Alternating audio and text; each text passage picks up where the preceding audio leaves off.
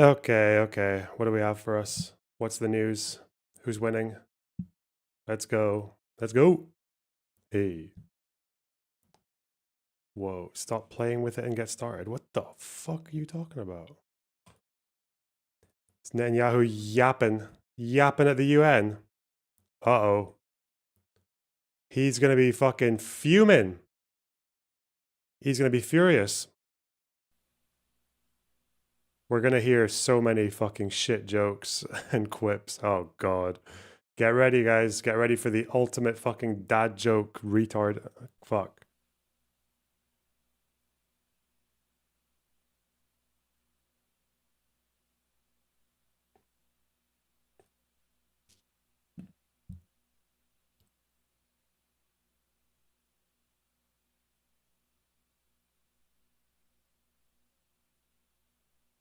It's very intense.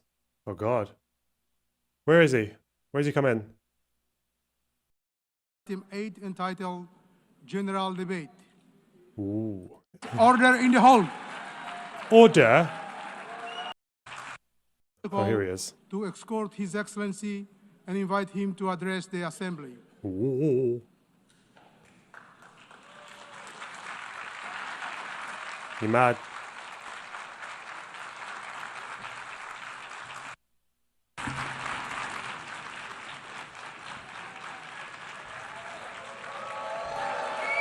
Oh no, hey, they're leaving. Let's go. Get out. Shit. Please, order in the hall. Please, order in the hall. Wait, is Al-Shara staying? I wonder. Wait, did it freeze? Okay.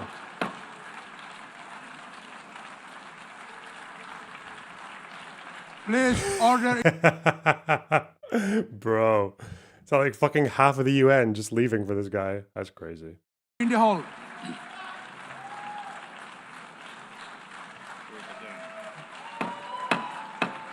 Please, order in the hall.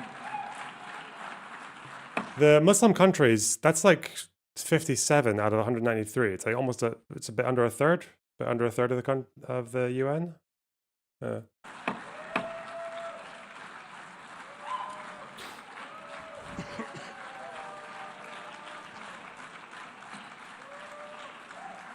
It's not just them though. It's like Argentina, Chile.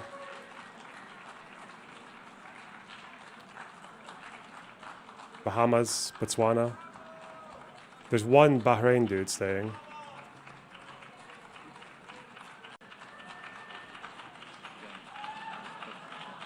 Please order in the hall and please be seated.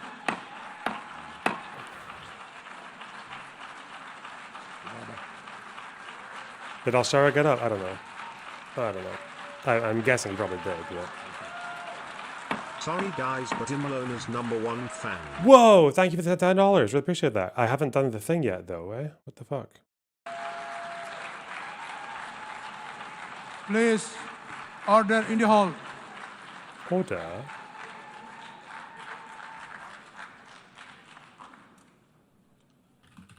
Mr. President, Mr. President. the families of our dear hostages languishing in the dungeons of Gaza, ladies and gentlemen, last year, Why is this badge so big? What the fuck is this? It's a hostage ribbon and a QR code. He looks like a fucking clown. I stood at this podium and I showed this map. This map. It shows the curse of Iran's terror axis. Isn't it out of date? Are you not currently negotiating with Syria, dude? You're not currently negotiating with the Lebanese government. Are you fucking Bro, he's such an idiot, man. He's so stupid. This axis threatened the peace of the entire world. It threatened the stability of our region and the very existence of my country, Israel. Iran was rapidly developing a massive nuclear weapons program and a massive ballistic missile program. These were meant not only to destroy Israel, They were meant also to threaten the United States and blackmail nations everywhere. Okay. We're going to nuke the From US. Gaza, Yahya Sinwar dispatched waves of Hamas terrorists. They stormed into Israel on October 7th and committed acts of unspeakable savagery. From Lebanon, Hassan Nasrallah had launched thousands of missiles and rockets at our cities, terrorizing our citizens. In Syria, the murderous dictator Assad hosted Iran's forces, tightening a noose of death around our throats. Noose of death. In Yemen, What other kinds of nooses are okay.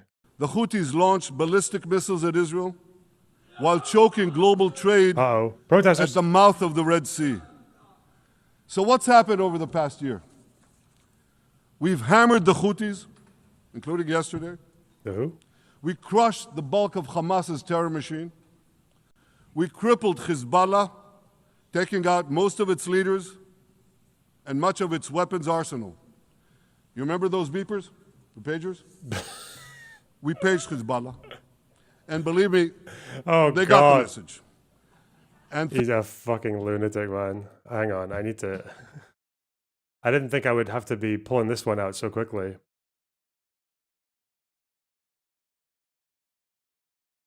This is me. This is me watching the speech right now. Actual footage. Fuck's sake. Put me down for it. Holy fuck. thousands of terrorists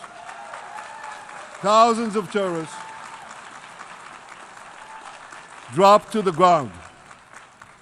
We destroyed Assad's armaments in Syria. We deterred Iran's Shiite militias in Iraq. And most importantly, and above anything else that I could say to you or that we did in this past year, in this past decade, we devastated Iran's atomic weapons and ballistic missiles programs.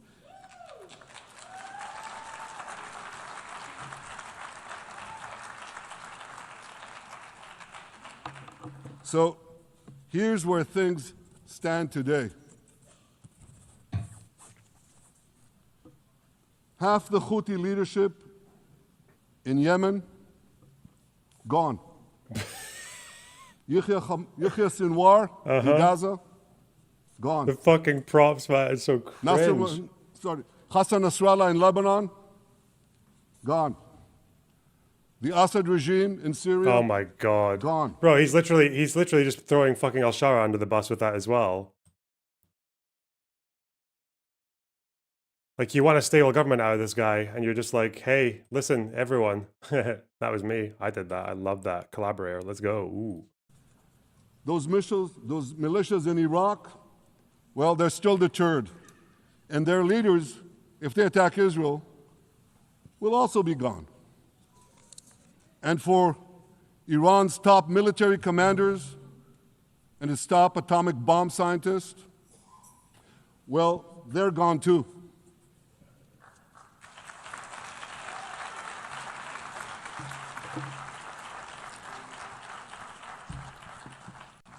Israel's 12-day war with Iran, which I renamed Operation Rising Lion, that's from the Bible.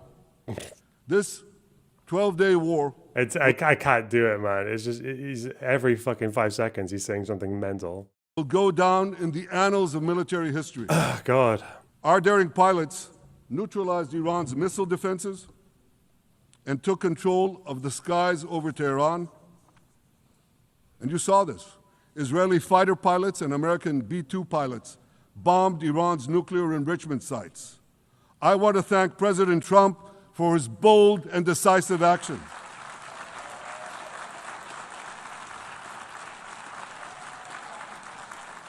President Trump and I promised to prevent Iran from developing nuclear weapons, and we delivered on that promise.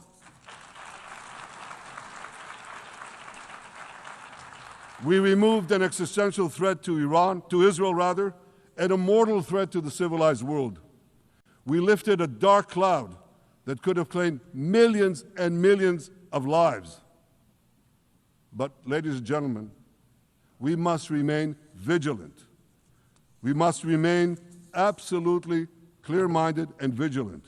We must not allow Iran to rebuild its military nuclear capacities.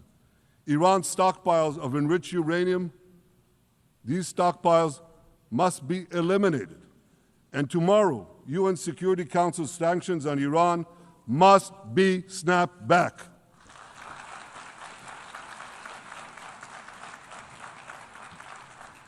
Thanks to the resolve of our people, the courage of our soldiers, and the bold decisions we took, Israel rebounded from its darkest day to deliver one of the most stunning military comebacks in history.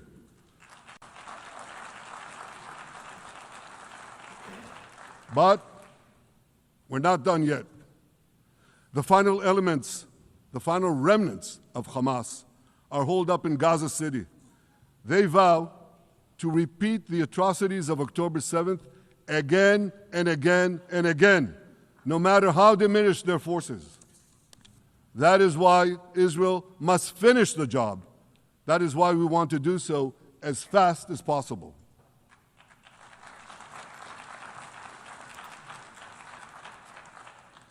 Ladies and gentlemen, much of the world no longer remembers October 7th, but we remember.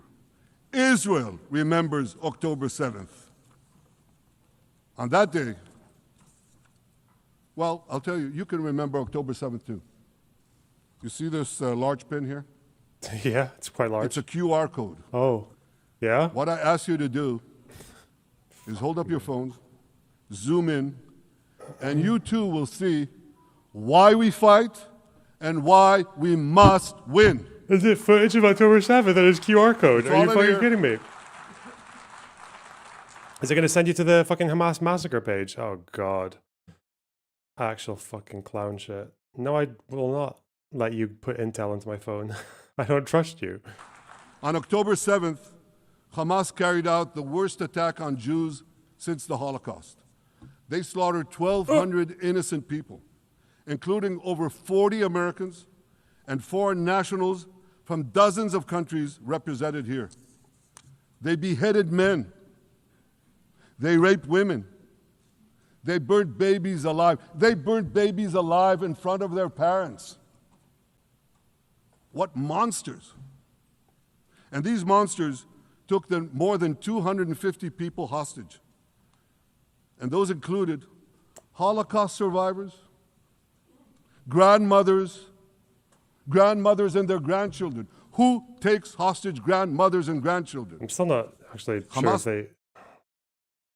Is the baby's line confirmed? I don't believe it is. I believe 2 babies died on October 7th. One was shot through a door. The other one was shot when their mother was in labor. Like they were in the fucking belly and they died afterwards. They were born and then died. I think they lived for like 14 hours. There were definitely a few kids who were burnt, but like when their homes were, the shelters were set on fire by Hamas. That was what was going on there. Does.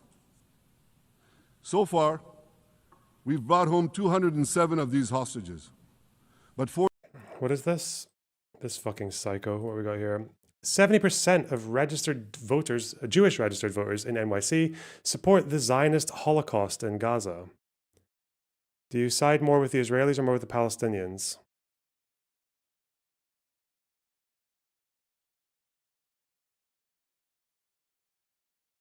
Jewish, Catholic, total 3846. Is this here? Jews, strongly or somewhat with the Israelis. 717, don't know. 70. Wow.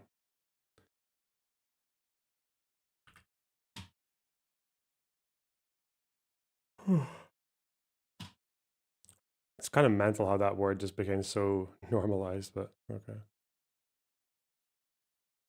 Why did they?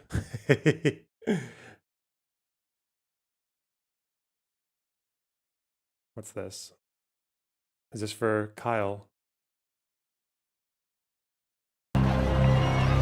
Throughout Israel, the anger boiled over.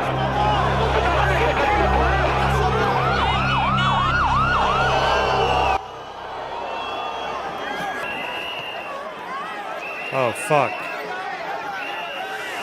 Okay, he's misunderstood. Wait. I meant the bit with BB speaking. Did the bro say Holocaust? Or what? Yeah, well. Alright, whatever. Back to this. 48 still remain in the dungeons of Gaza. 20 of them are alive, But starved, tortured, deprived of any daylight, deprived of humanity. great merch opportunity. These are the names of the 20 living hostages. Matan Angres, Oh, I don't want to hear 20 names. Fuck off. the picture of Evyatar David, emaciated, forced to dig his own grave. Maxim Herkin, Eitan Horn, Segev Kalfon, Bar Kupperstein, Omri Meran, Eitan Moore, Yosef Chaim Ochana, I told you, we're anti-Semite of the week now. We're not hearing the names. Lon Ohel, Avinatam Or, and Matan Tsengarker. Now, ladies and gentlemen, I want to do something I've never done before. I want to speak from this forum directly to those hostages through loudspeakers. I've surrounded Gaza with massive loudspeakers connected to this microphone in the hope that What our the dear actual hostages fuck, will hear man? my message. And I'll say it first in Hebrew and then in English. Achenu HaGiburim, But you guy won't even talk to a bunch of the fucking families. What's wrong with him? He's fucking psycho. My God. בראש הממשלה בנימין נתניהו, אני פונה עליכם מעל בימת האו"ם. לא שכחנו אתכם, אפילו לא לשנייה. העם כולו איתכם, ואנחנו לא נשקוט ולא נרפה עד שנחזיר את כולכם הביתה, החיים והחללים כאחד.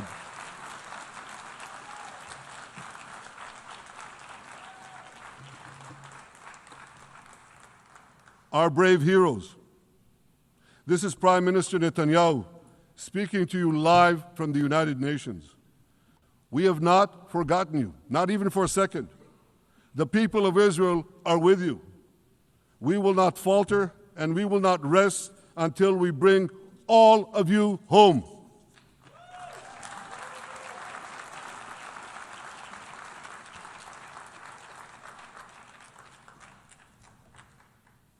Ladies and gentlemen, thanks to special efforts by Israeli intelligence, my words are now also being carried. They're streamed live to the cell phones of Gazans.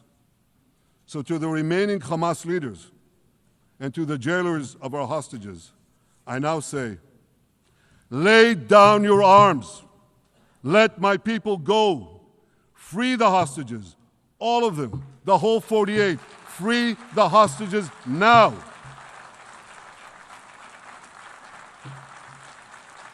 It's like, I feel like if you want to rely on Gazan protesters to take the fight to Hamas, I think the dumbest thing you can do is make the people who are trying to do that, because they do exist in Gaza still, the worst thing you can do is to make it look like they're being directed by Israel. This is so fucking stupid.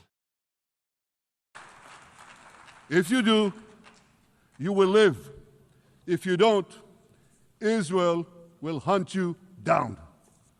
Ladies and gentlemen,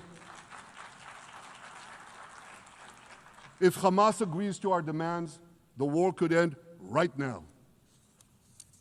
Gaza would be demilitarized, Israel would retain overriding security control, and a peaceful civilian authority would be established by Gazans and others committed to peace with Israel. And of course, you understand that the war in Gaza has affected every Israeli. But I'm sure there are people in New York or in London or in Melbourne and elsewhere who are probably thinking, what does all of this have to do with me? And the answer is everything. Because our enemies are your enemies. So let's do something else. So first at the UN, let's do a pop quiz. And raise your hand if you know the answer. Here's the first question. Who shouts death to America? Is it A, Iran, No! B, Hamas? He's got another prop. It's so fucking cringe, man. Pop quiz.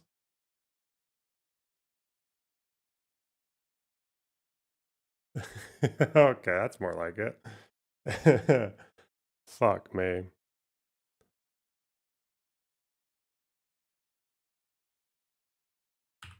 Jesus. C, Hezbollah, D, the Houthis, or E, all of the above? All of the above. All of the above. It's all of the above. Bro. All of the above. Second question. Who has murdered Americans and He should literally, he should be getting music in the background, shouldn't he? Should he not be getting this music in the background?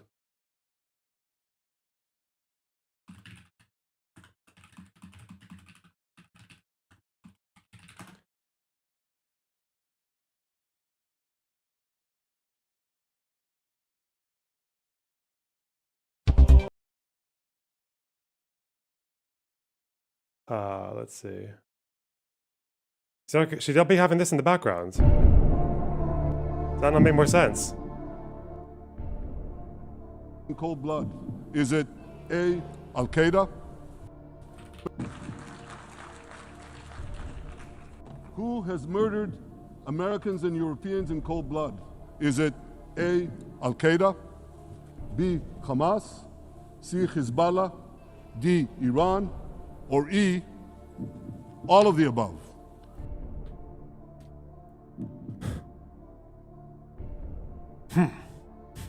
Well, my wife really follows the Middle East politics, but I don't really pay that much attention when she talks about it.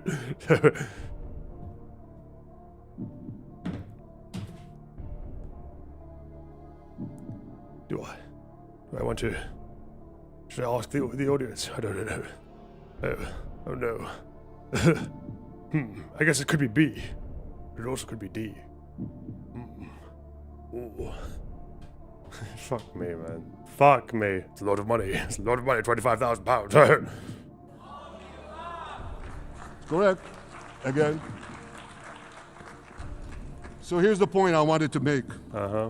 Our enemies hate all of us with equal venom. They want to drag the modern world back to the past, to a dark age of violence, fanaticism, and terror. I think many of you are already feeling in your own societies the radical Islamist surge. You know, I'm sure you do, you know deep down that Israel is fighting your fight. So I want to tell you a secret. Oh, not a Behind secret. closed doors, Intel. many of Dauber, thanks for the $5. He's gonna say the most fucking obvious, like brain dead shit. I've got to start this train myself. I'm going to bed, but when I wake up, I better not be disappointed, chat. Oh yeah, what, you're carrying the goal. That's true, you are carrying the goal. Give me more. the leaders who publicly condemn us, privately thank us.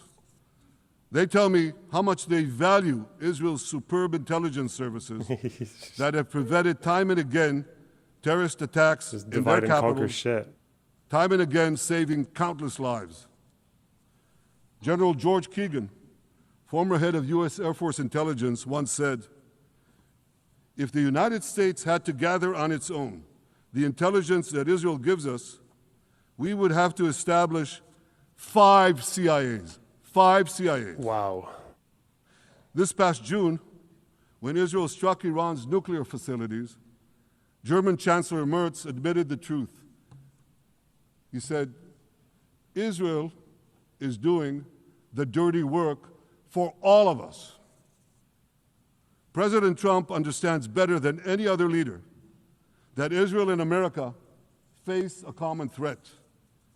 He showed the world that when Iran and its Now I'm proxies carrying murder the chat. Whoa, thanks for the $19.99. I really appreciate that. That's so kind of you. Fuck. Dongo Manu, thanks for the $5. I stand with Dauber. Wow. Wow. Americans, take Americans Wait, hostage. is this good enough? Let's see. Can I make use of this? אחרת. The crowd was with him Oh as my he attacked God. Arafat. של איש הדמים ערפאת. Okay, that's really.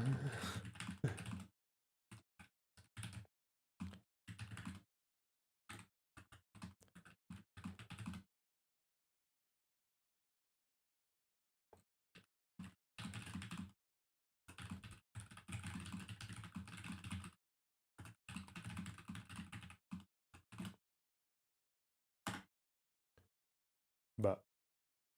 Ah! Hostage, shout death to America, burn American flags, and try to assassinate the President of the United States. Try to assassinate the President of the United States not once, but twice. He showed them there is a price to pay for all that. Why do we know nothing about these attempts? I've heard this before, but I only heard it reported in like a very. There was like one newspaper that I didn't even recognize, so I don't know how. When they say that Iranians tried to assassinate Trump, was there like, did they get foiled before it started, or yeah, what's going on there? Does anyone know about this story? Yeah. Iran assassinate Trump. US charges man over alleged Iranian plot to kill Trump in 2024. Is this one of those things where they foiled it before they could even try? It was the third attempt. This is from 2024. This is from last year, November. The US government has brought charges against an Afghan national in connection with an alleged Iranian plot to assassinate Trump before he was elected as the next president. Farhad Shakiri. Enter Shakiri. Believed to be in Iran, describes the claims as completely baseless. So this was the DOJ, I guess Biden's DOJ, because it was November 8th. Huh. Murder for hire. Shakiri told prosecutors that his Iranian contacts asked him to plan a mass shooting to target Israeli tourists in Sri Lanka in October 2024, a year after the Hamas attacks on Israel. Huh.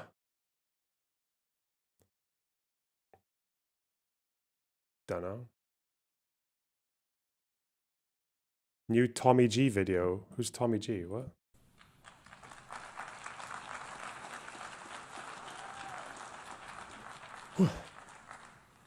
But regrettably, many leaders who are represented in this hall, they send a very different message. Sure, in the days immediately following October 7th, many of them supported Israel.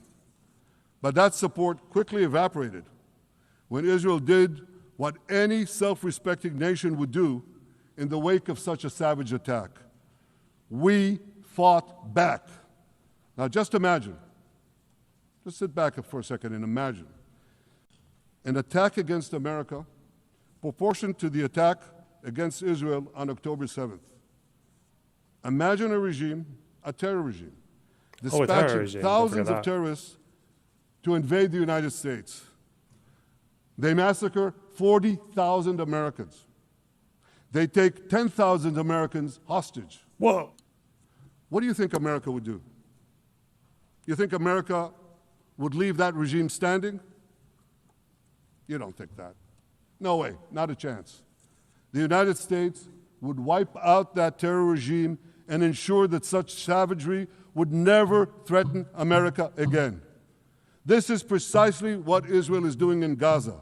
We're wiping out the terror regime of Hamas and ensuring that this savagery will never threaten Israel again. That's what we are doing. That's what any self-respecting government would do.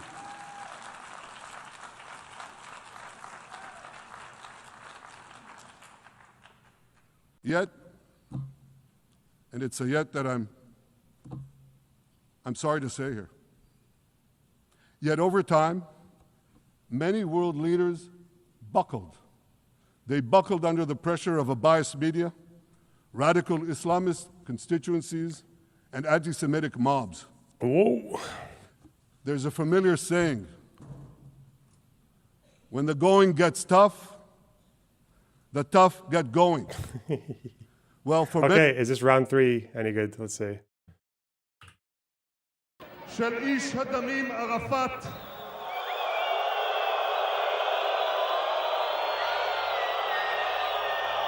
And then the government of Yitzhak Rabin.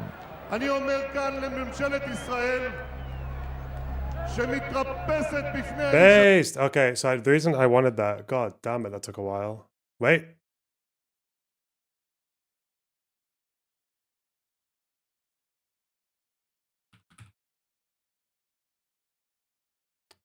Oh god, he's probably got like a billion tweets. He does. Okay. No, I was just wanting to quote this.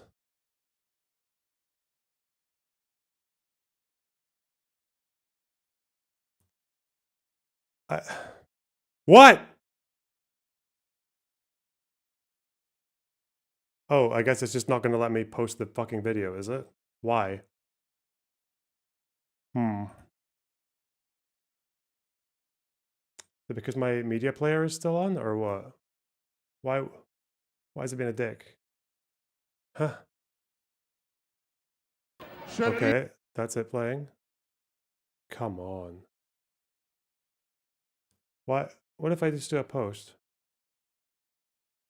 What? Why won't it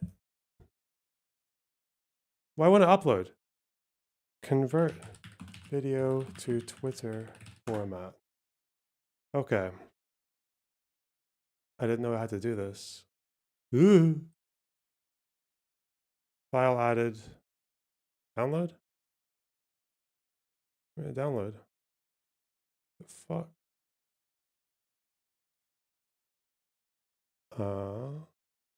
Whoa. Bro, I'm just trying to get this fucking clip. MP4, is that what I needed?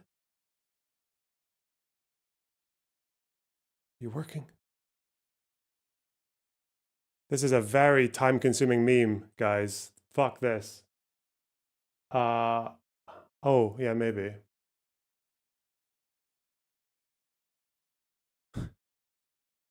Okay. Fuck, it needs to be an MP4. Okay. It's just because Kyle is doing this shit. He's like, oh, I thought 2025 would look utopia. Oh no, it's an Al-Qaeda leader speaking at the UN. Oh no. Again, he's not been Al-Qaeda for like 8 years now. He's been actually working quite hard to get those elements out of his movement. That's why there's not any fucking international terror shit going on from his government or from his from HTS. So I was just thinking of being like you're kind of channeling here a little bit this energy.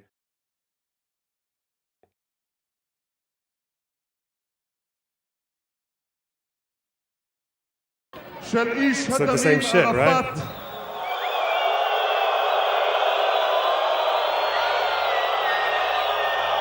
And then the government of Yitzhak Rabin. אני אומר כאן לממשלת ישראל שמתרפסת בפני האיש הזה. אני אומר לה של איש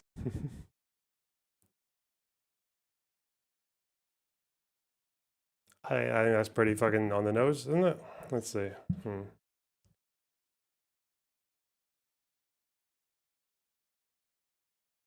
What is this? This is one of the Netanyahu memes. This is a more niche one, though. Arab nationalist, Zionist. What Arafat says about me doesn't bother me. Not only he, but also a whole list of Arab and world politicians claim that I'm an agent of the Zionists or the CIA. Others state that I'm a mercenary of the French Secret Service and of the Soviet KGB. What Destiny says about me doesn't bother me, bud. Not only he, but a whole list of Bad and Panada fans claim I'm an agent of the Zionists or the CIA. Others state I'm a mercenary of the Qatari government and of the CCP or whatever. It's Jover chat. Who the fuck made this? What? That's a bit niche for me. That's very niche. That's very niche.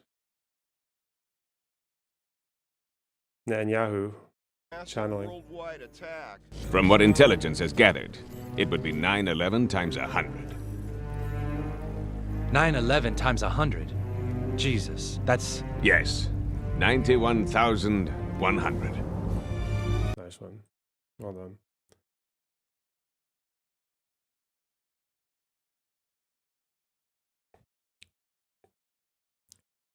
Really channeling that.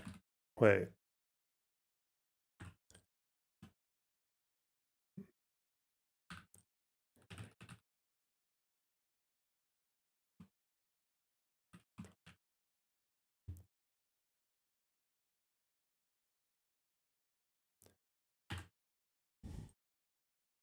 Oh.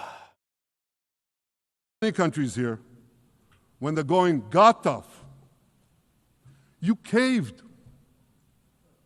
And here's the shameful result of that collapse. For much of the past 2 years, Israel has had to fight a seven-front war against barbarism, with many of your nations opposing us.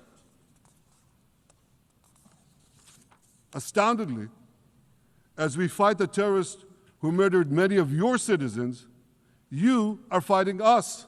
You condemn us, you embargo us, and you wage political and legal warfare, it's called lawfare, against us. I say to the representatives of those nations, this is not an indictment of Israel. It's an indictment of you.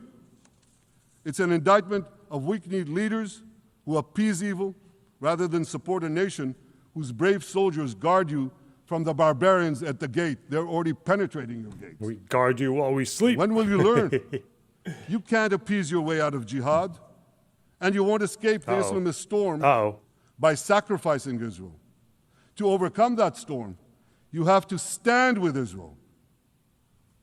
But that's not what you're doing. As the prophets of Israel foretold in the Bible, you've turned good into evil and evil into good. Now I want to drill down on this. Take the false charge of genocide. Israel is accused of deliberately targeting civilians. Ladies and gentlemen, the opposite Hamas is Virgil. Shut up. True. The head of urban warfare studies, Colonel John Spencer, he's perhaps the world's greatest expert on urban warfare. And he says, all definitely not true, but okay. Israel is applying more measures to minimize civilian casualties than any military in history. And because we're doing that, the ratio of non-combatant to combatant casualties is less than 2 to 1 in Gaza. That's an astoundingly low ratio, lower than NATO's. Less than 2 to 1. They used to say 1 to 1 for ages. I guess they're being more. They've moved to less than 2 to 1. That's interesting. Wars in Afghanistan and Iraq, especially when you consider that Gaza is one of the most densely populated urban areas on Earth. It has hundreds of miles of terror tunnels underground, and it has countless terror towers above ground. Terror towers. And thousands of terrorists embedded in the tunnels and in these towers in civilian areas. If you want to see what measures Israel takes to avoid civilian casualties in this war, just look at what we're doing now in Gaza City, the last Hamas stronghold, one of the 2 last strongholds. For 3 weeks, Israel dropped millions of leaflets, sent millions of text messages, and made countless phone calls urging civilians to leave Gaza City before our military moves in. Can he be arrested now? Oh, he's in New York, isn't he? He's in New York. So I guess Mamdani should be, well, he's not really the mayor yet, though, is he? He still needs to, but he's running soon, isn't he? Mayor election, New York. He's not going to do a citizen's arrest. That would be a bit too much. It's November. At the same time, Hamas implants itself in mosques, schools, hospitals, apartment buildings, and tries to force those civilians not to leave, to stay in harm's way. And it often threatens them at gunpoint if they try to do so. For Israel, every civilian casualty is a tragedy. For Hamas, it's a strategy. Hamas uses civilians as human shields and as props in its sick propaganda war in Israel, against Israel, a propaganda war that the Western media buys hook, line, and sinker. Now, despite Hamas's threats, close to 700,000 Gazans, almost 750,000, have already heeded our calls and moved to safe zones. Now I want to ask you a simple question. A simple, logical question. Put it on the paper, put it on the Would a placard. country committing genocide plead with the civilian population it is supposedly targeting to get out of harm's way? Would we tell them, get out, if we want to commit genocide? We're trying to get them out. And Hamas is trying to keep them in. And this charge is so baseless. The comparison to genocide, wholesale slaughter of populations. What, did the Nazis ask the Jews to leave, kindly leave, go out? I mean, they initially did. Okay.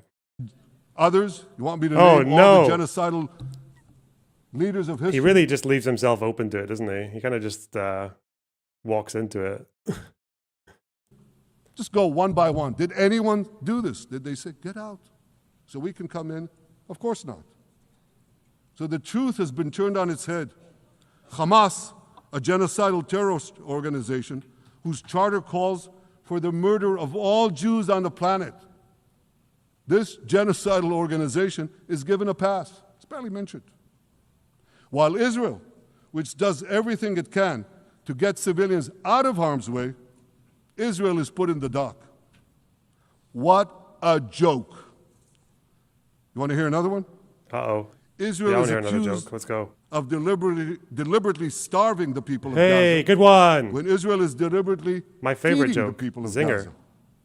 Since the beginning of the war, Israel has let into Gaza more than 2 million tons of food and aid.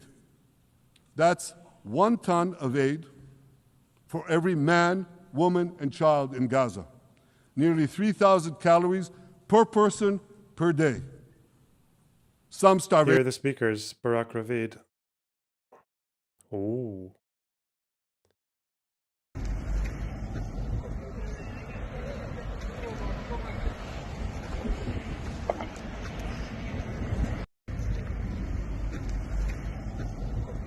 Oh yeah, there they are. They're on the fucking trucks. That's fucking crazy, man. Really channeling that Irgun energy. Policy. If there are Gazans who don't have enough food, it's because Hamas is stealing it. Hamas steals it, hoards it, and sells it at exorbitant prices to fight its war machine. Well, if they're stealing aid, then why did you block it? If you knew that they couldn't distribute it evenly because of Hamas theft, then why would you block extra aid going in? Why would you do that, baby? Last month, even the UN, not exactly a supporter of Israel. You're supposed to laugh, by the way. Last month, even the UN admitted that Hamas and other armed groups looted 85% of the trucks.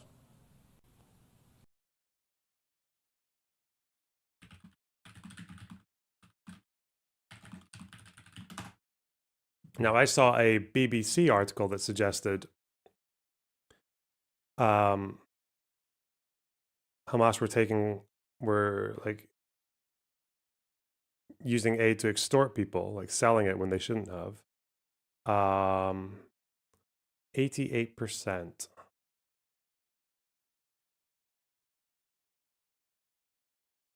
This is from August 2025. FDD. Ah! What is it?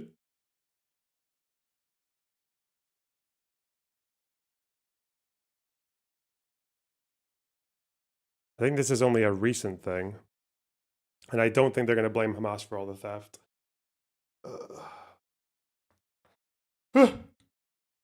I thought the article said there's no proof of theft. That's old. Old news, buddy.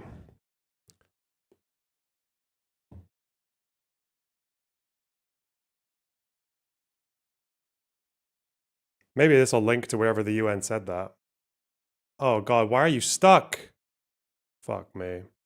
What does Kyle have against Jelani? I don't think Kyle knows anything about Jelani. I think he just heard that he's Al-Qaeda and probably heard through a grapevine of a grapevine of a grapevine that he is pro-Israel. Like, that's probably all he knows. I don't think he knows fucking anything. Can you please stop freezing? Piece of shit. Dude! 1 second. Okay. That's Ugh! why you have Oh deprivation. my god.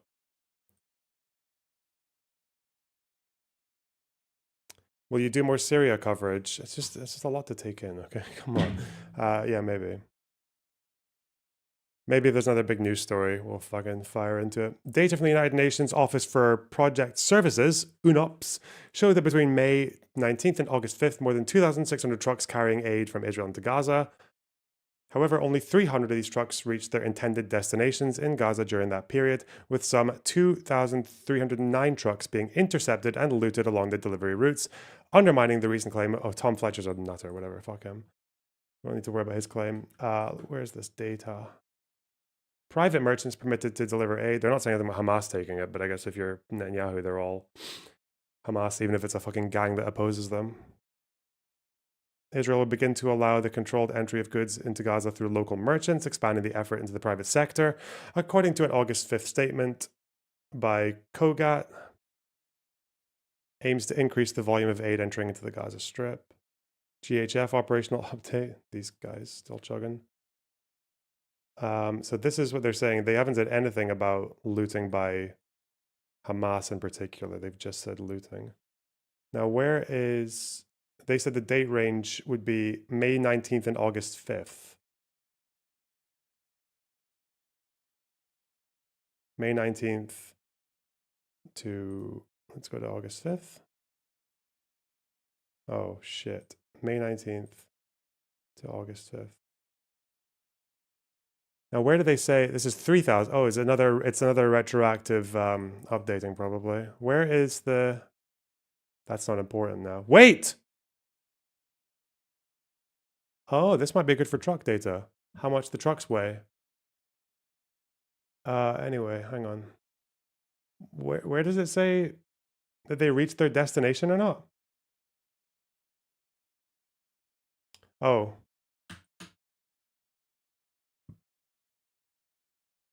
Different date range. Where is reach their destination?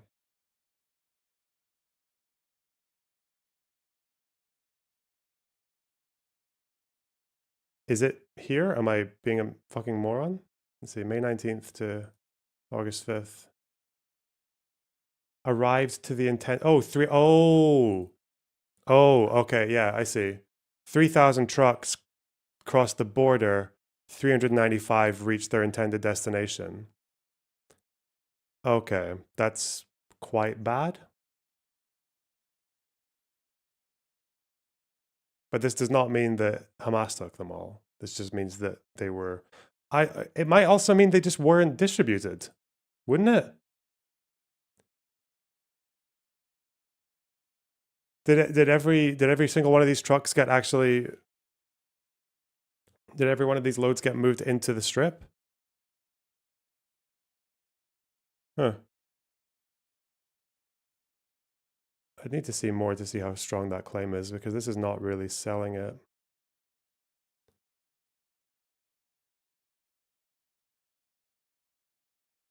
Intercepted. Wait, what does this say?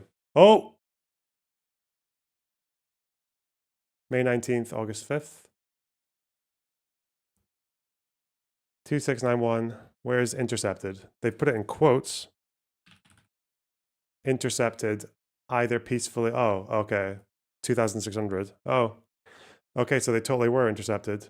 Either peacefully by hungry people or forcefully by armed actors. So Netanyahu's just said that this is all Hamas, even the peacefully hungry people. Okay. Well, you use a grain of truth and turn it into a mountain of lies. Wow. A throne, if you will. I'm going to log some of these numbers for different reasons, though. So I can probably do both.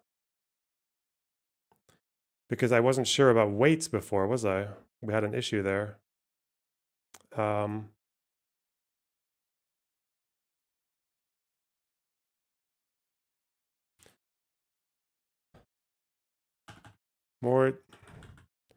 More data on truck loads. Loads. All right. Let's go here. This is much more data than we had before.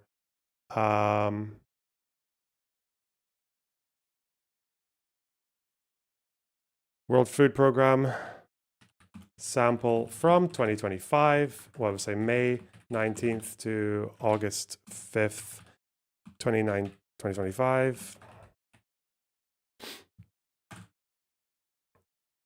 How much is each truck?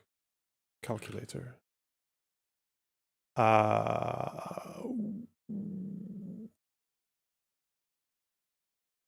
32,074, say 75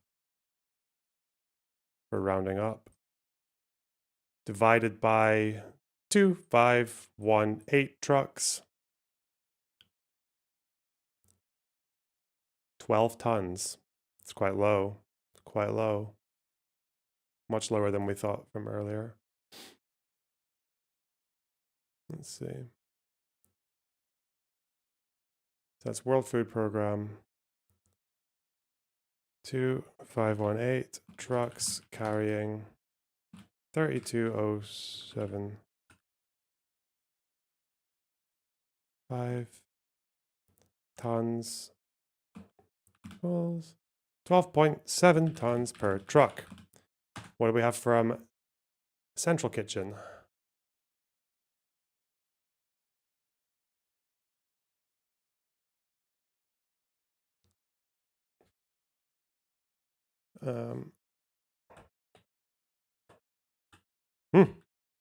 Sample was a WFP. Okay. WCK. This is 292 trucks carrying 3,747 tons.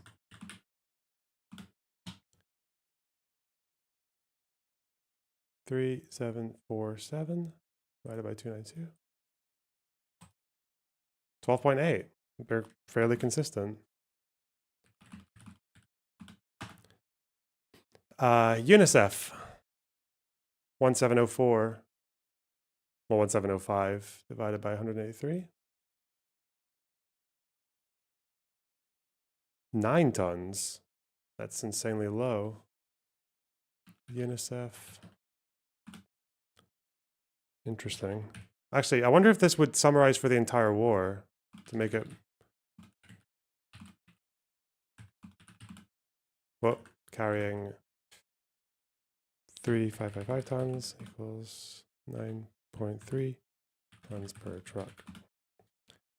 Okay.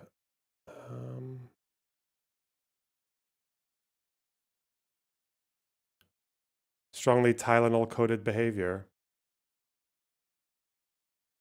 Nice. Let's take that tracking data. More data. But you doubt metrics remain that consistent. Well, this starts on May 19th, this date range. So this is all very recent. Goes up until today. So this is new data collection, this new mechanism, I guess. You can look at the total. I am doing this right, am I? 87425 divided by 7823. 11.1 tons per truck.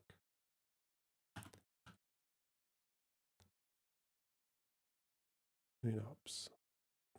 UN 2720 mechanism for Gaza.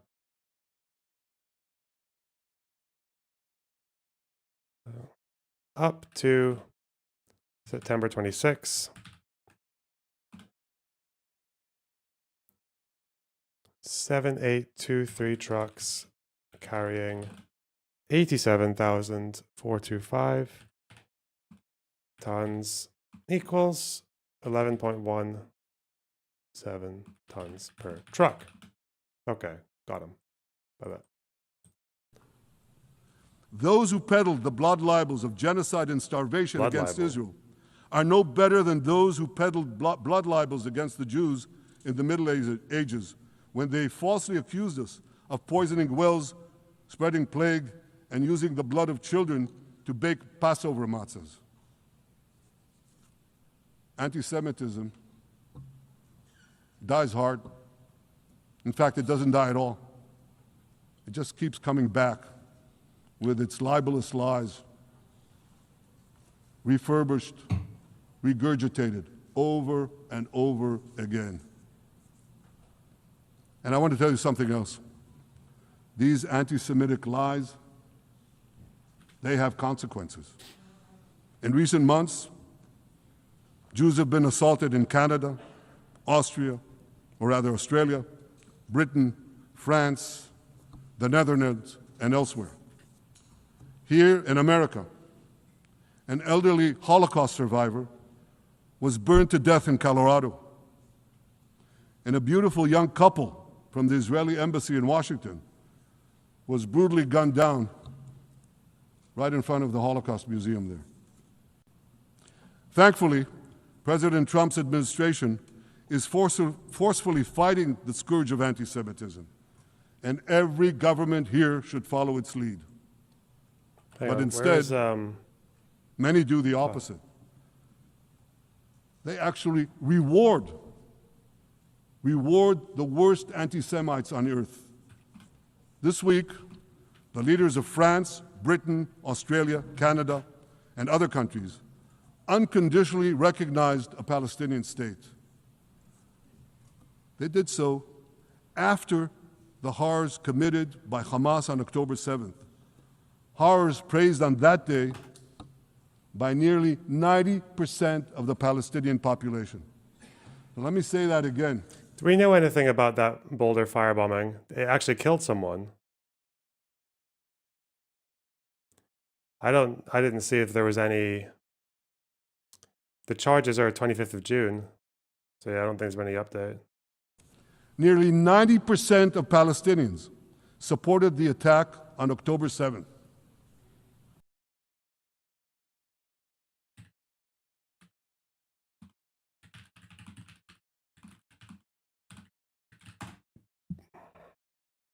May 2025.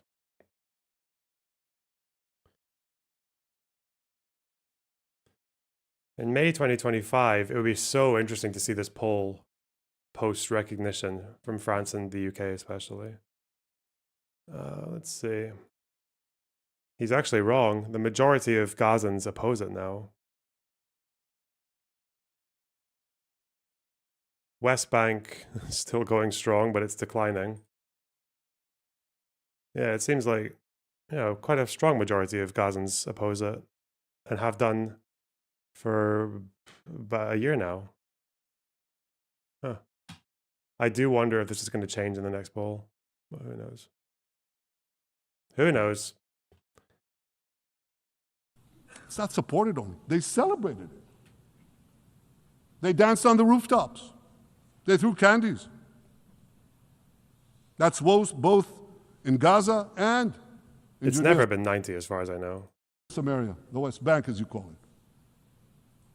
And it's just the way they celebrated another horror, 9/11. They danced on the rooftops. They cheered. They threw candy. You know what message the leaders who recognize the Palestinian state this week sent to the Palestinians? It's a very clear message. Murdering Jews pays off. Well, I have a message for these leaders. When the most savage terrorists on earth are refusing... Slight breaking news. Trump, most likely with a plane or a helicopter in the background. Have maybe a deal on Gaza, very close to a deal on Gaza. How are you? Hello, Peter. And it's looking like we have a deal on Gaza. And we'll let you know. I think it's a deal that will get the hostages back. It's going to be a deal that will end the war. 2 weeks. It's going to be a deal it's going to be peace. I think we have a deal. That'll be number 8, Peter. Not bad. Not bad. Maybe close. I see. Maybe close. We'll see. American Progressive, thanks for the tier 1 sub. How can Netanyahu be so boring yet so unhinged? The more psychos you meet, the more you realize that most of them are quite boring. Godzilla, thanks for the tier 2 sub. Sorry, Box, I'm going on vacation and keeping my money. Well, that's a shame, because now everyone else is going to have to pay for your mistakes. Fuck. Guys, the goal. There's a super chat goal over there, okay? Teal or above super chat will contribute to the goal. If you want a TTS to get your voice read out by a cute AI voice, you gotta donate $10 or more, okay? Do not make me get a job. Praising your decision. You didn't do something right. You did something wrong, horribly wrong. Your disgraceful decision will encourage terrorism against Jews and against innocent people everywhere. It will be a mark of shame on all of you. But wait a minute, Mr. Prime Minister, they tell me. Wait a minute. We believe in a two-state solution where the Jewish state of Israel will live side by side in peace with the Palestinian state. There's only one problem with that. The Palestinians, they don't believe in this solution. They never have. They don't want a state next to Israel. They want a Palestinian state instead of Israel. And that's why every time they were offered a Palestinian state, but were required to end the conflict with Israel and recognize the Jewish state, every time, over the decades, they turned it down. And that is why every time they were given territory, they used it to attack us. In fact, they effectively had a Palestinian state in Gaza. So what did they do with that state? Fucking Christ, Peace? man. Coexistence? No. They attacked us time and time again. The funny thing is that when they were trying to get a peace agreement with Palestinians, this motherfucker was opposing it the whole time. Like, he's just fucking cunt. Totally Literally trying to unprovoked. They hamstring fired it. rockets into our cities. They murdered our children. They turned Gaza into a terror base. It's funny that the whole debate around turning up the temperature or turning down the temperature is coming in now, because someone who was very guilty of this, of amping up rhetoric against his political opponents to a point that it got one of them killed, it was Netanyahu. He was holding protests accusing Rabin of liaising with a murderer, with a guy who was going to murder the Jews. And it was mostly over keeping East and West Jerusalem united as part of Israel. Like, that was his big message. It wasn't even about safety or anything else, like, or about the fact that he's not trustworthy. It was about fucking Jerusalem. And there were people in the crowd who were talking about blood and fire and expelling Rabin and comparing him to Hitler and putting a keffiyeh on his head, comparing him to Arafat. Walking around with fucking mock coffins, and Netanyahu was asked to turn down the rhetoric, and he just didn't. He ignored it. He completely ignored it. And then, shortly afterwards, Rabin dies. He gets shot by a far-right Israeli. From which they committed the October 7th massacre. So here's the uncomfortable truth. The persistent Palestinian rejection of a Jewish state in any boundary is what has driven this conflict for over a century. It is still driving it. It's not the absence of a Palestinian state. It's the presence and existence of a Jewish state. And I find it amazing. Amazing. That the foreign chancelleries and the ministries and all those who pontificate about this, and the leaders, how can they not see this basic truth when it is repeated again and again and again ad nauseum? And I want to say something else. This rejection of a Jewish state not only applies to Hamas, it also applies to the so-called moderate Palestinian Authority. You should know that the Palestinian authorities pays terrorists to slay Jews. The more Jews the terrorists slay, the more the Palestinian Authority pays. The Palestinian Authority names its government buildings, its public squares, its... This was actually a Times of Israel report from not long ago. PA document shows pay to slay has been scrapped, new system in place. Says it's completed the establishment of a new welfare program, finished phasing out a previous system that critics claimed incentivized terror attacks against Israelis, according to an update Ramallah shared with interlocutors that was obtained by the Times of Israel. Prepared by the Palestinian National Economic Empowerment Institution, states that new criteria for adjudicating welfare stipends have been adopted, that over 3,000 individuals were accordingly notified they would no longer qualify for government assistance. Is he just kind of like copy pasting his speech from last year? The fuck? Pager jokes and all.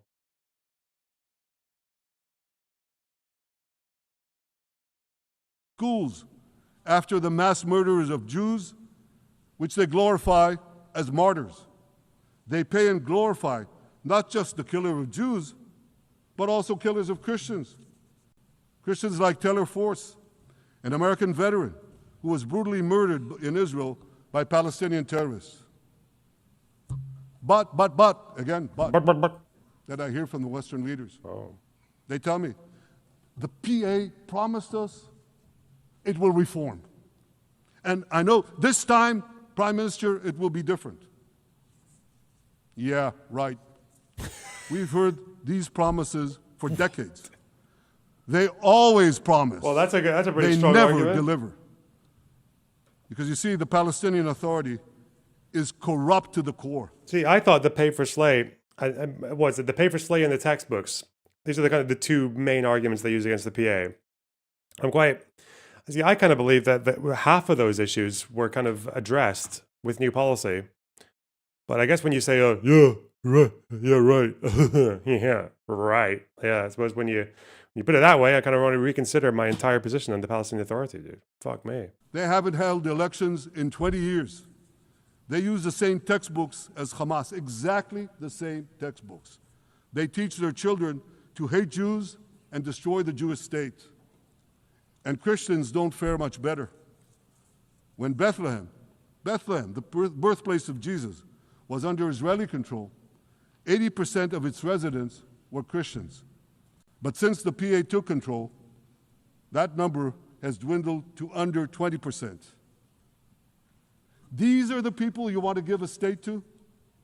What you're doing is giving the ultimate reward to intolerant fanatics who perpetrated and supported the October 7th massacre. People in West Bank perpetrated? Or? A state 1 mile from Jerusalem after October 7th is like giving Al-Qaeda a state 1 mile from New York City after September 11th. Oh, no. This is sheer madness. It's insane, and we won't do it.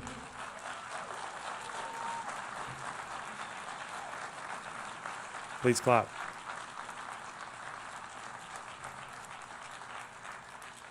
So here's another message to those Western leaders. Israel will not allow you to shove a terrorist state down our throats. We will not commit national suicide because you don't have the guts to face down a hostile media and anti-Semitic mobs demanding Israel's blood. And I want you to grasp something else, which is also distorted in the media. I say this not only in my name or the name of my government, but on behalf of all the people of Israel. Last year, there was a vote in the Knesset, our parliament, whether or not to oppose the imposition of a Palestinian state. You want to guess what the results were? Uh-oh. Out of 120 members of our parliament, They were all like, nah. 99 voted against, and only 9 supported. Starmer to demand PA stops pay to slay, and I think there's also something about the education thing here as well. So what? The sequencing is really odd here because they have recognized the state. They're just saying that we won't double recognize, or we won't like. Let's see. He will tell Palestinian officials that they must stop paying the families of terrorists before Britain can open. It's just like full diplomatic relations. Okay. Backlash over his decision to formally recognize Palestine, a move that threatens ties with Israel and the United States. Sir Keir will now insist that the Palestinian Authority ends its pay to slay policy by handing out stipends to the families of martyrs killed or detained for attacks on Israelis. The demand was part of a series of required reforms before any two-state solution is finalized. Before any finalized, okay. Overhaul of school textbooks deemed anti-Semitic, fresh elections before Britain opens an embassy in... You want the PA to have fresh elections? Are you fucking... are you mental? I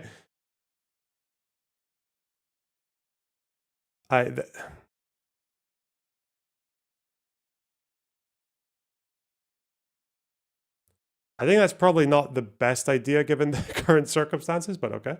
Um,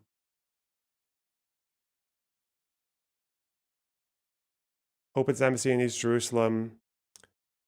So before they open their embassy, they want to overhaul the education system. What did France say? Israel's focusing its retribution on France right now. Nice one. Hello. Hello. About the pay to slay thing, Mm-hmm. you know how originally it started, right? Like, what was the purpose of it? It was welfare for like families that got killed, right? Welfare for the families that lost their breadwinner, pretty much. Yeah. So, do you think if the PA does that, like welfare for families that lose their breadwinner, Mm-hmm. is that still a bad thing? Well, I think that's the new system, isn't it? The new system, I think, is supposed to exempt or exclude people, sorry, who are. Committing terror attacks. Yeah. Isn't that the idea? Yeah, but Israel still goes in and demolishes a house of that family. After But they wait, already killed the isn't first. also that wait, hang on, isn't one of the problems now that the pay also goes to prisoners or I'm not sure about prisoners. Let me find out. As far as I'm aware, is if it goes to the family, money if they don't have like their main income anymore, which is like the person that died. Yeah, I thought it was let me find I think you can actually find the law because it's amended in 2004. But it's probably going to be a circular It's been amended. It was amended in 2004. Yeah. So it was in 2004 that they fixed it. Appendix That it wasn't like 5. for terror text. Okay, well, I believe this is the whole text. Because I thought it applied to attackers as well. For like, let's see, law number 14, Well, aid for prisoners. Wait, did you think that like people that did that attack get money too? Not just their The wording families? of this suggests they might. Let me see. If we go to prisoners law, aid for prisoners in Israeli prisons. Oh yeah, these are all it's like a list of laws. Okay, so following examination by the PA chairman of the amended basic law, in accordance with what was approved by the Legislative Council in November 2004, sorry. Following law, all instances of the following terms and expressions have the specific meaning defined below. Prisoner. So they do Wait. a prisoner. All instances of the following terms have the specific meaning defined unless the context indicates otherwise. Prisoner, anyone incarcerated in the occupation's prisons for his participation in the struggle against the occupation. The special account for prisoners within the aid fund for victims of Israeli aggression in the Al-Aqsa Intifada, and the aid fund for victims of Israeli aggression in the Al-Aqsa Intifada. Under this law, a special account will be opened as part of the fund dedicated to supporting the steadfastness of the prisoners and their families. The account sources of funding will consist of the following: monies deducted from the salaries of Palestinian Authority civil servants and employees in favor of the account. The overall sum deducted will not exceed the wages paid out for 1 day out of the fiscal year, and the government will take a decision regarding the deduction following the Legislative Council's approval. A budget allotted by the Finance Ministry for the account of the general budget, donations and grants. Where's do we have the original here? I'm curious to see how this amendment has changed. Prisoners and released prisoners are a fighting sector and an integral part of the fabric of Palestinian Arab society. The provisions of this law guarantee them and their families. Yeah, it seems like it goes to prisoners as well for their struggle. Unless this has changed in 2004. And then they reformed it to what in 2004? No, 2004 is what it was. This was after the reform, yeah. Okay, so what is the new change? Because they said they did change it, like they have a new system in place. Yeah, let's see.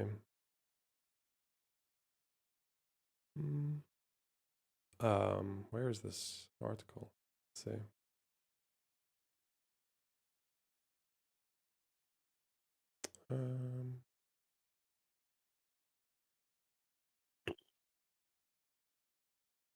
TOI. Question. Yeah. About something.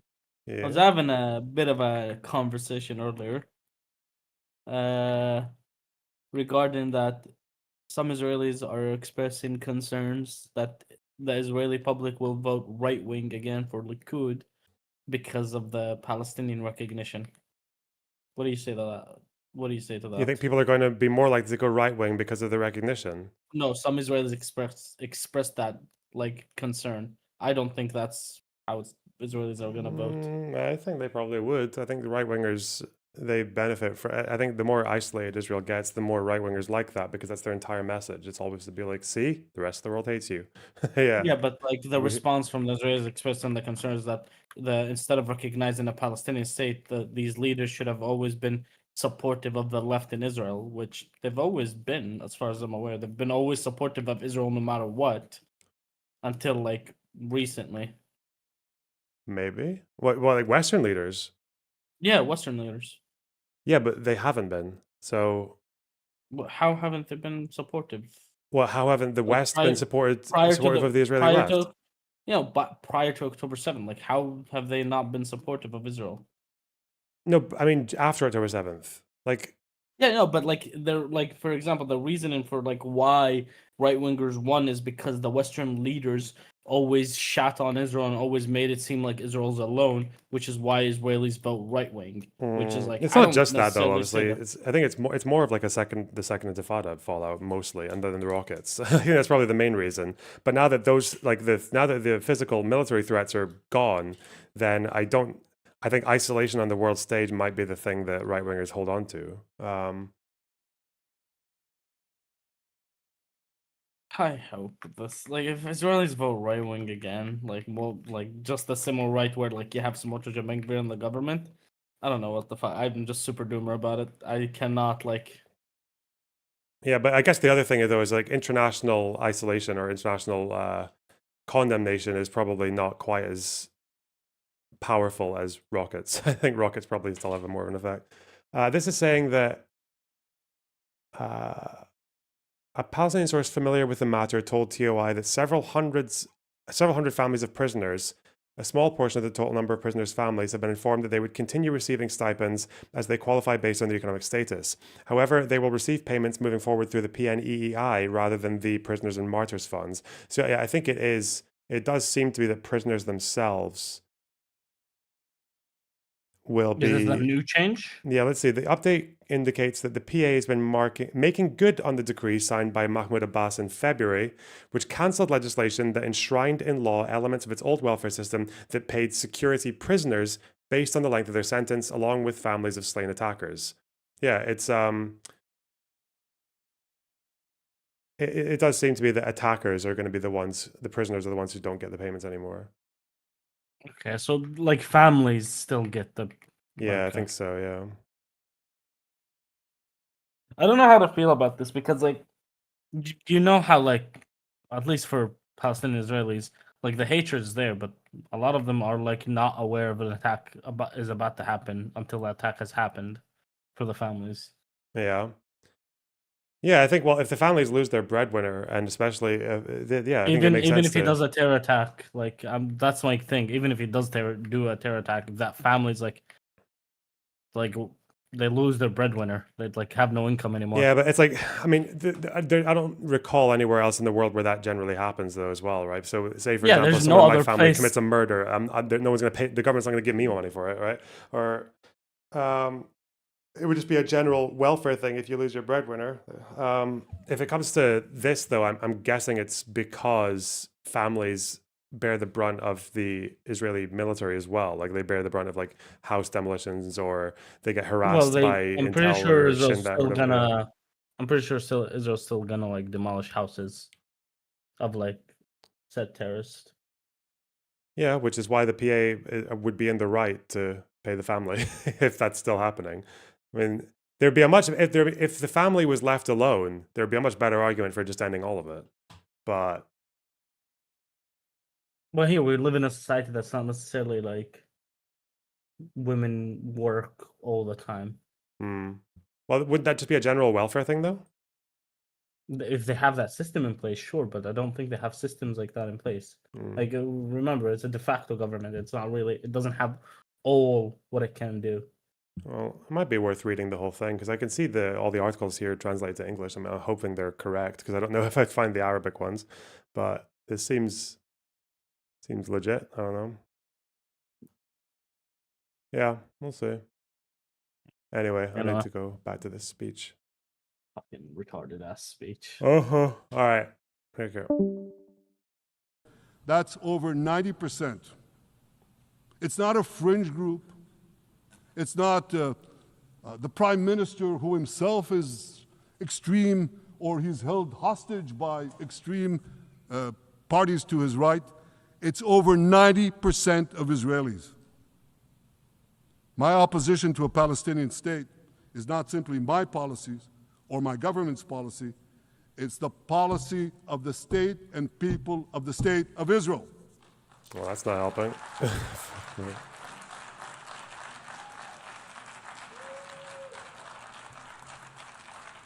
Western leaders may have buckled under the pressure. And I guarantee you one thing, Israel won't. Israel's victories over the Iranian... Thank you, I know you won't too, that's good. Israel's victories over the Iranian terror axis have opened up possibilities for peace that were unthinkable 2 years ago. Take Syria. For decades, the very idea of peace between Israel and Syria seemed unimaginable. Well, no more. Today, we have begun serious negotiations with the new Syrian government. I believe an agreement can be reached that respects Syria's sovereignty and protects both Israeli security and the security of the minorities in the region, including the Druze minority. From the founding of Israel, Jews and Druze have been brothers in arms. We have fought together, we've bled together, we built our lives together. When I was a young commander in Israel's Special Forces, Special my Forces life was saved Fauda.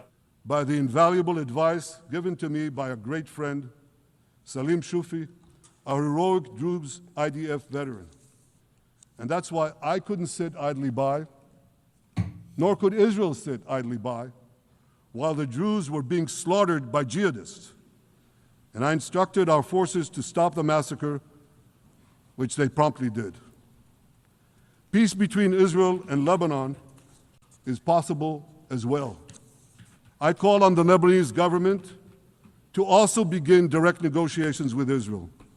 I commend it for its declared aim to disarm Hezbollah. But we need more than words. If Lebanon takes genuine and sustained action to disarm Hezbollah, I'm sure we can achieve a sustainable peace. Of course, until that happens, we will take whatever action we need to defend ourselves and to maintain the conditions of the ceasefire which was established in Lebanon. Our goal is not merely to monitor Hezbollah's actions, but to prevent them from violating the ceasefire and attacking us at any time. But I'm sure that if the Lebanese government persists in its goal of disarming Hezbollah, peace will come very speedily and very readily. Whoa. Bodo, thanks for Victory tuning over us up. Hezbollah has made peace possible with our two Arab neighbors in the north. Victory over Hamas will make peace possible with nations throughout the Arab and Muslim world. Our victory would lead to a dramatic extension and expansion of the historic Abraham Accords, which President Trump brokered between Arab leaders and myself. Sean Lill, thanks for the £2. Any chance you release all Obsidian notes? Not all of them, because some of them are just me, like, I don't really want to have Obsidian notes published where sometimes I've just linked something so I can remember it's there. And yeah, I don't really fancy those things being published because people are going to be like, you know. Gotta have some privacy. But I'll put stuff together for the one I was doing yesterday because that's almost done. Years ago. And I took note, as I'm sure you did too, of the encouraging words spoken here by the President of Indonesia. This is the country with the largest Muslim population of all nations. And it's also a sign of what could come. Forward-looking Arabs and Muslim leaders know that cooperating with Israel will provide them with groundbreaking Israeli technologies, including in medicine and science, in agriculture and water, in defense and AI, and so many other fields. I believe that in the coming years, the Middle East will look dramatically different. Many of those who wage war on Israel today will be gone tomorrow. Brave peacemakers will take their place. And nowhere will this be more true than in Iran. The long-suffering Iranian people will regain their freedom. They will make Iran great again. And our two ancient peoples,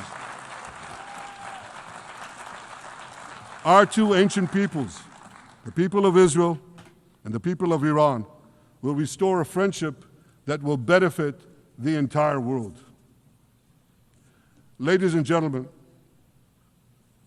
the horrors that happened on one dark day, October 7th, those horrors happened countless times during the centuries of my people's exiles among the nations.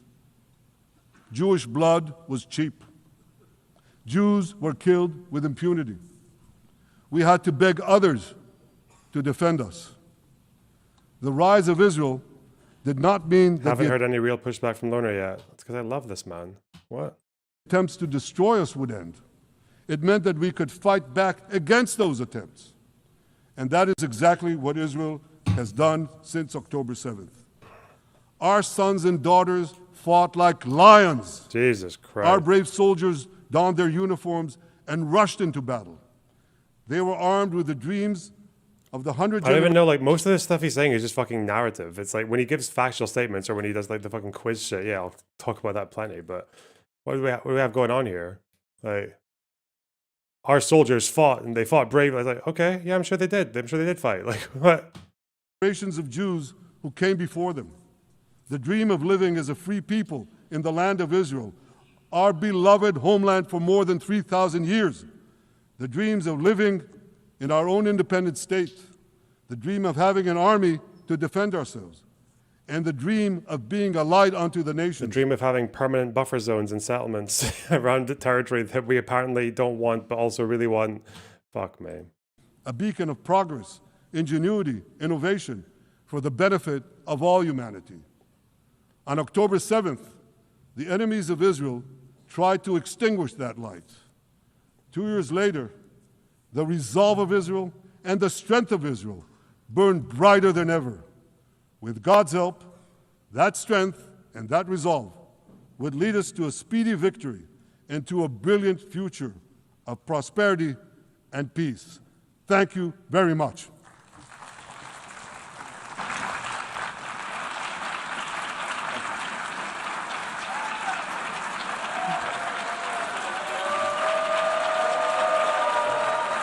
On behalf of the Assembly, I wish this to guy? thank the Prime Minister of the State of Israel. Fucking first period ass reception. Okay. Is the Lerner Netanyahu bridge over? Yes, I believe so. Yeah. All that money was not worth, all those shekels, not worth it. Not worth it. Apology tour incoming.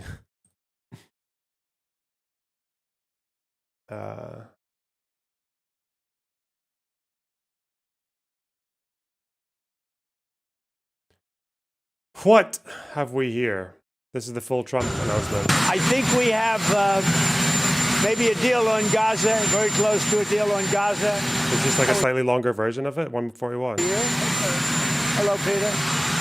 Hello, Peter. It's looking like we have a deal on Gaza, and we'll let you know.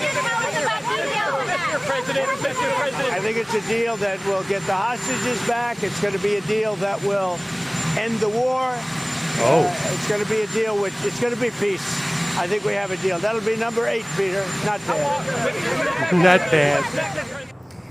That was Donald Trump speaking there, and as you heard him say, it looks like we have a deal on Gaza. He was speaking to Arab leaders, Muslim leaders here at the UN General Assembly over the course of the last few days, and gave them certain reassurances about annexation of the West Bank, concerns that Israel was planning to annex the West Bank.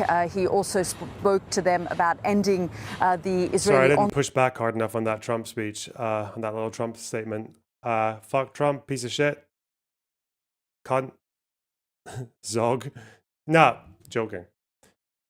Cool it with the anti-Semitic remarks. He's probably, I don't know, every time if Trump says maybe, I think we've got a deal, might have a deal. Dude, he's probably, it just means nothing, doesn't it? It's just another 2 weeks. It's another 2 weeks. I mean, it is the...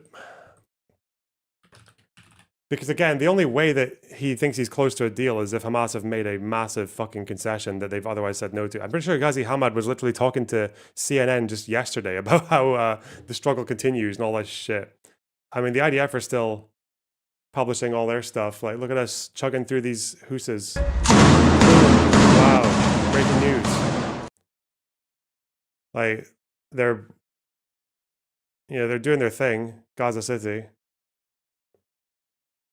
But I don't know what would have significantly changed in the last 2 days that would make Hamas like give up. But it's also, I guess, a fact that they really don't have anywhere else to go after Gaza City. This is kind of like their final stronghold. Onslaught in Gaza, and we've heard that fiery speech from the Israeli Prime Minister, but Donald Trump there standing firm. He is due to meet with Benjamin Netanyahu. Hamas said they were open to a temporary only ceasefire. Yeah, but I mean, Israel said no more temporary ceasefires after August 1st. They said they were only going for all or nothing after that. Hamas, so yeah, I don't know if Israel's decided to do a temporary one or not, or maybe Hamas are just going to give up. Who knows? Who knows? Who on Monday, and there is hope that he will very firmly tell Benjamin Netanyahu that enough is enough. That is the expectation of Arab leaders. But we have also seen this situation in the past where reassurances have been given. There has been talk of a hostage deal, a ceasefire deal, and unfortunately hasn't come to fruition. So perhaps this time it is different. That is what Muslim and Arab leaders are expecting. They say they have received reassurances from Donald Trump. Interesting. I think also Tony Blair's little proposition has started to make the rounds. Monkey.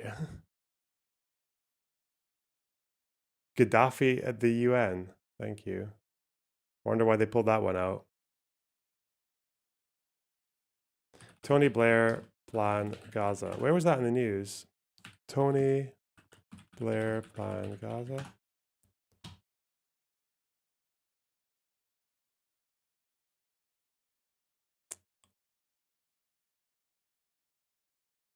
Is this?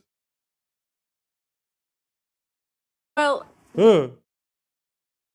what we hear here politically is that Prime Minister Netanyahu is absolutely determined to pursue this course of action. He seems completely immune to the diplomatic condemnation that Israel is suffering, even the diplomatic isolation, and to the anger of the people of Israel, 80% of whom, again, poll after poll shows, do not support continuing, much less expanding this war. But he seems determined, and he appears, we're hearing also, to have persuaded President Trump to follow this course by telling him that it would be a quick and merciless assault on the city of Gaza. However, what we're seeing on the ground is a different story. For now, the Israeli army has absolutely not yet embarked on a complete assault on the city. What we're seeing, in a way, is what you described, heightened military efforts to persuade Gazans to leave the city of Gaza.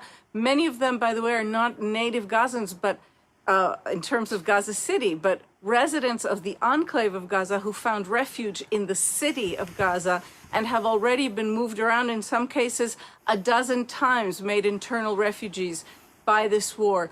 We hear the same numbers of around 450,000 Gazans having left the city from the Israeli army. We've heard the same numbers for the Quite course wild of just seeing some people like dipping into the water and a shit. whole It's week. crazy.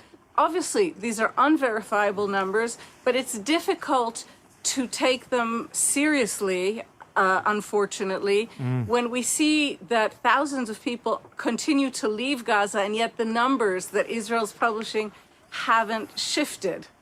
Yeah, let me ask you something else. Yeah, how serious are they about this? This idea that, thanks for the 30 schmeckles, Marcus. What is going on here? This is Tony Blair being lined up to lead temporary Gaza administration. Are we really doing this? What's his plan? I haven't looked into his plan yet.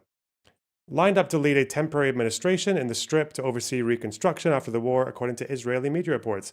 The former UK Prime Minister has been proposed to chair a supervisory board called the Gaza International Transitional Authority. The GIT. The GITA. Nice one.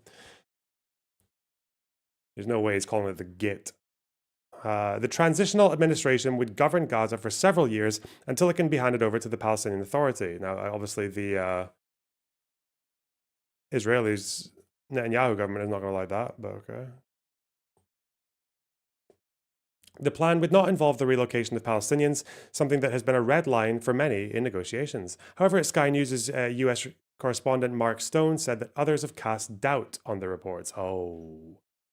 Sir Tony, attended a meeting with US President Donald Trump and others to discuss the future of the devastated territory in August, and the plan has the backing of the White House. Conversations about the future of Gaza and the West Bank have dominated political diplomatic circles in recent weeks, with the UK among nations formally recognizing a Palestinian state. Ahead of this week's meeting of the UNGA, Saudi Foreign Minister... It's absolutely critical that President Trump is engaged on finding I did not expect that guy to have that voice. Path to a ceasefire in Gaza. In the last few days, you, alongside other Muslim and Arab leaders, have met with President Trump. How did that go? Well, the meeting went very well. I think it's absolutely critical that President Trump is engaged on finding a path to a ceasefire in Gaza. It's been far too long. The war has gone on for far too long. Too many people have died. Too much suffering has occurred. We have a famine going on in Gaza right now, and I got the sense from the meeting that President Trump is very, very committed to finding a path to ending the war, bringing the hostages out, bringing relief to the people of Gaza. So I'm actually hopeful that we've started the dialogue that's going to get us towards achieving this ceasefire. Okay. According to the reports, the proposal also includes plans for an international force to be stationed in the territory to guard its borders and prevent Hamas from re-establishing itself. The plan is being modelled on administrations that oversaw the transition process to statehood for places like Timor-Leste and Kosovo. Really? Is Tony Blair just wanting to... Is he really just wanting that fucking conciliatory nation building prize because of fucking Iraq and how badly he failed over there? Is that what this retard is up for? Definitely, right? 100%. Any involvement of Sir Tony is likely to be controversial, however, given his previous involvement in the region with the Iraq War. After resigning as Prime Minister in 2007, he was appointed as the international community's special envoy to the Middle East with the goal of helping develop the Palestinian economy and institutions in order to prepare the groundwork for a Palestinian state. However, he struggled to deliver dramatic changes in the role and resigned in 2015. He came in 2007, just as the Hamas takeover. Well, that was a fucking bad luck, dude.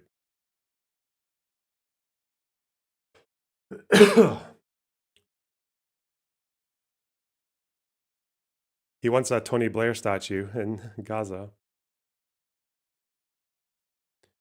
For many months, Sir Tony Blair has been heavily involved in the day-after plans for Gaza. Working with Trump's son-in-law, Jared Kushner, he has been a central part of an evolving series of proposals for the future of Gaza. He has made a number of trips to the White House and discussed the issue with President Trump. Given his Iraq War legacy, his involvement in Gaza will seem incongruous and controversial for many. The latest reporting, which first emerged in Israeli media outlets, suggests he would head a transitional governing authority for Gaza. He's really... When they say head, man, is this like British mandate talk? Is this what he's... Bro.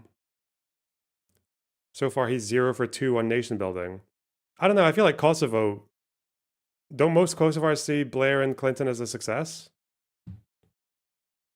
They should really be getting Clinton to do it, or Hillary Clinton. Queen of Gaza. Like fucking Daenerys Targaryen. That would make more sense. Because... Wait, was she involved in Iraq? No, but she was involved in Kosovo. Because she was... Clinton was there. Bill. Thank you, Tony Blair. I know Kosovars named their children Tony Blair. I know that. I'm very aware. Let's see.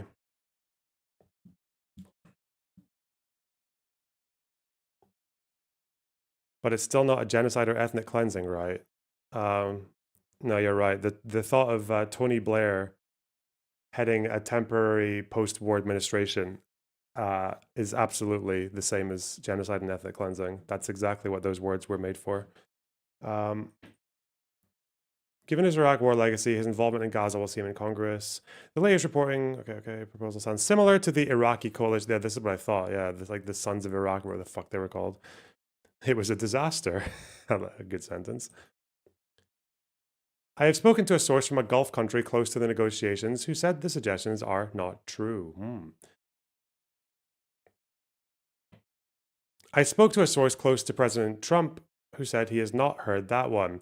But I spoke to a source close to Sertoni who didn't steer me away from the reporting. So where's the truth? Well, it's clear that Sertoni would like to be involved. He believes he can offer a useful perspective, and he certainly has deep knowledge of the Israeli-Palestinian challenge.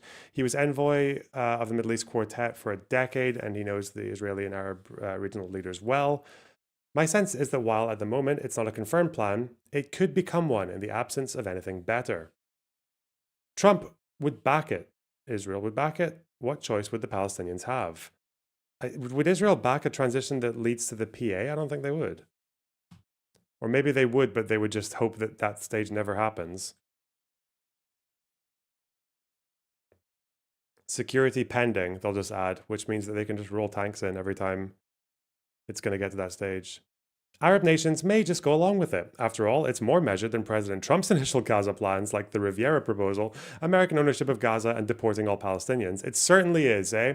That's the British-American dialectic, isn't it? Trump, I want to own it, and I want to conquer it, and I want to expel the population. Tony Blair's like, listen, I just want to temporarily take care of it and not expel anyone, please. Just give me a second chance.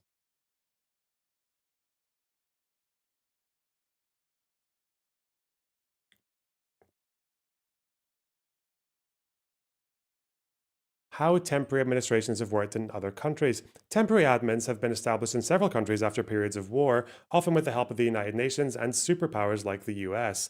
After deadly fighting between the Indonesian militia and pro-independence groups in East Timor in 1999, Australia led a UN-authorized peacekeeping force called Interfet to maintain order. It also hoped to create the conditions to implement the results of that year's referendum, which had voted overwhelmingly in favor of independence.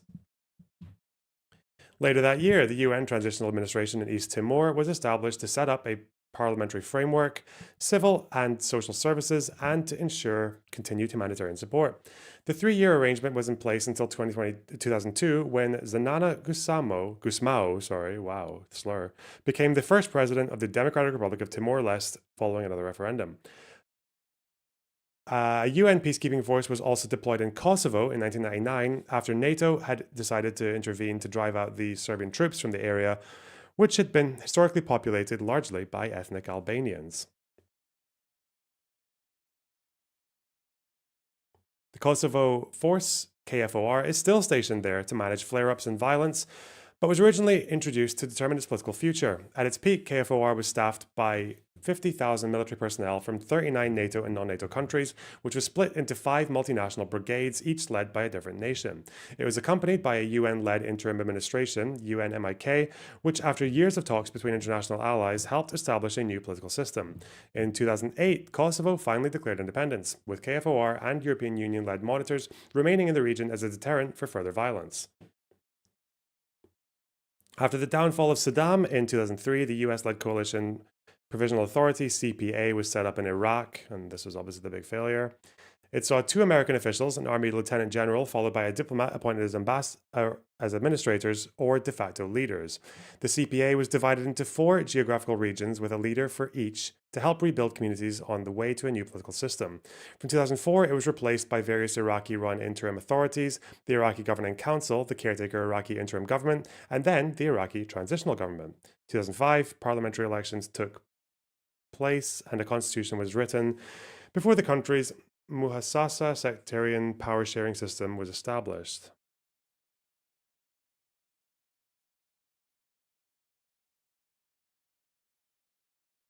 Although designed to give equal representation to Shia, Sunni, and Kurd groups, it has led to political gridlock and corruption. Oh, okay. Our other question. Yes. Let me raise that with you. Just one question that I have, and there's been some questions, a lot of France 24 viewers emailing this actually as well, because something that's got lost within the Trump state visit to the UK is an apparent Tony Blair plan for Gaza that Trump reportedly has given agreement to. This is a post the day after plan for Gaza. Tell us more about what is known about that. And what yes, I know Ghazi Hamad was on CNN. That would be good to watch after. kind of detail is coming out so far? Well, I share the questions of all our viewers regarding this. There was one single report that came out, actually, as you said, during the time that Donald Trump was in the UK and held that press conference with Prime Minister Keir Starmer. We have not heard anything official here. And again, we have not heard any reaction from the Israeli government. The reason that Tony Blair's involvement could be significant is that he has attempted, using his institution behind the scenes, to influence, to try and shape a post-war Gaza since the start of the war.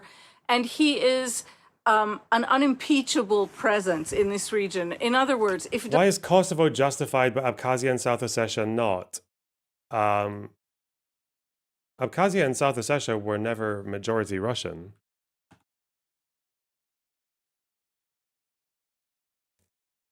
The Russian interest there was to do with like Soviet remnants, so maybe?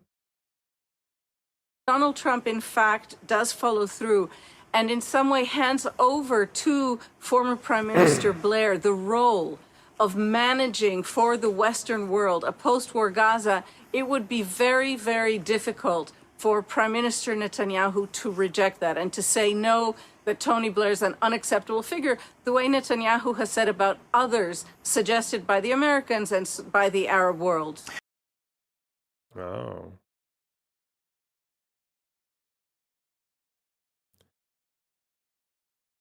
Mr. Trump. They want to have transgender for everybody. These people are crazy, the Democrats.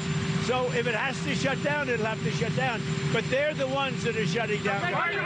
Is he talking about, is this about government shutdown? They want to have transgender for everybody. Transgender for everybody. I mean, yeah. And? They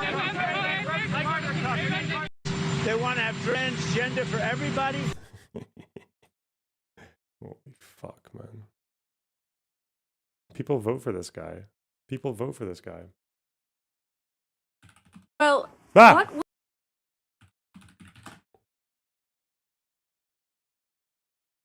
Extended cut of CNN's interview with Ghazi Hamad. 2 weeks ago, I saw clips of this. Thank God. This is it's got subtitles. It's going to be in English subtitles.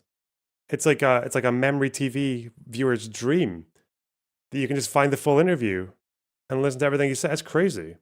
2 weeks ago, the Israeli military targeted you and other senior Hamas leaders right here in the Qatari capital. The other ones haven't showed up, have they? I don't think Khaled Mashal has ever shown up since that bombing. He probably doesn't want to because he was the main target. Has he? I think Ghazi is the first one to. He was the first one to show up since the bombing, but I don't think the other ones have appeared. Am I right? How did you and the other senior officials survive that attack?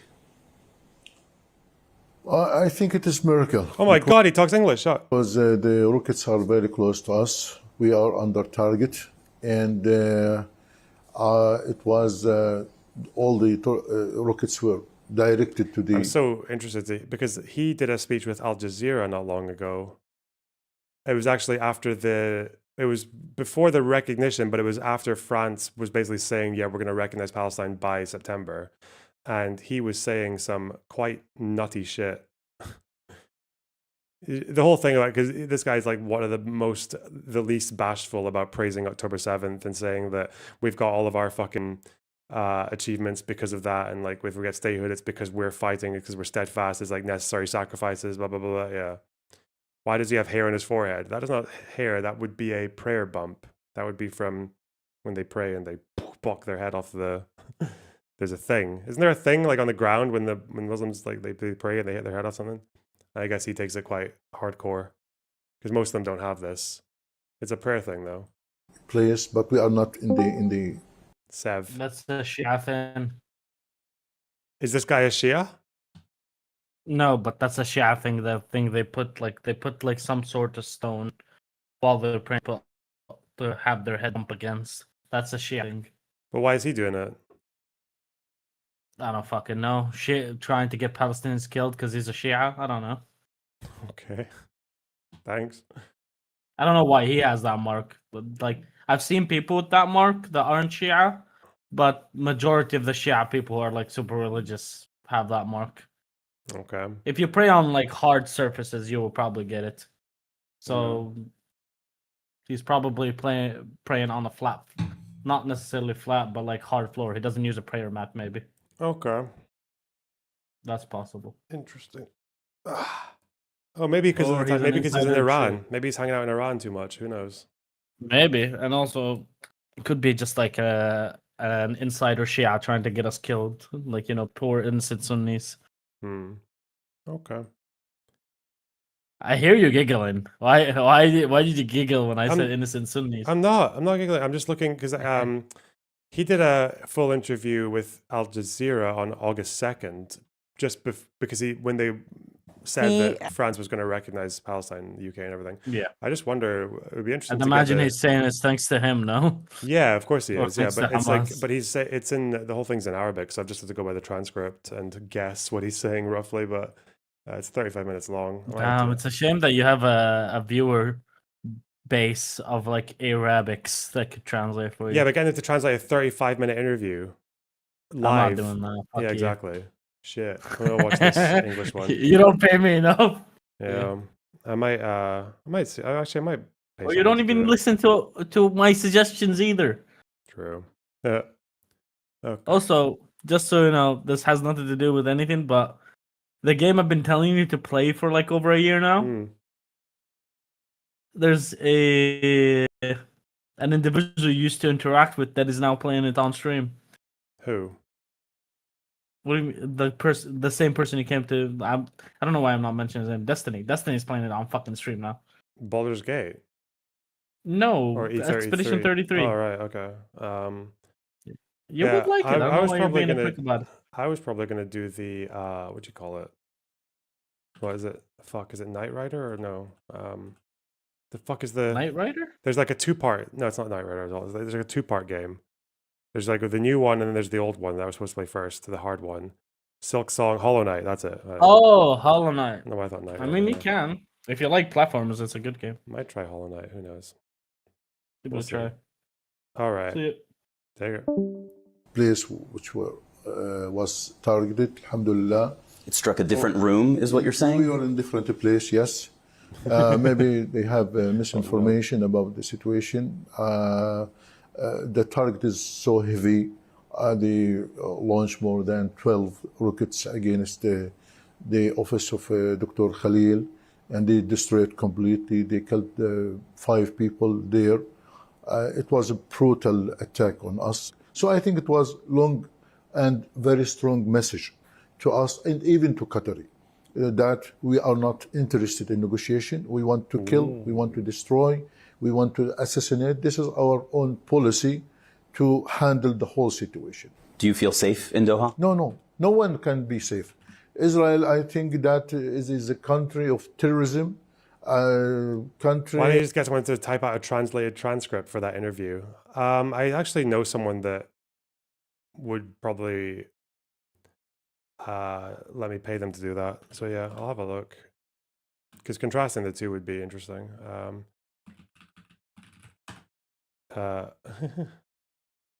Isn't this the guy who literally, yeah, this is the guy who said that he wanted to do October 7th a billion times or whatever the fuck. إسرائيل دولة لا مقام لها على أرضنا. إحنا الدولة لابد أن نزيلها لأنه بالفعل هي تعتبر كارثة أمنية وعسكرية وسياسية للأمة العربية والإسلامية، يجب أن تنتهي.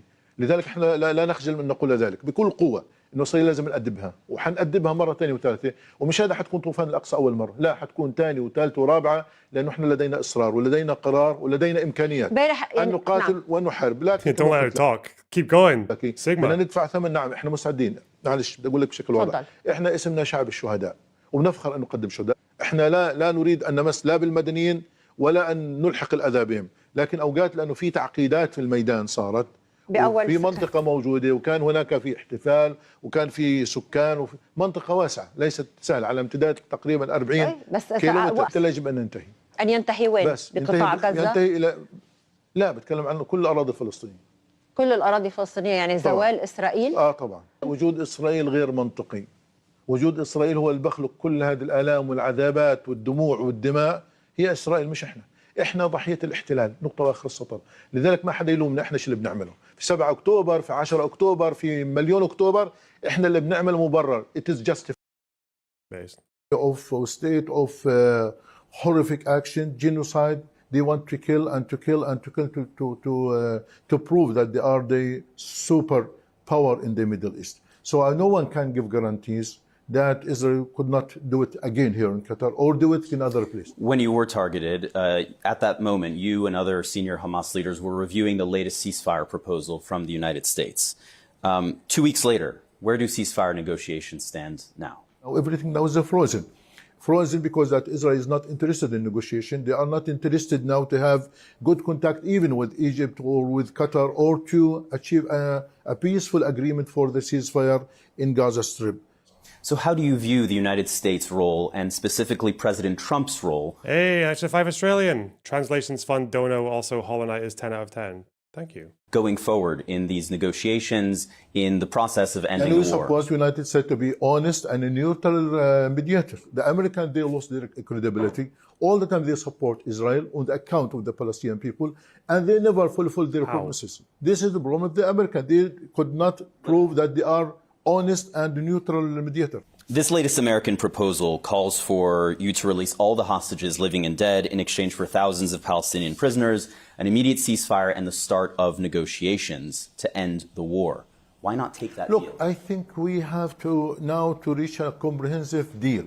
We want to finish the war. I know, but I'm asking you about the specific American proposal, if you could answer. We first of all, we insisted to go to the comprehensive deal, to retain all the hostages, either alive or dead. And we said frankly, we can return them in 24 hours. But Israel, they refused. You know, the main... Well, they have conditions for ending the war.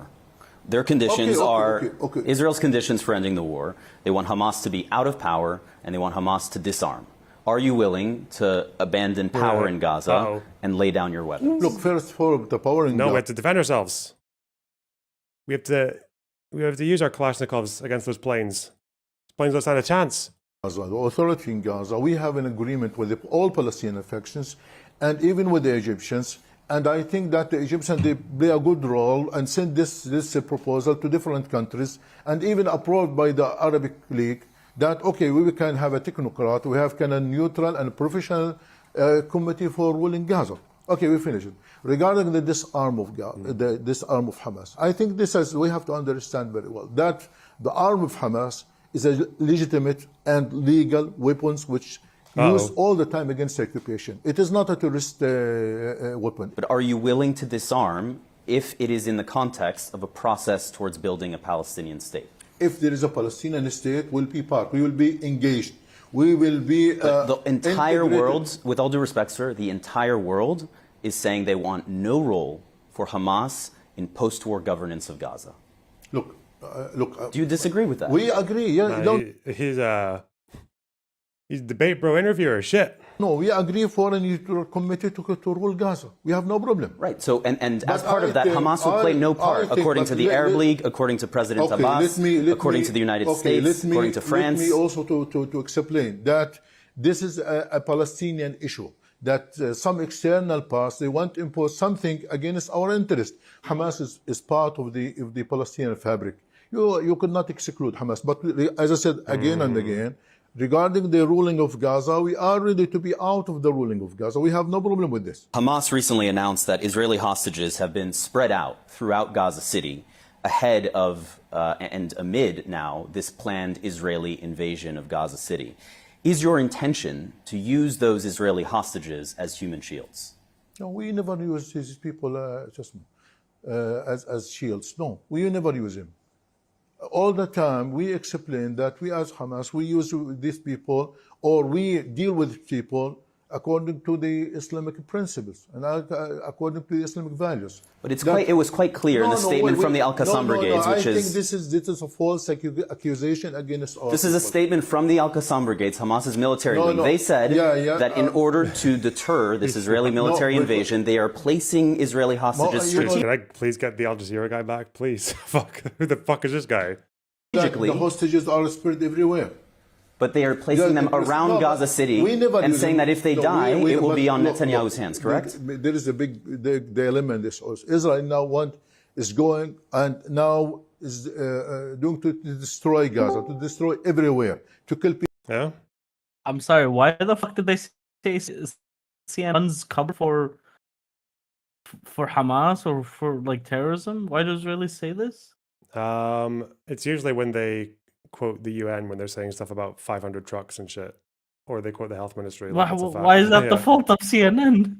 This guy's grilling him like he should. Yeah, it's not really CNN's fault. It's like they're. I'm so happy this fucking bro. I can see he's giving answers that like signal that hey, don't push further. But this guy's ignoring them. I love this guy. This guy's fucking great. I'm so glad this guy's finally getting grilled and not getting fucking lipstick on his mouth from Al Jazeera journalists. I'm so glad for this. Let's go. Enjoy. People everywhere. Yeah, you know, in Gaza now, they're killing more than, this morning, more than 84 people.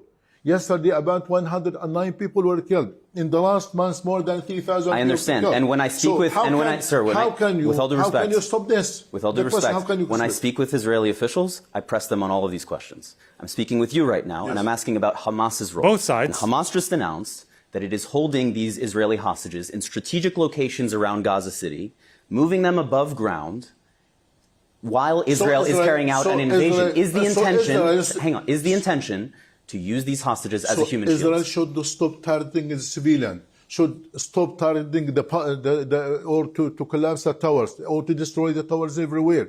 Now you know they sent some technology to destroy all homes in Gaza, all towers in Gaza. What do you want to do after that? What Israel is doing now, as I said, they want to demolish the whole Gaza, to destroy every hospital, mosques, schools, even churches, everywhere. How can you stop this madness in Gaza? How can you stop these atrocities in Gaza? It has been nearly 2 years now since your organization, Hamas, carried out the October 7th attack, killing nearly 1,200 people, most of them civilians. It unleashed the deadliest Israeli military response that Gaza has ever seen. More than 65,000 people have been killed in Gaza, tens of thousands more injured. Gaza has been decimated. Do you accept any responsibility for triggering so much death and destruction? Look, this is a big story. Now, the history did not begin on October 7. We spent 7... Why is this guy stealing Hassan's talking points? What the fuck? Plagiarism. 8 years under the occupation, under the humiliation, under oppression, under repression, under killing, under displacement. Now, why a war just focus on October 7? What before October 7 is a result for the October 7? Because Sinwar was deliberately lying low before October 7th to lull Israel into a sense of false security. And that's why they were also getting concessions from Israel, because of their calmed down demeanor. So it kind of showed that Israel was kind of somewhat conditioning their behavior on how Hamas behaved. Somewhat. I understand what you are saying, that there is history that happened before October 7th. But before October 7th, Israel had never unleashed this level of death and destruction on Gaza before. How can you look at me with a straight face and tell me that you accept no responsibility whatsoever for what has happened in the 2 years since? What is the option is left for the Palestinians to do? Yeah, and we waited for. I'm not asking you that. I'm asking you, sir, with all due respect, I'm asking you whether you accept any responsibility for the death and destruction that has followed since October 7th in Gaza. This is the first time that Palestinians have shown sacrifice in this Israeli-Palestinian conflict. Since 1948 till now, 100,000 people were killed, 100,000 Palestinians were arrested. But what gives you the right to decide that Palestinian women and children should be sacrificed on the altar of your resistance? No, all the time we are sacrificing. We are fighting, not Hamas, Fatah and People Front, Democratic Front. But I'm asking you about the civilian deaths in Gaza and what gives you the right to... He just said it, didn't he? He's got no fucking issue with that. God. Decide it's a price worth paying. That child can die. It's okay. Because it's in order to fulfill our resistance. As Hamas, we are fighting for the interests of the people. We don't want our people to be killed. We don't want our people to suffer more and more. I think now, look, you know what is the benefit of October 7 now? Now, when the war now, if you look to the General Assembly yesterday, when about 194 people opened their eyes and looked to the atrocity, to brutality of Israel, and all of them, they condemned Israel. We waited for this moment for 77 years in order to open their eyes to say that there is a... It's a fucking mad thing as well, because if you're, let's say you're Hamas and you believe everything Hamas does about Israel, you believe that they are a terrorist, genocidal, murderous state, all the more reason, like, why the fuck would you give them the excuse, right? Like, you clearly have, Hamas have enough experience to know that what they're doing and what they've been doing in the last 2 years was not triggered by a few rockets or by the odd kidnapping or whatever. Like, they weren't flattening Gaza for that. So it's wild. It makes it all the worse, all the more fucked up that they chose to do this attack when it was like literally the craziest, most fucking lawless, right-wing criminal fuck government that Israel's ever had. Bro. They are suffering with the Palestinian people, and we should end this occupation. I think this is a golden moment for the world to change the history. I think that now the world is a change. The history is a change now. Sir, you were just saying that as a result of October 7th, you are seeing millions of people marching in the streets, you are seeing countries recognize Palestine as a state, you are seeing legitimacy for your people. And I'm asking you whether the price that Palestinian people have paid so far was worth it. I know the price is so high. But I'm asking again, what is the option? It's worth what is the option left to the Palestinians? You know what? We waited for a peaceful process, for a peaceful means since 1993, since Oslo Agreement till now. But I think we got a big zeal. Hamas were opposed to Oslo. They were rejectionists. They were against that shit. Okay. Let me show you the words of short memory, I guess. Huh? Your people. Okay, these are people in Gaza, and I want you to hear, because your own people in Gaza say that you do have responsibility for the situation there. I'd like to show you this. رسالتنا لحماس أنه كفى مقامرة ومغامرة. Is he going to call them collaborators? Oh no. كفاكم يعني أنتم Please watch. This is not it. There's more. I have seen this. Yes. There is more. I have seen this. I would like you to. There are 3 people here. I would like you to hear their voices. I know people are suffering. There are some people blame Hamas. Why will you not listen to the voices of Palestinian people in Gaza? Look. Yeah, I know. This is not the whole story. I know because of the Israeli crimes in the Gaza Strip. It seems that it seems that you don't want to hear the voices of people in Gaza who disagree with Hamas or who want to see Hamas removed from power. But now, why won't you listen to their voices? All the world, listen to me. All the world said yesterday in the General Assembly that October 7 is not a justification for Israel to commit genocide, to kill civilians. But I'm asking you to respond to what these people are saying. These people who want Hamas. He's so focused. He's not letting him divert at all. What the fuck? Actual torpedo. Surrender, lay down its weapons, and leave the Gaza Strip. What do you say to them? No one asked Hamas to surrender. We will never surrender. We will never surrender. Some of these people are asking Hamas to lay down their weapons and leave Gaza. These people under abnormal circumstances. We put him under target and killing and massacre. What do you expect for people to say? But many people would say, if you look at historically, does this really happen? do populations ask like the freedom fighters who are typically, I would imagine, if you're asking your freedom fighters to stop freedom fighting, that's probably because they're not doing a very good job, right? Like that's usually where that would come from. If you're getting persecuted or genocided or victims of war crimes or anything else, usually if you ask the resistance to stop, probably because they're not doing a very good job, probably because whatever they consider resistance is not actually resistant, yeah. History. If you look at wars that have been fought, where overwhelming military force has been brought to bear, where tens of thousands of civilians have been killed. He literally just did not want to hear that guy speaking, did he? He just moved on. Fuck. That you, as the adversary of Israel in this case, that you have a responsibility to do your part to end the suffering. And that would be to lay down your weapons. We are working to end the suffering of people. Yani Hamas was launched in 1987. All the time we are working for our people, not in October 7. Before that, all the time we are fighting and doing for the interest of our people. Now, the reaction of the occupation in brutality, in killing and massacre, you put this responsibility in the shoulder of Hamas? I'm not putting all the responsibility on the shoulders of Hamas. I'm asking you whether you have any responsibility in this regard. We are responsible to say. To be fair, it's one guy. I mean, it's been tens of thousands of people protesting against Hamas. It's just the fact that it wasn't reported on by the journalists in Gaza, because the journalists in Gaza kind of have to more or less do what Hamas tells them to.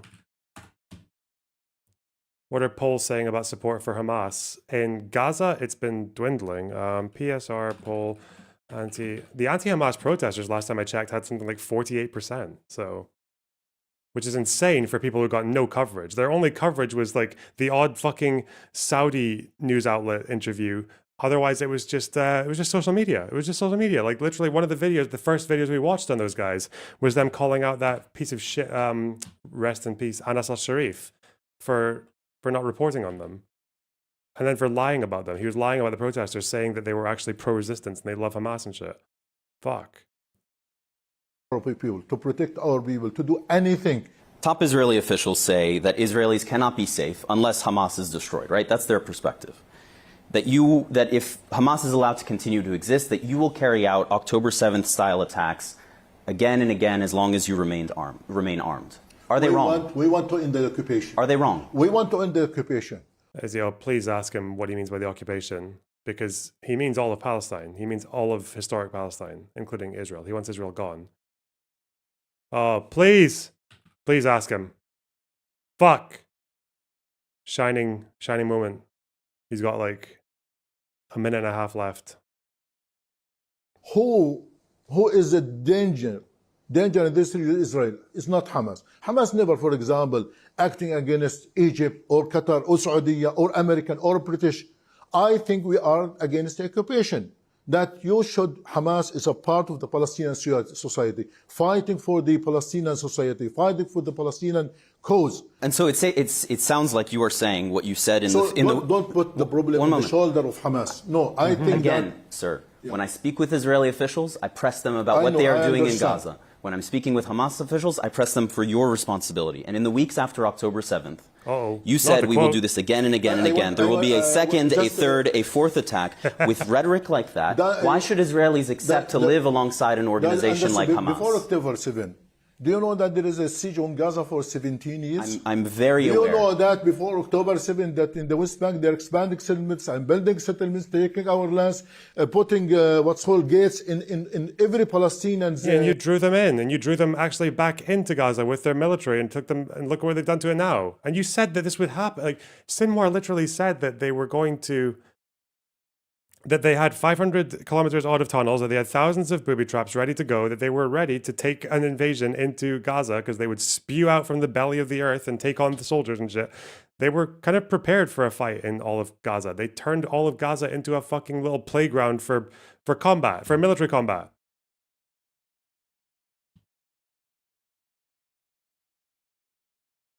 Fuck me, man. Towns. So I think that October 7 is not a justification to do that, to kill and to commit massacres against the Palestinians. My final question to you. How does this war end? I think it is easy. He didn't ask him what he means by occupation. Shit. Oh well. Mr. Trump and the world could ask the Netanyahu in order to stop the war, to stop the genocide in Gaza. Do you have any confidence that he will do that? I don't know. I think we tested them many times, but I think it is not easy to trust Mr. Trump or to trust the American administration. All the time they put the glasses of Israel. Wow. They didn't even say goodbye. Shake his hand. Thank you for your attention to this matter. That was a pretty good interview. Not bad. Not bad.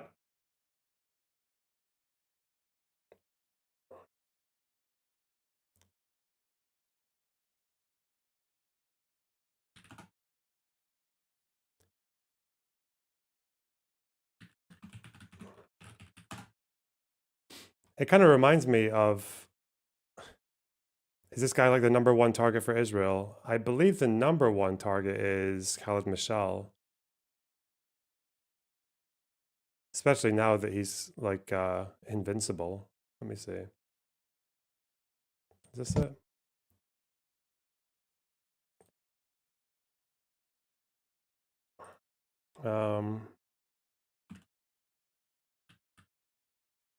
He had a very similar energy upon hearing that "Let's keep repeating October 7th" clip. his kind of like no, let's make sure I can just talk over you while you're quoting that fucking mental statement. It's one Memory of the reports. What the fuck is this? Oh, it's just a clip of a Hamas. Oh yeah, this is the Lebanese guy. Okay, so Hamas, just like every other. Just play it. Yeah, he's not I know. he's not Lebanese either. He's I think he was in Lebanon at some point. But I've already played this. He's gonna say we're gonna do 1,000, a million October 7th. Yes, I know. Just play it. Just play it. I want people to see it. Okay, here I'll play it right now. why did he not want to play it? I'll just read it. Somebody has to read that. Okay, yeah, it says because of constant security, military, and political catastrophe to the Arabs. I'm reading it. To the Arab and Islamic nation, it must be finished. I can't hear you. Ethan, this is not the own that you think it is. I've already covered this. I already talked about this. I just want people to see it. I know. I've showed this on my stream. I don't know why is he talking about an own? It's like, why is he in such a debate? Stop talking. This is like an own. Well, do you think that every single person watching right now has seen every second of your stream? Oh, I don't yeah, know, probably. But I'll read it for you if you want. It's not like a. It's not even here. Oh wait, I can't play it on get your dog groomer. I can read it. Okay. All right, here. Oh I'll just shit! Never mind. The groomer's not even here. Oh wait, I can't play it on your stream. Groomer. And there will be a second, a third, a fourth. Because we have the determination, the resolve, and the capabilities to fight. We will have to pay a price, and yes, we are ready for it. We are called a nation of martyrs, and we are proud to sacrifice martyrs. We did not want to harm civilians, but there were complications on the ground, and there was a party in the area with a civilian population. It was a large area across 40 kilometers. The occupation must come to an end. Occupation where? In the Gaza Strip. She knew to ask. No, I'm talking about all the Palestinian lands. Does that mean the annihilation of Israel? He says, yes, of course. The existence of Israel is illogical, but there's cuts in there too. I don't even know what the fuck he's saying, but it doesn't matter. He's saying a bunch of fucking... yeah, now look at the chat. Now look at the chat. Yes, see, of course.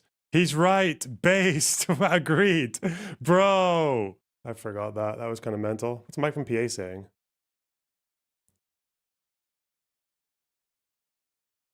Oh, he's just lying, I guess.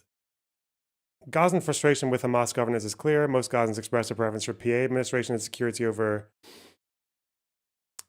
this was maybe true just before October 7th. Okay.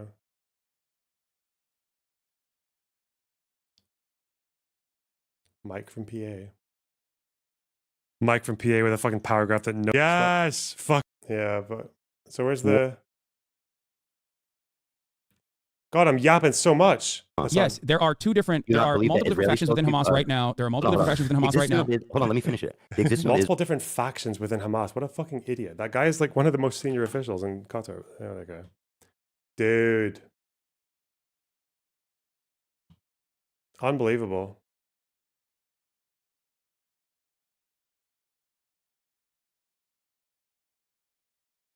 That guy's just like a... He's just a very loud backbencher in the Hamas government. Okay.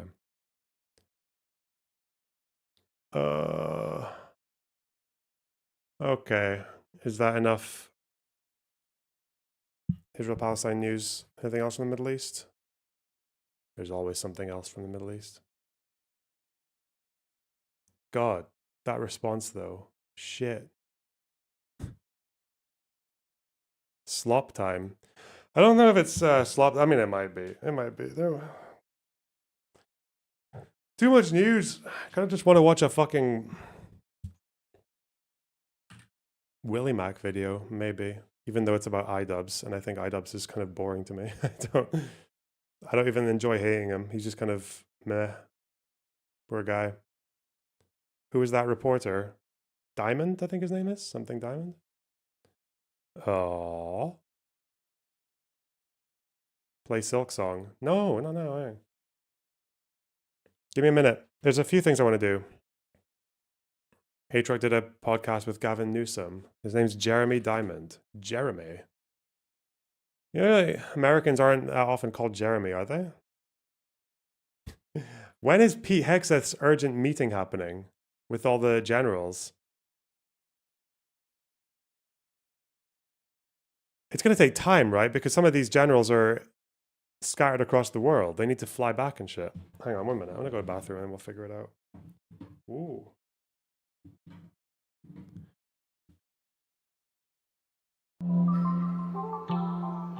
At that point, you have to make a choice. And that choice should be to ban all the queer people. Taking an oath of allegiance to the Houthi. Does he know?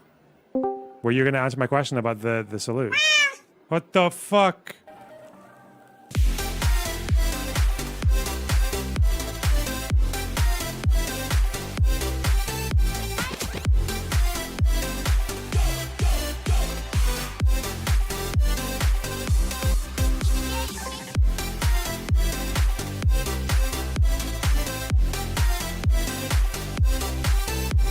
So, again, the Israeli state didn't compensate like the person who was involved in the terror. They arrested. Yes, they don't right? compensate the fucking terrorist. If he got injured, if he was shot by a Palestinian, and he, son of a bitch, deserved to be shot and lynched by a fucking Wait, was mob, the guy that was actually burning and attacking Palestinians get shot? Sound did the guy have a who, different the subject. Israeli settler that was attacking Palestinians, did he get shot? No, he did not get shot, but he could have been. Fuck. I thought I heard a bit of good news. You know what? I might as well go to fucking Hawara and shoot the very first settler that comes my way. What are you talking about? I'm talking about like a fun. in a video game.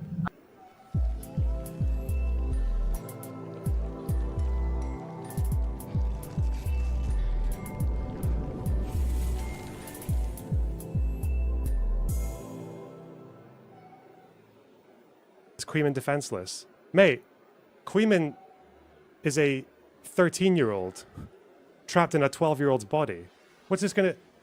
Destiny versus Queeman. What's this gonna... What are they going for? The fucking super gay weight twink-off championships? Who would... I guess Queeman does... He looks like he weighs about 100 pounds. But he's also youthful and probably quite feisty. So maybe Queeman could just kind of dance around him and do backflips over Steven's head until he gets tired? Maybe?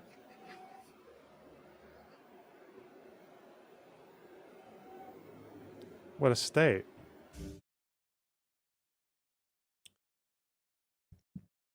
There we go.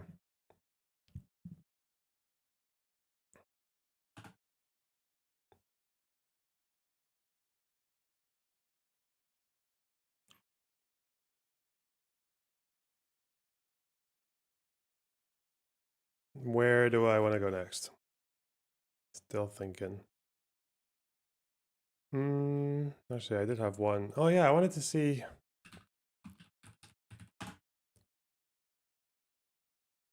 Hillary Clinton has given her 2 cents on, I guess, on the recent escalations from the MAGA administration. Let's see. Let's see. We are back with former Secretary of State Hillary Clinton. We've been talking in the break, talked about the midterms, a number of other issues. And given all these concerns that we've been talking about, the Constitution is 238 years old this month. Wow. Are we still headed toward a more perfect union? I think right now we're on pause. I think that. Oh, Seagun, thanks for the 11.99 euros. Really appreciate that. And Lithium Dragon, thanks to $2. Need to follow this reporter. Dang. True. Also, guys, Dono goal. The super chat goal is still in need. Fuck you. Don't make me cry. I will cry. It's fucking anemic again. Did everyone just fucking spend all of their money on Tylenol? Has there been a stockpiling? Probably. People are uncertain. Some people are actually scared about what's going on in our country. The idea of we the people, that all men and women are created equal, that seems to be in the crosshairs of those on the right who want to turn the clock back on the progress that has been made, writing out huge chunks of our history, slavery, suffrage, anything inconvenient, take it out of museums, take it out of national parks. But why do that? I think our story is all the more glorious when you Joe. Look at where we came from, what we fought through. I mean, even Abraham Lincoln's life, even Abraham Lincoln's own words, even Abraham Lincoln's own evolution. You can't look at this American story and not be proud because of that progress. Well, I wish you would record that and literally go play it outside the White House and the Congress 24/7, because, I love my country and I love it, warts and all. Yeah. And I'm proud of the fact that we have always been a work in progress. We haven't gotten to the more. JS, thanks to the $5. Did you see the Reuters article from yesterday about the Nasser attack? They claimed it was their camera, might be old news. Yeah, I thought it was a international camera. Maybe. I think the bigger question around that was, if you had a reason to hit the camera, like, why the fuck did you use a tank? It was outdoor. It was outside. It was in the outside stairwell of the. It's fucking mental. I don't believe the IDF investigation to that has ever come through, has it? Unless it was published very quietly. I don't think we've seen any accountability for that. They said they would, but they said. Perfect union. And we fought a civil war over part of it. And people have been protesting, for hundreds of years that, things were not as they should be, given our ideals and how we should be moving toward them. So I think that's what makes us so special as a country. And the idea that you could turn the clock back and try to recreate a world that never was, dominated by, let's say it, white men of a certain persuasion, a certain religion, a certain point of view, a certain ideology, is just doing such damage to what we should be aiming for. And we were on the path toward that. I mean, imperfectly, lots of, bumps along the way, but I agree with you, we were on the right trajectory. Let me ask you about the Democratic Party, because and what they need to do and what's gone wrong over the past decade. You're talking about how important the midterms are. If you just look, I saw this a couple of days ago, at the counties, at the districts along the Texas-Mexico border. I think you won those counties by 60-plus points. I think Donald Trump won those counties outright. That story has been retold time and time again. Why have Democrats lost not only working class white men, but working class black men, Latinos, down the list, young men, so many others? What's gone wrong? What do Democrats need to do moving forward to set things straight? Look, I think that there are a lot of reasons, but it probably boils down. Pokemon Go vote. Mate, you realize that if Trump had said that, every Republican would be fucking drooling and seal clapping and smacking their head off a wall with glee. How solid a memer he is. I don't know. Stupid. Down to candidates on the Democratic side either stop talking in ways that were going to be understood and appreciated and agreed with by certain constituencies, stopped being effective communicators in modern communications.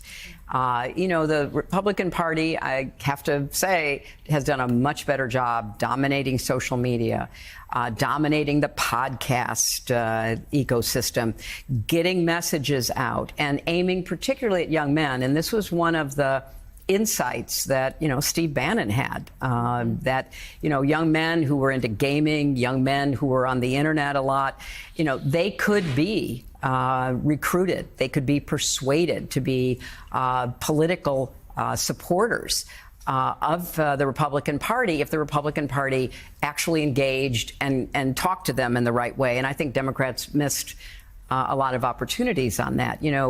There seems to be a concerted effort to try to catch up and repair that. But if you don't communicate with people online, the people who are watching us are people already interested in politics. They're curious about our takes on things. They want to see who your guests are. But that's, kind of a small portion of the electorate right now. Most people get their news from social media. So if they're getting their news from, 15-second videos, 30-second takes, 3-hour podcasts where people are just kind of unplugged and saying whatever, then Democrats had better compete in those arenas. And so there's a lot of catch-up work to be done, but there is a role for reality to play. And in the last election, people did not feel that they were better off. They did not feel that fairly or unfairly. I just think it's so fucking bad that as soon as the Democrat starts to go on Rogan or any of these podcasts, like they're just going to get treated so unfairly versus how they treat Trump. It's like, you think and they complain that the mainstream media is unfair on Trump, even though the mainstream media goes soft on him literally because they want to look nonpartisan. Because Trump fucks up and says so many more fucking stupid things than any Democrat does ever. But you can't report on all of it because you'd have nothing to say for the Democrats. Mental. Policies of the Biden administration were helping their families, and Latino voters felt that, as you say, both Latino men, black men, and others said, "Okay, well, how bad can it get? I mean, we're not going to, want to continue this, so we have to try something different." And now, though, they see the Trump administration and policies in action, and I do think we have a very good chance, assuming we are in the fight, to win back the House in 2026 and maybe the Senate, because the reality of what Trump is doing. For example, when they eliminated the enhanced premium tax credit for the Affordable Care Act, that hits very soon in the next 30, 60 days. Healthcare costs for millions of Americans are going up 75%. That's not Medicaid, which hits after the 2026 election, although the results are going to be felt beforehand because hospitals are cutting back services. But the Affordable Care Act health premium costs are going up 75%. Now, when somebody logs on to renew their health insurance and they see that, wait a minute, how did that happen? Well, it happened because the big bill they passed eliminated it. So reality is actually going to bite. And I think if we do a better job than they do of explaining the connection between the Republican decisions and what's happening in people's lives, it's not any more affordable. The tariffs are not any longer going to be absorbed by companies. The costs are going to start to bite. It's terrible what's happening because none of us are, going to be very happy with the. What do you think about the digital ID thing? It just seems like another. He said it's a gimmick, right? So people can't come in through illegal immigration or small. It's so fucking stupid, man. Don't like it. We're the most watched country in the world. I don't even know if that's true. I've just heard that. Like we have a lot of surveillance per square mile or whatever the fuck.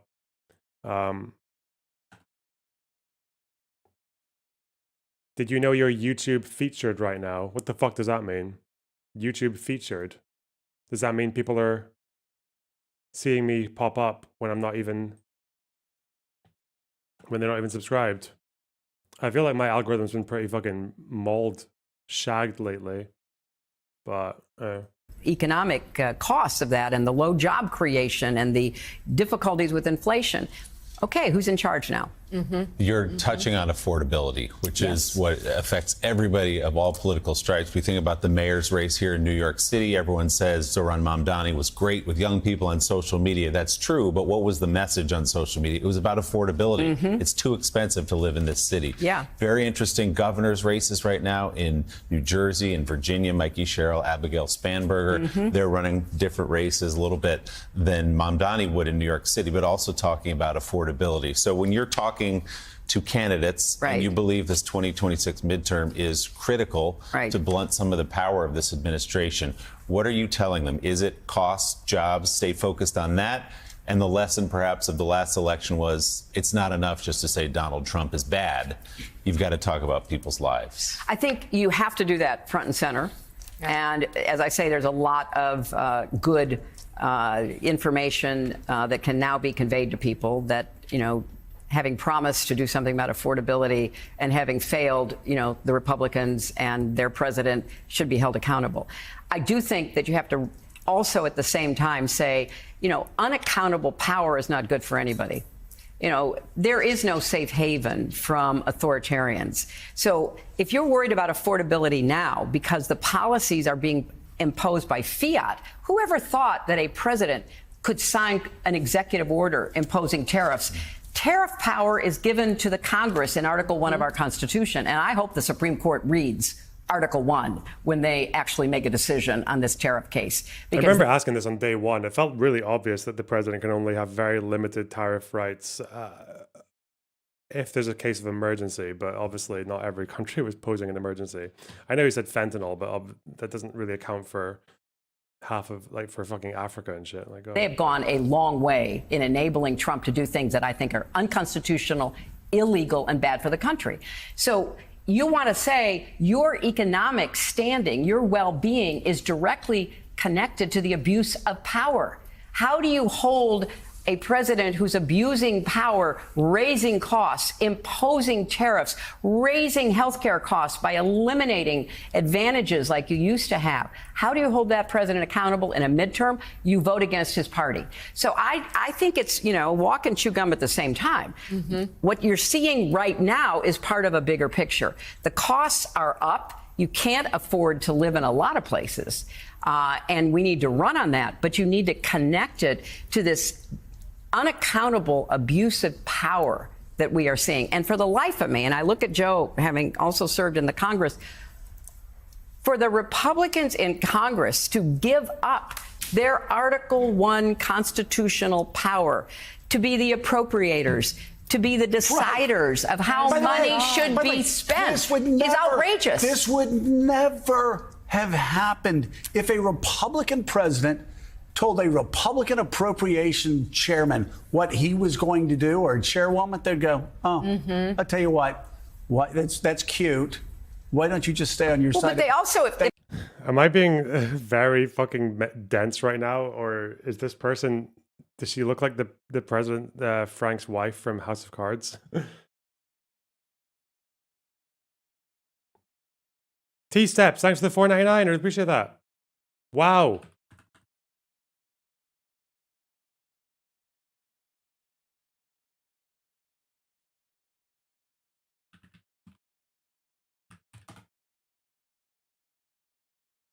Just the hair. It is not just the hair. Shut up. It's probably the best never seen in the same room I've ever done. It's probably the closest. It's very close. Huh. It's quite close. It's literally just the hair. Shut up. I'll tell you what. The gender is similar to. That's right. Yeah, there's no getting around that one. What? That's cute. And we don't often get that. Why don't you just stay on your side? But they also, if there were a Democratic president, Republican members would not let a Democratic president take out a pen and say, I'm imposing tariffs 50% today, 23% tomorrow, 100%. Yeah.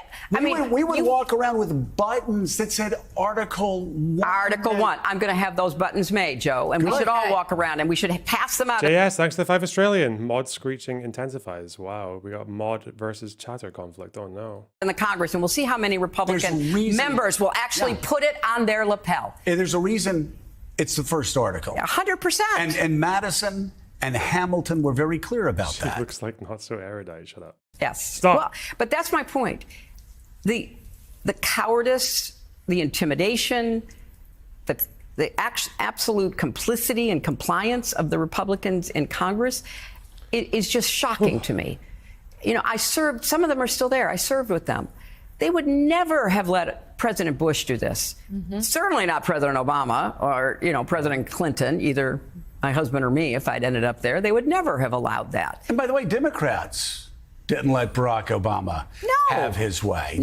In fact, Democrats would be the ones grousing the most about him, just like, you know, you would hear it all the time. When my husband tried to do a line item veto, Robert Byrd rose up and started talking about the history of the Roman Senate. Of course he did. And, you know, but didn't stop there, brought a lawsuit with other members of Congress. And guess what? The courts, Republican and Democratic judges, said to President Clinton, you can't do that. Right. That's not legal that's not constitutional under Article 1. This unaccountable abuse of power will come for them too, and already have. Oh, what's this? Breaking news. House Oversight. House Oversight Committee. Oversight Democrats released third batch of documents from Epstein estate. Wow, star. Well done, dickhead. Includes Elon Musk, Peter Thiel, Steve Bannon, Elon Musk. Oh no. It's just going to be like, yeah, we know this guy. We know of his face. Let's see. Today, Democrats on the Committee on Oversight and Government Reform released partial records from the third batch of documents produced by the Jeffrey Epstein estate, which includes phone message logs, copies of flight logs and manifests for aircrafts, copies of financial ledgers, and Epstein's daily schedule. The documents produced to the public include mentions of possible contact between Jeffrey Epstein and prominent figures like Elon Musk, Peter Thiel, Steve Bannon, and Prince Andrew. Further review of the documents, which were redacted to protect the identity of victims, is ongoing. It should be clear to every American that Jeffrey Epstein was friends with some of the most powerful and wealthiest men in the world. Every new document produced provides new information as we work to bring justice for the survivors and victims. Oversight Democrats will not stop until we identify everyone complicit in Epstein's heinous crimes.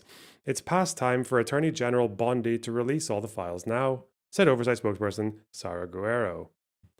Well, within documents of Epstein's schedule, there's evidence that Thiel and Bannon had scheduled meetings with Epstein, as well as evidence of pending trip by Musk to Epstein's island. Ooh. Prince Andrew is listed as a passenger on Epstein's aircraft with financial disclosures providing possible evidence of payments from Epstein to masseuses on behalf of an individual, identified as Andrew. Oh, shit! You think Andrew paid for it? You think Andrew actually did a financial transaction for like an electronic? Bro.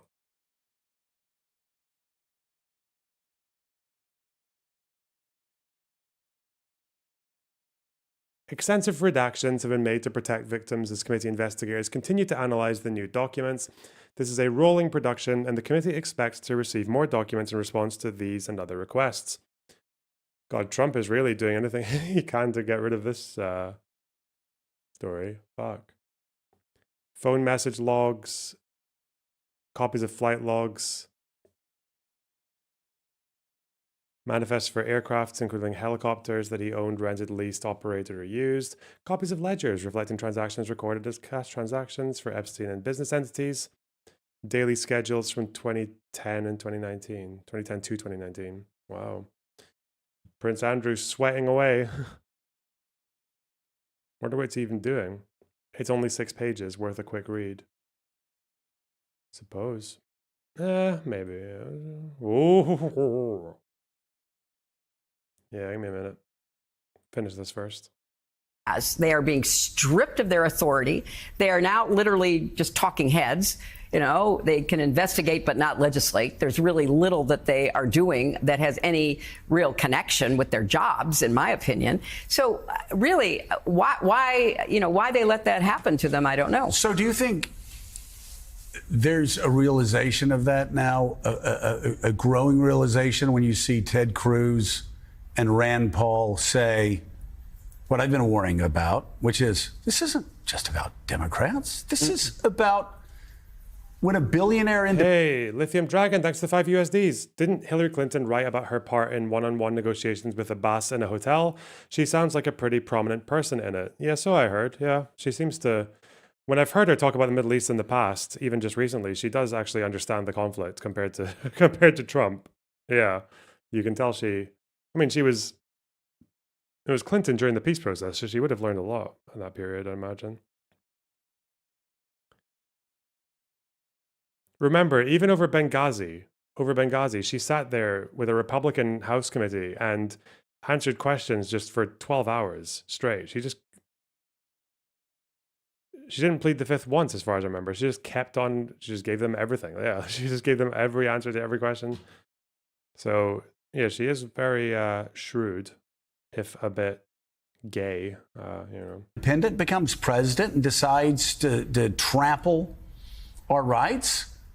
They'll be coming after conservatives. They'll be coming after Republicans. I mean, if the world turns upside down and some kind of, independent who has a whole different view on politics and culture and how our country should operate tries to use these same tactics, well, number one, if they get away with it, we are in a constant whipsaw.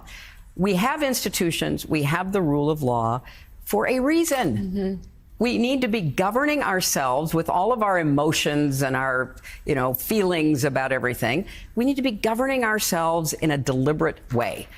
And when the Congress sets such a bad example, which is just lining up and saluting, we need voices on the conservative side of the ledger, you mentioned two of them, to say, no, you can't get away with this. Look at what they're doing in the Caribbean. Shooting boats, boats with 7, 10 people in them. These are not destroyers. These are not frigates. These are little motorboats. These are, boats in the Caribbean. They're shooting them out of the water. No due process, no real definition of why, other than they must be drug runners. They don't know that. And besides, given the power of the United States Navy, they could pull them over. They could find out if there's something in there. They don't have to kill those people. The former president of the Philippines, Duarte, is in the International Court of Justice right now because he did that in the Philippines. He went around and he goes, this guy looks like a drug dealer.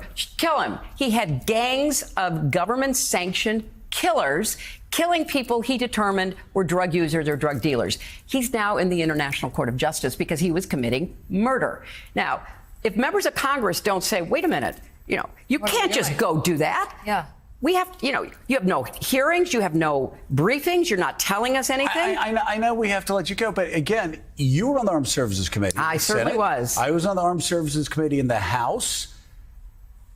There is not a chairperson. There is not a subcommittee chairman. Nobody would ever have put up with this. They would have called over generals and admirals. 100%. They would have called over Pentagon officials and excoriated them. But look what happened after the Iran strikes. I happen to have agreed with that. I thought that was necessary given the behavior of the Iranian regime. Okay. Right.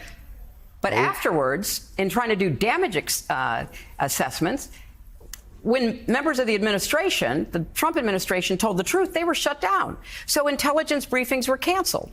Now, part of what you're supposed to do as a member of the Armed Services Committee is say, okay, what did we get right and what did we get wrong? And how do we do it better next time? If you're going to drop all that ordnance and those big, penetrator bombs and try to get to the underground facilities, did it work or not? Because maybe we need to learn something from that. Oh, no, unless you agree with the damage assessment that was put out, we don't want to hear from you. I mean, what world are we living in? And this is so much bigger than any one incident. It's a pattern. Right. And the Congress needs to stand up, Republicans and Democrats alike. But so does the press have to keep telling the truth, asking the hard questions.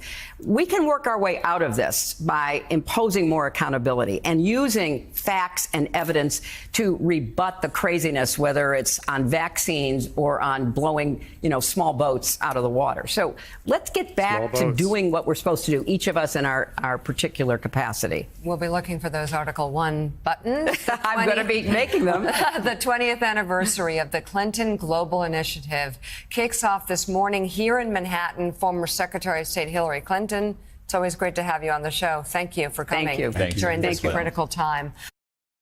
What a queen. I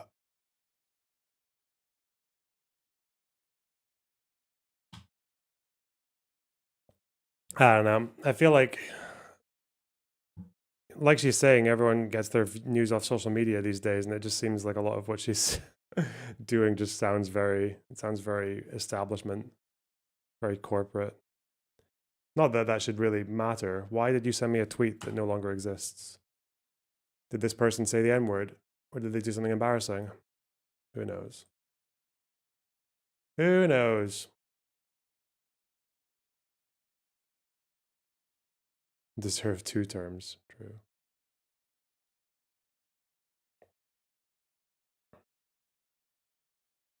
I know there are people, there's like right-wing media are spurging out over the idea of undercover FBI people at January 6th, but I didn't even think that was news. I thought like there were informants in the crowd, but the question is whether or not they spurred on the riots or joined in on the riots. Like, I don't think they did that.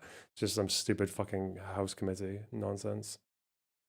Did you see Friedland on Pierce? Yeah, it's kind of funny.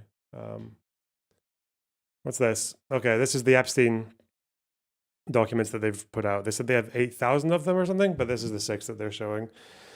So,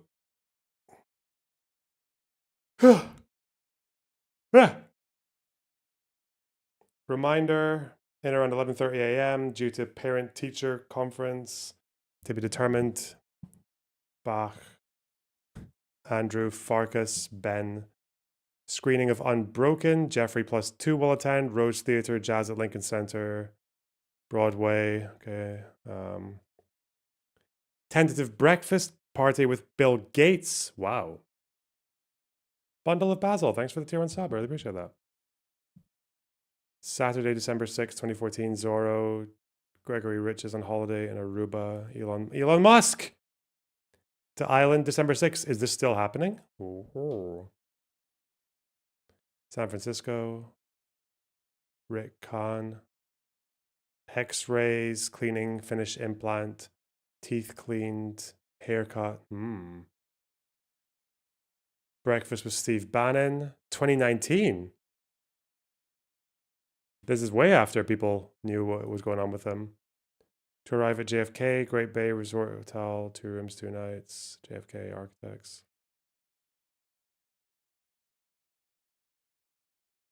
Yeah, he did have 2 he had first breakfast and second breakfast. Fucking Hobbit. Parents to check out of Breakers and stay at JE's PB House. Reed Weingarten. Peter Thiel. Lunch with Peter Thiel, 2017. Depart via JetBlue. General Ledger. Massage, exercise, yoga. Uh-oh. And this is the credit. Okay.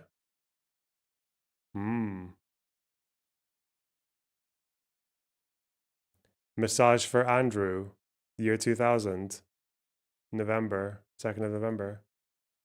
No, wait, it's American. It would be February 11th, wouldn't it? Massage for Andrew, $200?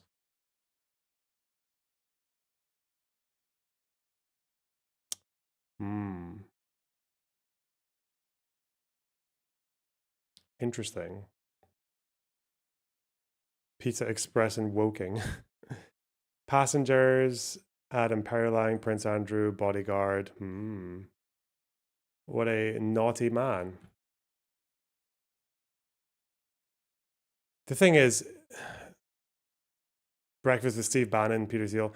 Remember, if any Democrat's name gets mentioned in the same breath as Epstein, it's a sign of something. Like the fact that The double standard of just like how loosely you can apply these connections if you're a MAGA versus if you're a normal person is so fucking annoying. I don't know what normal massages cost. I don't believe they cost $200 unless they last like, maybe in America, unless they last like an hour, 2 hours, maybe, I don't know.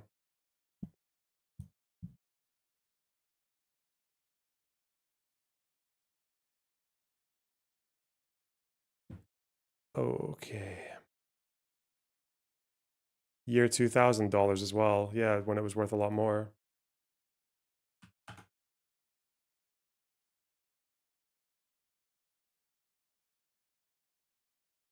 Yeah, $200 sounds excessive.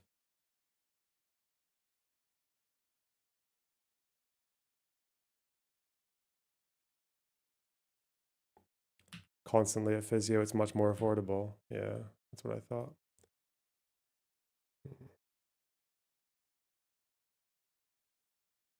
Let me see. I'm gonna do my connections now. Palate cleanse. Did Andrew get a massage March 10th or 11th? It said 11th of February, right? If there's American dates. I'm gonna do my connections now. Let's go. And then I wanna watch some nonsense. Got a few things I want to do actually. Blonde, dim. Wow, that's like calling someone stupid, right? Black, whisk, polar, light, cream sun, word, brown, faint pool, whip, beat, rice, pale. Well, you can describe hair as blonde, brown, and black, but I don't think you would you call it light? Maybe. Maybe.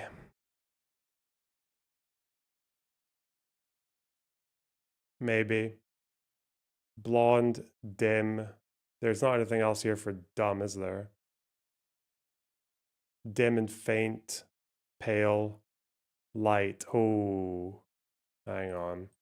They have an issue there. I think dim, light, pale, and faint is probably better. Yeah. Whisk, cream. Oh no, you can whisk, you can beat, you can. You could do brown. Oh yeah, whip. Sorry. Okay. But not cream, because cream would be the thing that you're doing this to. Oh, rice. Like you can like a ricer, potato ricer, right? You can rice some. Fuck. Oh God. All right. Hang on. Is it actually cream? I don't know. Well, you can like cream like a fucking verb, I guess. Do one more try. Otherwise, I'm in big trouble. Okay. Stupid.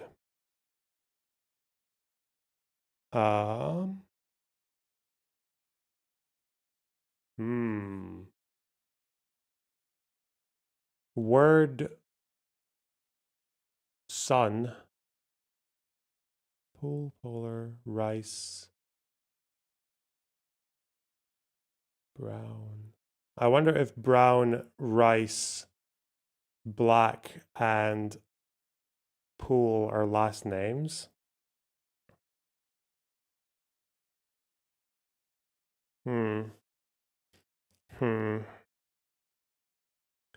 If it's black, polar bear, brown bear, black bear. But what other fucking bear is there? Is there a blonde bear? Oh no. Oh God. Oh shit. Is there gonna be like a fictional? There might be a fictional bear in there. Let me just I think these are bears. There's gonna be one of these is gonna be a fucking bear. I don't think it's gonna be word bear, unless like a fucking kid's book. Oh God, like the word bear. The word bear is gonna tell you. Do Americans have a word bear when they're kids?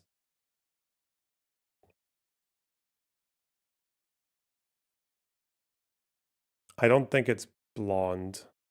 Blonde bear. Blonde rice. The word bear. Pool.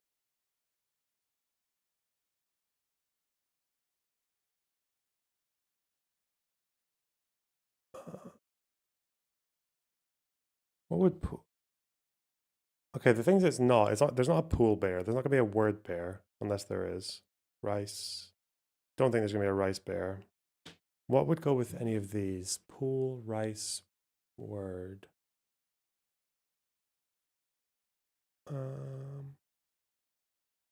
Damien Rice.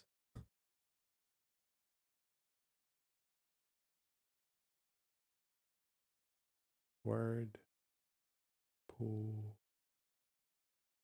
Playing pool. Word.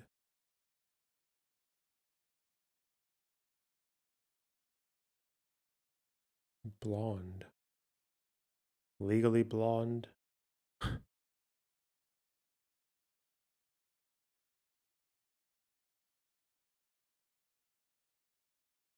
Huh.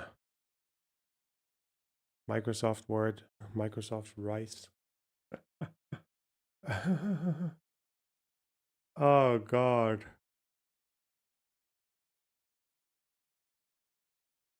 Fuck me.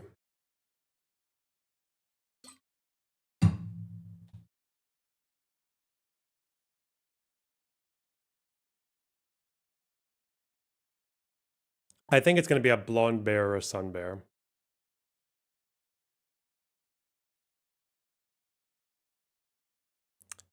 Three out of four. Okay, take our chances. Okay, thank God. What the fuck is this then?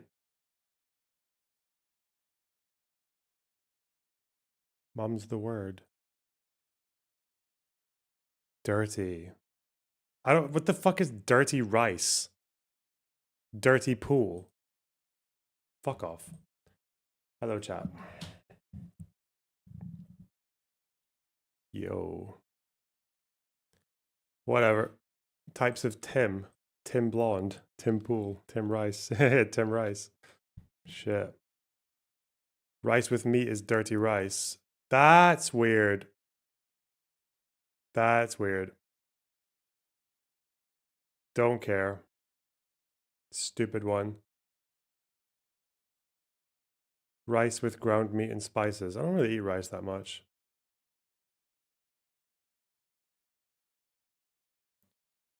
Whatever. I would much rather get into Slop O'Clock.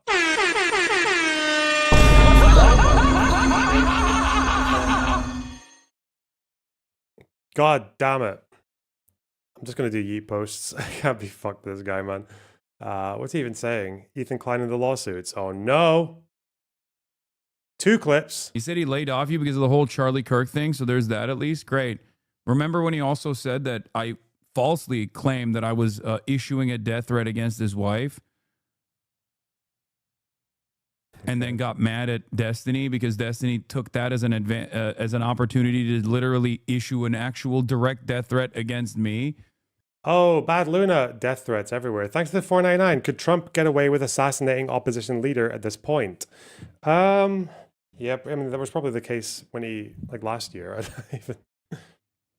And then he openly stated, Openly, oh, actively. you ruined it. We really had a win here, but you fucking had to open your mouth and ruin it. Now he can play the victim. That's what he said.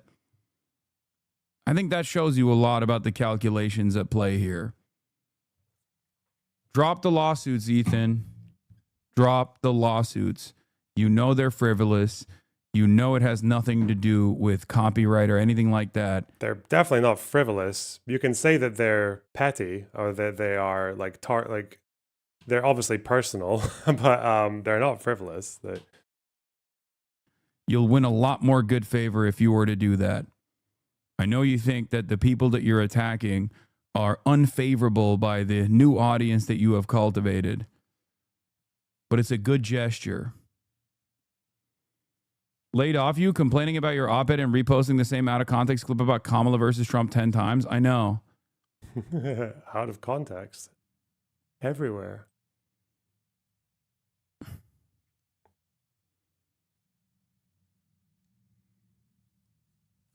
That he did do that when I got the op-ed.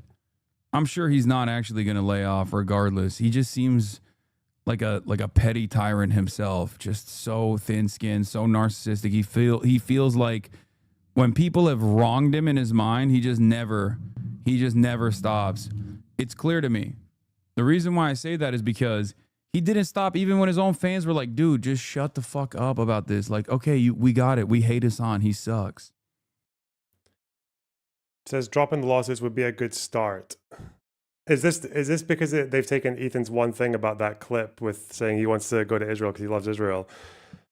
They're just taking that one apology as a kind of like foot in the door to be like, all right, okay, here's the rest of my conditions. Okay, Bob. Okay. Down pretty to YouTube. sure that's pretty. I would imagine that clip wasn't for these guys, but sure. Who spent the last 2 years cementing their legacy as rapacious dick riders of Israel by trying to deplatform all of its prominent critics. Of course, they still, on the one hand, it's literally like one fucking sphere of shitty fucking YouTubers and orbiters. Like, it's not there that all the prominent critics. God, they're really it's kind of inflating, isn't it? All the prominent critics. And are seemingly proud of their accomplishments in that time period, while simultaneously trying to rewrite the narrative as though they did not actively try to call every somewhat brown or Muslim-sounding critic of Israel a terrorist, an Islamist fundamentalist terrorist of the highest order that deserves not only scrutiny. Noah bin Samson. Are they putting Bana Panada into the slightly brown category now? Dude. It's funny because Hila, or Ela, I can't remember. Ela is like more Arab than most of the people that we're talking about here, right? More so than Hassan, because she's descended from, is she Iraqi Jewish or Syrian Jewish? Her descent. More so than Noah, more so than Bana Panada, maybe less than Denims, more than Mike from PA. Maybe less than Frogan. She's North African. Oh, Libya. Was it Libya?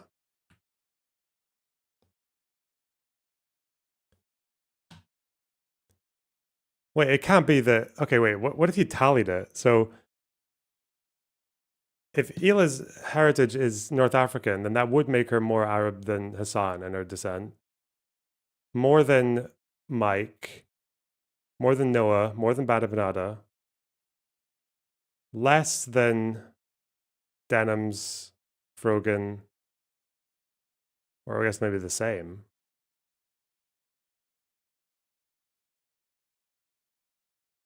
Did you not see the tier list? Millhouse, more than Anissa and iDubbbz. It's Ela's Iraqi.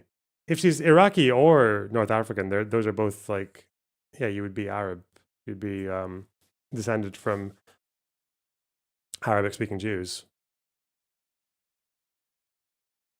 But, okay. I don't know, it's all just very fucking goofy, isn't it? But also potential prosecution.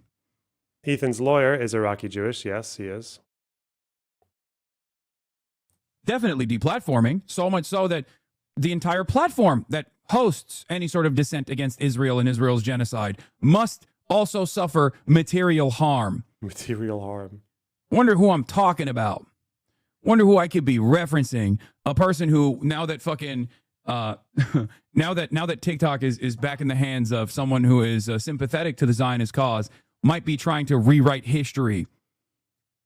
There are things that people like this could do, like, I don't know, drop the frivolous litigation pursuit.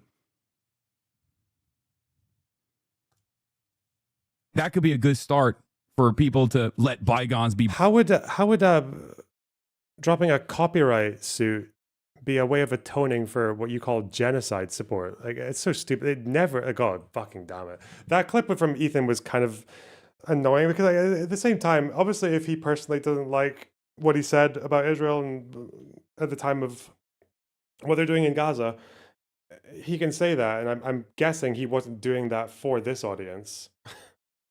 But God damn it.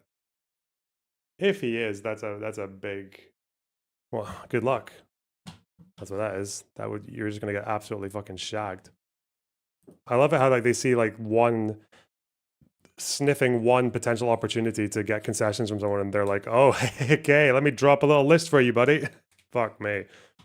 I'm not conceding anything. Bygones. I don't know if it would rewrite the history.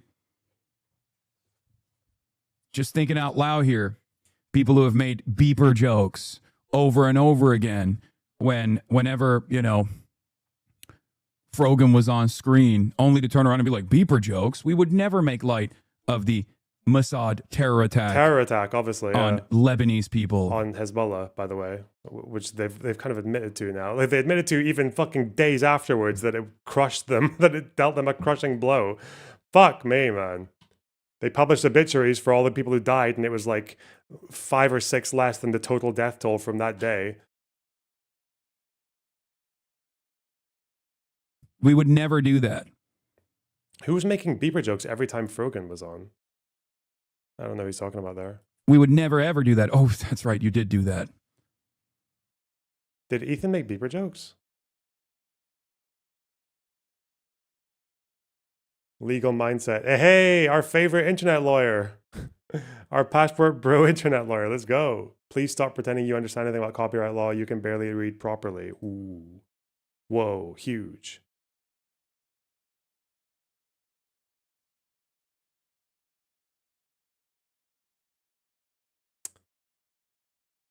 Man, this arc is so fucking...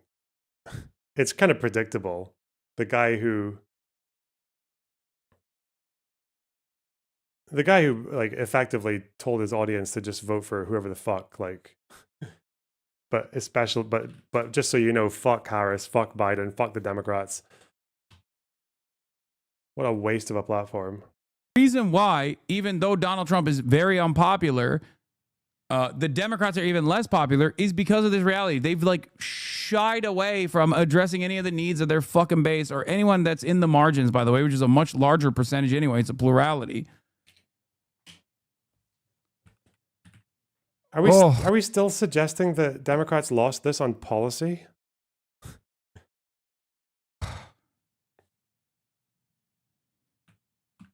We're all going to go to fucking concentration camps, and the Democrats are going to be like, well, it wouldn't have happened if you voted for us harder.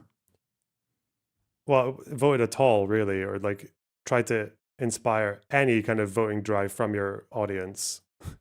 any at all would have been nice.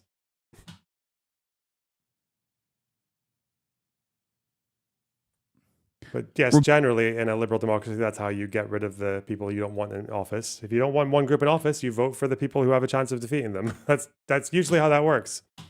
Yeah. And because people are lazy fucks, particularly the youth, you have to kind of give them a kick up the ass to vote as well. Even if they are politically engaged, even if they're online talking about politics all day, you still have to give them a pretty strong push to vote, because a lot of people just don't. And youth have a huge problem with that.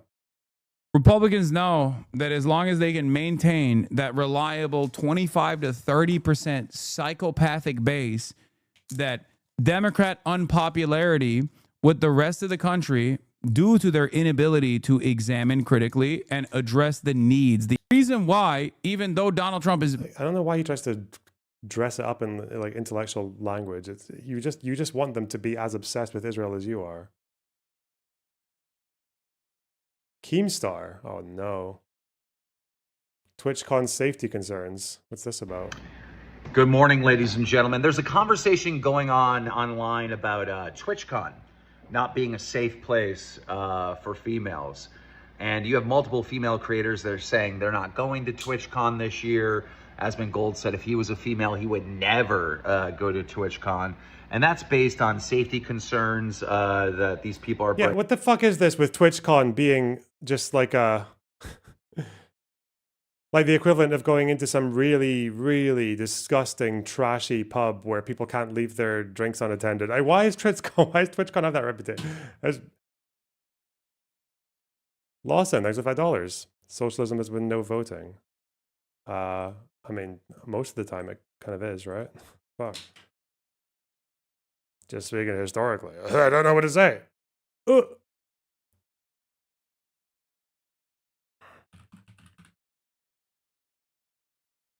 Bringing up. I mean, we've seen it throughout the years, like just sexual harassment and deviant things that happens at these Twitch cons.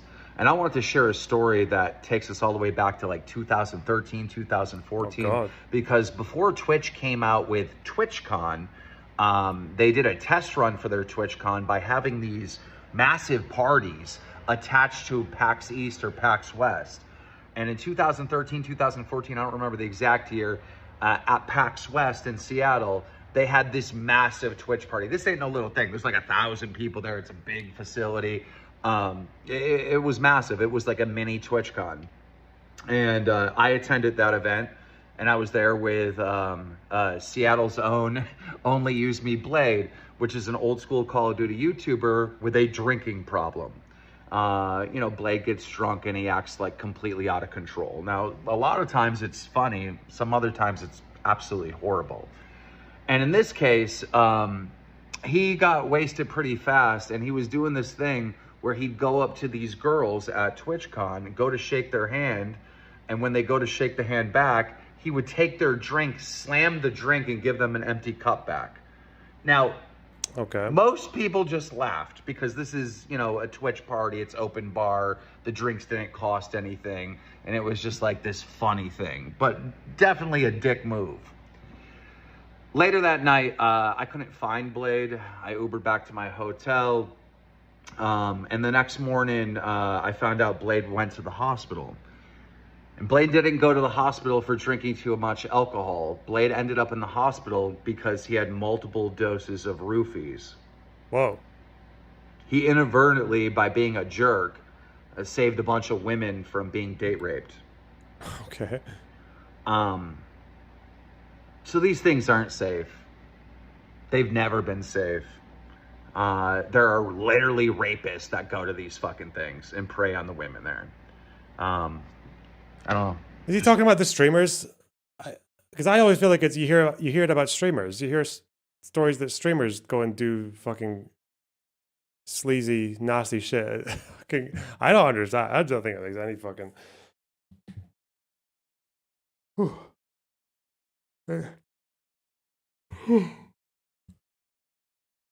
In the private rooms and parties. Yeah.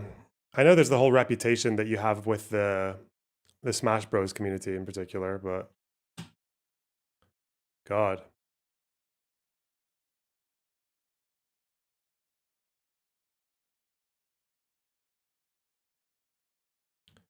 Pretty fucking unreal.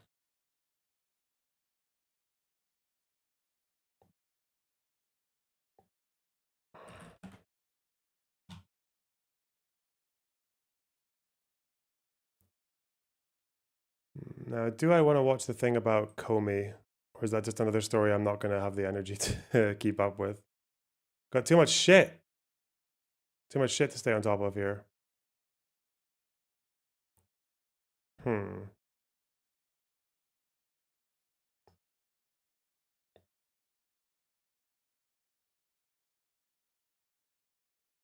my Reddit saying? It's been a while. Been a little while. There's not much going on, is there? Spider with his shameless self-promotion. Okay, nice. Trump says Ukraine can win the war. Yeah. Loner needs to go bald. Spider again. He's just dominating the entire sub. XQC. Realist versus idealist. Charlie Kirk was just Nick Fuentes with dog whistles changed my mind. It does seem like he was drifting into the Fuentes aesthetic. Seeing that clip of him with Jack Posobiec and that other wanker defending Franco and saying, oh, he just wanted to preserve free markets. Like, that's fucking crazy, man. They called him a fascist because he was just pro-capitalism, dude. Just pro-free trade. They called him a fascist for that. Wow. That is... that was quite weird.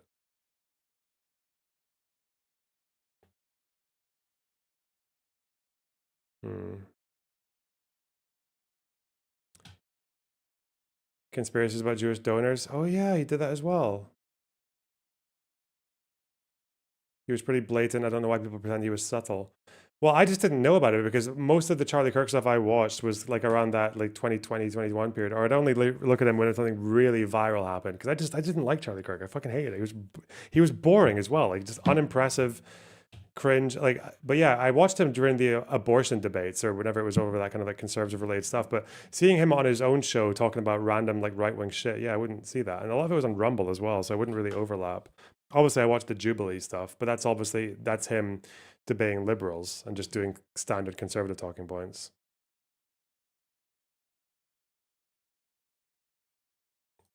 But yeah, it is quite telling that even someone like him who talks to Trump regularly was starting to move into that like white nationalist, like fascy neo-Nazi mindset.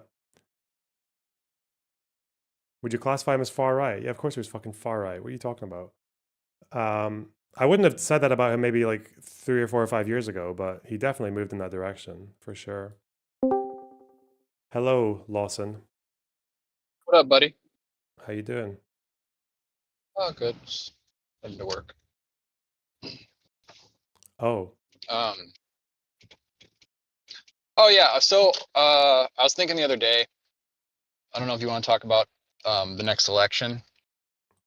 My midterms or the actual next election? Like presidential. I don't know what there's to say about it, but if you have some thoughts, go ahead. I think I found my Palestine issue, like the non-negotiable for me, and I'm concerned because I don't know if it's reasonable or not. I'm very torn about this. I want the current administration. I want to see somebody held accountable, assuming the facts that understanding that we have about how fucked Trump and his administration is. If it's true, I want like MAGA blood, figuratively speaking, of course, but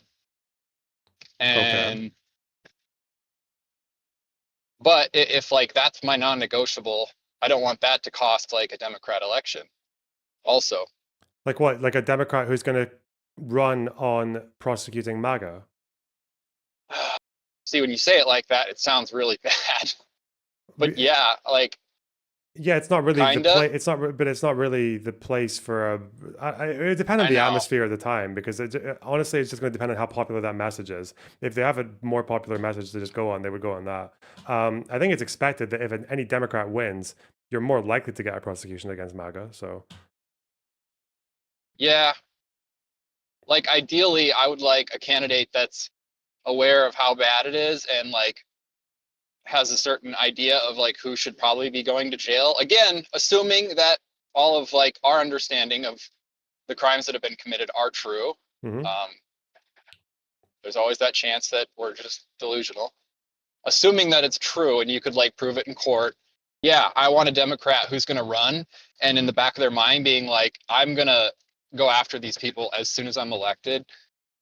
But maybe they don't like announce that publicly or something, like. Because this is the thing, I don't.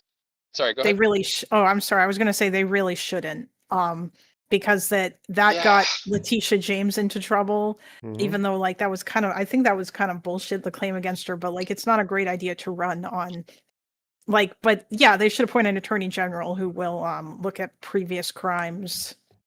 Because there's a lot of insane shit going on right now. But Democrats, like, they're not, I don't know if that would really be if that would be a good idea. I don't think they'll do it either, because Democrats just aren't like that. They're not like they're never that blatant, or they would just don't do that kind of shit. It depends. I don't think if the Epstein files turn out something and it becomes really popular to say, lock him up, then why not? But it's just going to depend on whatever the message actually gets you. Yeah, but assuming that's not even like, that's like, that's like not even I'm not saying that like diddling kids isn't a reason to lock somebody up, but that's not even the reason that that's not even the reason. I mean, I think it's like it's an extra, it's a bonus, but yeah. I don't know if I know what you mean. I don't know if the Epstein files will although it looks like those are going to get released, because assuming that they can make it happen, because that discharge petition has enough signatures now. As soon as that new Democrat who got elected in the special election, as soon as they take office, they're gonna sign, and they're gonna be the last signature that is needed. In a rare show of bipartisanship, they're actually going to do that and bypass Mike Johnson, and then they should be able to pass that. But I mean, I don't know if that means the federal government turns it over. I'm trying to think of like, what are some things that you think that like, I think that the corruption shit is probably like an easy one. Like the Hatch Act violations, for example, the way Kash Patel runs the FBI, or the what is it? What's the other one called? The Logan Act, the one for like that shit is insane. Like it is like, I just don't know how, because like for a lot of this stuff, I think you have to have like a certain understanding of civics and like law. Like it's complicated. It's not an easy we have proof this guy was diddling kids. Like, okay, cool. Like, that's something everyone will get behind. This other shit is like, it's stuff for people who've been paying close attention like us. Well, I think that like if the Epstein files come out and there's stuff in there that really like implicates Trump in like some bad shit relating to Epstein, then that I think will be popular for Democrats to run on. I don't know if like other stuff necessarily would, but it depends. I mean, it depends on how far he'll go. It's entirely possible he starts doing some crazy election rigging. You know. Like then he tries to go like if he loses the midterms, you know he's gonna like say it was rigged. And if he thinks he might lose the midterms, then up until the midterms he's gonna be going on about how it's gonna be rigged. Cause he's just I guess I'm so torn on this because like right now I don't give two fucks about norms anymore. Like I want my candidates to like I don't want them to break the law. To like, I don't want them to be vigilantes, you know, but like, I hear you and I agree that a candidate should not run on, I'm gonna get these motherfuckers, but also like, that's just a norm, you know, and I don't know. It sucks. I mean, yeah, it does suck, but it's kind of a, like, I understand what you're saying. I think, unfortunately, a lot of this stuff has kind of exposed some of the problems with the American system of governance, like the whole thing that the founding fathers came up with, because sadly, a lot of it sort of relied on, or at least some of it relied on the idea that people shouldn't be bad actors, or that like they would just like, what if Trump just, I mean, he's already done it, but what if like he just keeps ignoring like court orders, or like if the Supreme Court tells him to do something and he just doesn't do it, which I mean, it took him a long time to bring Abrego Garcia back, and now he's just wants to deport him again. I don't know if he got deported yet or not, but like stuff like that is kind of ridiculous. Or the fact that the DOJ is supposed to be a separate entity from the rest of the executive branch, but it's not now because Trump is ordering them, you know, to do stuff for him. I feel like a lot of that stuff needs to be changed, like in terms of the law, or the Constitution has to be amended or something. Certain rules in the Senate should probably be changed as well to prevent like this insane level of gridlock that is had, instead of like just relying on gentlemen's agreements and whatnot. But I don't know if there's ever going to be the political will to do any of that stuff, or if they even come back from this. The presidential immunity thing too, that's like, oh yeah, that's absolutely insane. Or like, what if Trump tries to run for a third term? Like, which would also be nuts. Well, that's my line. In the Constitution, you're not supposed to do that. I mean, I'm not gonna like,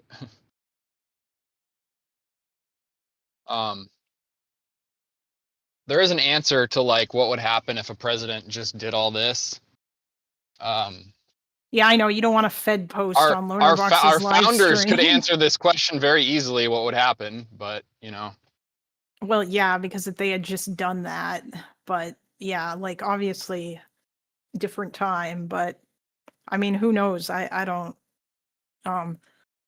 Loner is just sitting there playing Connections. Yeah.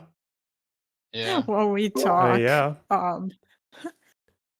I actually wanted to ask you a question, Lernerbox, about I'm assuming that you also don't like populism very much. No. Okay, even left-wing populism, although I honestly don't really see much difference between it and right-wing populism, or at least Cenk's not making a very good argument for it. Yeah, it's just like the most annoying thing for how it is like the ratio to being able to gas people up as opposed to doing anything useful. Very it's a very inverse correlation, and it's really annoying because they know how to get all the attention, they know how to fire people up, they know how to make people feel like the problems are really simple and the solutions are really easy, but then when it comes to actually doing anything, then yeah, it's usually just bad or nothing. Yeah, and I guess like I'm worried that it seems like that's really popular now in the US, and it also seems like do you think that in order to win, Democrats are going to have to appeal to that? Because the thing that is scary about populism is the extent to which it demonizes institutions by I don't saying know. everything is broken. I think Bernie was a good example of someone who used populist rhetoric whilst also being relatively not crazy when it came to policy. So I don't know. Maybe the rhetoric will have to be employed, but then that's obviously going to set expectations anyway. I don't know. I don't know what to do about that. Yeah, it's that's very unfortunate. I think Bernie did a decent job, although he kind of does push that whole everything is the billionaire's fault thing, but I mean, he is just one guy, so and like you can I don't know. It's Hey Lawson, are you here still? Yeah, I'm here. Oh, okay, you were muted. I heard you. Are you in your car right now? Are you driving? Yeah, I was just headed to work. I've got a headset on though, so don't worry. Oh, okay, good. You're not endangering yourself or others. No, I almost sideswiped the whole family the other day talking to Hutch, so then I got a headset. What the fuck? Okay, I'm that half joking, but I got to get to work.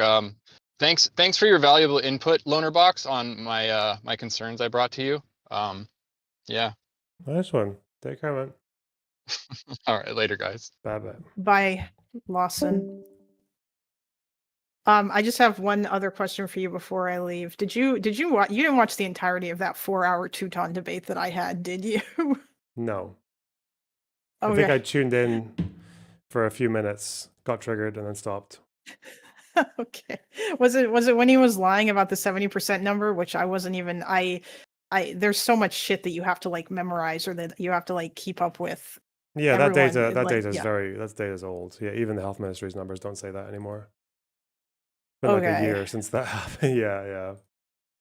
Okay. Damn, okay. You didn't even I was going to ask you for your input, but I mean, there wasn't really like I guess yeah, you said you only tuned in for a few minutes, so it's fine. Yeah, I'm probably going to do like a final thing or like a final note sheet on just all of the fucking mad claims that came out from the war and then like separating it from the ones that were actually valid because there were quite a few that are. It might be good just to have it all there and so I can never have to fucking talk about that shit again. Oh yeah, that'd be good for the rest of us too. It'd be Uh-huh. cool to have that. Yeah, because that is so much shit. Yeah. All right, anyway, I'm gonna go back to reading crazy MAGA tweets from the day after Charlie Kirk died for a thing that I'm working on for a future stream. So I'll Good. talk to you later. Take care, bud. Enjoy the rest of your stream, dude. All Bye. right. Bye. Is this gonna be like a fucking weed thing, like a grinder and a filter? But what else? Beans. Oh wait, yeah. Coffee. Nice one. Okay. Fuck, I thought they would finish before I finished this one. God damn.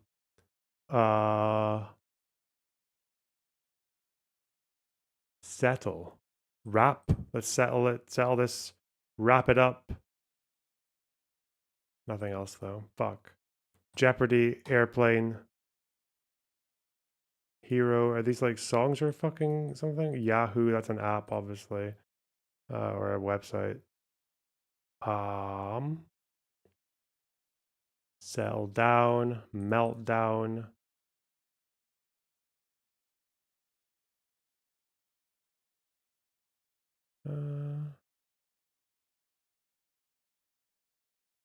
Melt.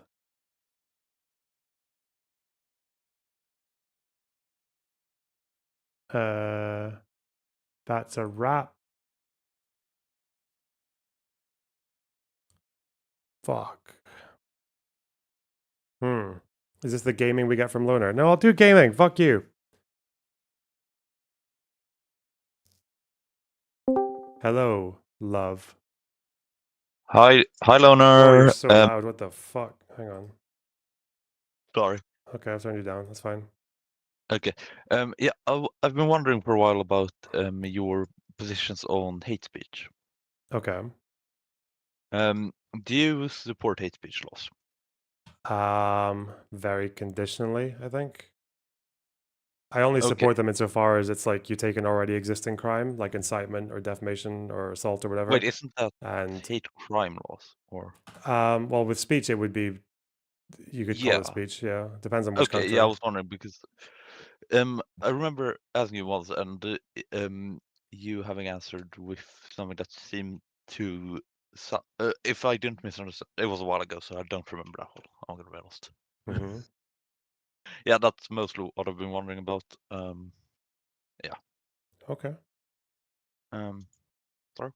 Oh, take care. Take care. Bye Bye. bye. What's the other sandwich here? Club sandwich, a melt, a wrap.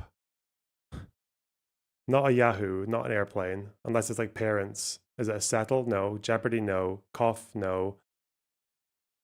Could be pink or pony. I've heard of. Maybe pony? No, is it pink? Fuck! It's not even 3! What? Dude. Dude. Dude.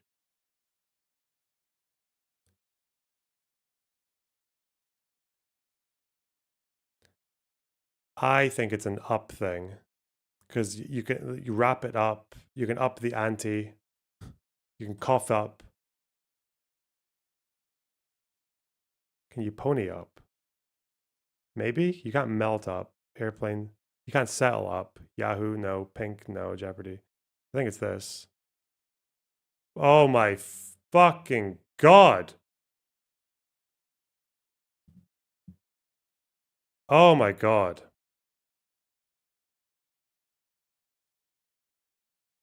Oh.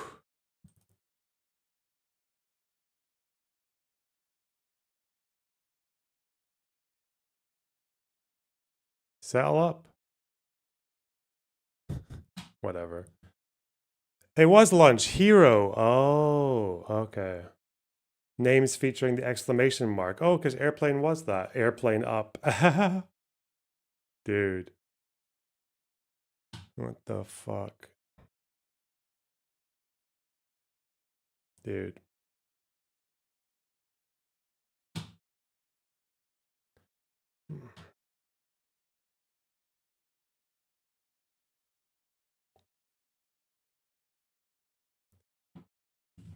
Oh, sorry. Bans. Listen, every time one of you guys think you can fucking weaponize my personal shit against me when you clearly have no fucking idea what you're talking about, like, god damn it. Fuck me. Why is my chat going fucking deranged? Oh, it's catching up. Okay. Okay. There we are. Bye-bye. Okay.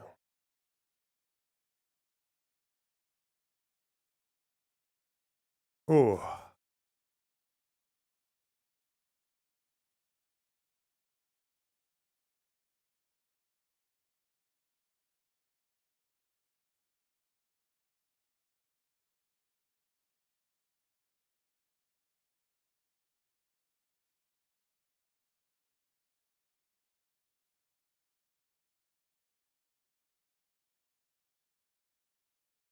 Hmm.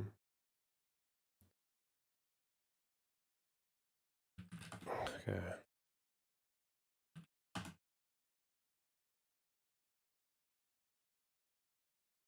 No, thank you. You want to see comments on the speech? What, Netanyahu? You can go look back. I mean, it's just the usual fucking, like, terrible tone-deaf stand-up comedian bullshit. Like, what? Actually, some massive embarrassment. Where? Oh. Okay. Nigel Farage. This YouGov poll is quite scary. There isn't an UK election politics. tomorrow, and it's only one poll. But even so, are we on the cusp of a massive change in our politics? Sky News can now reveal the latest polling projection from YouGov. And here it is. It puts Reform UK on course to be the next government, and Nigel Farage, of course, to be the next Prime Minister. Reform UK, the largest party in a hung parliament, almost impossible to stop, going into number 10 with the results that you're just about to see. Right, first I want to take you back to last July's general election to see just how much things have changed in a matter of months. You could barely see any light blue, that's Reform UK's colour. Labour, well, they're really dominant. Tories still very visible in their dark blue. Now, I'm going to walk over here so you can see just how it's changed. And here it is. Look at this. So much light blue. It's really incredible. The North East, the East Midlands and Wales, all Reform UK dominated. Labour, driven back to a few heartlands. A third of their seats actually now would be in London. And the Tories, well, they're wiped out in the southwest and not even much dark blue in their southeastern heartlands. And so this is what the House of Commons would look like. And the party with the most seats, Nigel Farage's Reform, up to 311 seats. That's up 306. Incredible result for them. It's so many, dude. And the thing is I just don't, it really is hard to tell if any party has any way of addressing it, because obviously when it comes to, it's all immigration focused, that's all it is. And it's also, it's not even really on net migration. They don't talk that much about net migration. It's all about Nigel Farage's obsession with fucking small boats that makes up the tiniest, I think it's like a couple percent, if even that, of net migration to the UK. It's such a small number. And it's also us kind of just doing what we've been doing for the last like 70 years. Like we've done this ever since the Refugee Convention. The whole idea was that we were supposed to say that the rest of the world, and us included, should share the burden when refugee crises take place, because otherwise you're just going to take a crisis and spread it furtherwards to neighboring countries and everything else. So you have to give people, it makes more sense to give people the option to move around and to go to a place that best suits them. And then when they arrive, because they can't just get a visa and fly over, when they arrive, they can come here and get processed, see if their claim is legitimate or not. And then if it is, then they go on the next step, either to citizenship or refugee status. Like, it's a very simple process. It's not really that costly. It doesn't seem to bring extra amounts of crime, according to the stats. It doesn't really bring, you can talk about net migration, because like net migration does actually bring issues when it comes to second generation and all that, but even those are probably better than the alternative. You don't want to become like fucking Japan. But yeah, they've just, because it has such an emotional impact on these people who just watch people on boats and look at the hotels, and because they hear the word hotel, they imagine they're getting fucking pampered and 5-star service and bed and breakfast and everything else. Like it's just such a fucking state that they manage to manipulate people like that. And obviously, I don't know, racism is just prevalent enough that they get away with it. Conservatives did this as well, though. Conservatives often put immigration as a top issue when they were campaigning. It's just that obviously those promises that they made were very impractical. They were very gimmicky.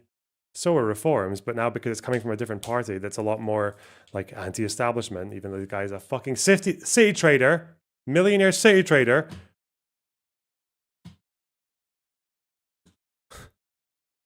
Yeah, what the fuck do you do? I feel like Labour's response to it so far on the policy grounds haven't even been that bad. It's just like net migration is coming down from the very unprecedented height that it was 2022-23. The asylum backlog is being dealt with. We've got to deal with France, but you can't have people coming here and then you send their boat back just into statelessness. If you're going to send people back, like that's the whole thing that Farage wants to do, is you have to have an agreement. And he would never be able to answer the question on how do you get France to take them back, because that's where they tend to come from. He's just a scam artist. And he also wants to, in the past, he's spoken about how he thinks we should abandon the NHS and go to a fucking like insurance-based healthcare system, and he wants to cut like what he claims is 50 billion plus pounds worth of waste, which to him is just welfare programs that he doesn't like. He's a proper, like, again, just like free market fucking spiv, corrupt as fuck.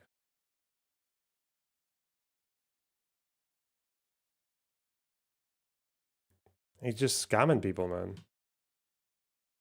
I don't know. It is surprising that we survived for this long, though. It is quite surprising that we survived this long without a party like this coming to prominence. Because nowhere else in Europe lasted that long, really. 144 seats for Keir Starmer's Labour Party. This isn't a majority, though, I don't think. Them losing 2/3 of their 320 seats. As for Kemi Badenoch's Tories, down on 45 seats. That's pretty 45. existential by the time they reach that low level. Again, down 2/3 of their seats. The Greens under the new leader, Zach Palensky, up 3. The Liberal Democrats under Ed Davey, they will be up. No, spiv is not a slur. Spiv is not a slur. Spiv is like a... It's like a flashy, scummy black marketeer. Yeah, I think it was during the rationing period post-war and during the war that they kind of came to prominence. And it's just like, yeah, it's like a Better Call Saul kind of guy, you know, with the stupid fucking suits and the briefcase full of illicit goods. Yeah, it's like the British version of a snake oil salesman. Yeah. But that is what Farage is for politics. He is a spiv. He's a total scamming cunt. 6 on 78, and the SNP, well, they would be on 37 up. No, Lib Dems get 78 seats. 28 seats. So there you go. Now, it's a hung parliament. So I want you to have a look at the formal winning line. That's here. It's 326 seats. And actually, Reform UK are almost there. They're just 15 seats short of that. So what would happen? Now, they deny it at the moment, but quite frankly, the most likely outcome is that the Tories end up voting with Reform UK to put a Reform UK leader. My professor said there's a genocide in Gaza today. I'm really sorry that happened to you. Did you report them for anti-Semitism? I'm sorry that you had to deal with this anti-Semitism. What? Nigel Farage in Downing Street. There are alternatives. The Tories could abstain, but Reform UK actually would still then have the most votes to put Nigel Farage in number 10, even under that. It's only if all of the parties, including the Tories, apart from Reform UK, voted together. And also, you had the Northern Ireland parties that aren't in this poll, taking them over the winning line, that you'll get somebody other than Nigel Farage in Downing Street. But can you really see the Tories doing that en masse? It's hard to see. Right, now look at who gets whacked under this poll. Whacked? Here we've got the Labour faces. Wanked. And look, Yvette Cooper, Wes Streeting, former leader Ed Miliband, deputy leadership contender Bridget Phillipson, former leadership contender Lisa Nandy, ex-deputy leader Angela Rayner, all gone under this polling projection. And lots of prominent Tories too. Shadow Chancellor Mel Stride, Robert Jenrick, there, Priti Patel. You've got Stuart Andrew, James Cleverly over here, Rick Holden, who was one-time Tory party chairman. So many would be gone. Now, I want you to focus on a couple of things. Here is Reform's 311 seats, but where have they all come from? Well, look at this. 231 of them have come from Labour. That's where the seats are from for Reform UK under this. 71 from the Tories. I will say, I think there's a lot of domestic policy that Keir Starmer has just completely missed the chance with. Like, he's so concerned with all this, like, digital ID and the fucking online stuff where if you want to watch, like basically just telling everyone in Britain to start getting fucking VPNs. That's all that really achieved. Because now if you want to watch like 18 plus stuff online in the UK, you have to digitally verify. But like, I think Proton just immediately overnight became the most downloaded thing in the UK.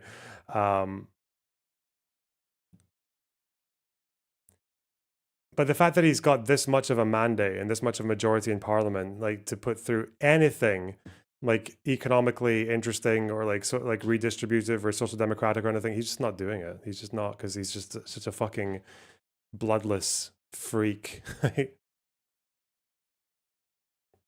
5 seats Reform hold on to, and the Liberal Democrats supply 2. Now, I want to return to the map. This is the picture that we've been giving you across the whole of Great Britain. But let's zoom in on Scotland. Let's see that now. Now, of course, these are Westminster seats, but still, the SNP up to 37 seats. You can see that there. Labour wants the party of Gordon Brown down on 9. Just one Conservative.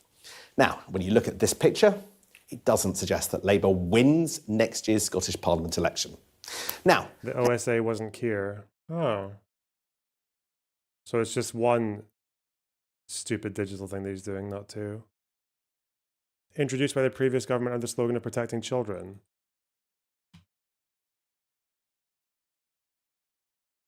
Had it already gone all the way through before he came in?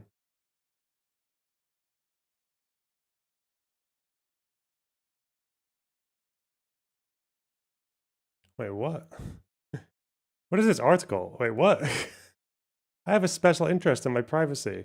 Back in the 1980s, my father's love letters to my mother, penned in Margaret Thatcher's England, would arrive in Poland with a censorship stamp from the communist government. Now, with Clause 122 of the Online Safety Act opening the door for client-side scanning of mobile phones, Prime Minister Sir Keir Starmer is trying to get his hands on mine. Oh no. Introduced by a previous government under the slogan of protecting children. What's the voting timeline on that? Online Safety Act, voting timeline UK. They just kept delaying it. Let me see the parliamentary timeline. It received royal assent October. House of Commons. Oh yeah, no, wait. The vote took place in the Commons this year though. 2025. Is that right? On the draft.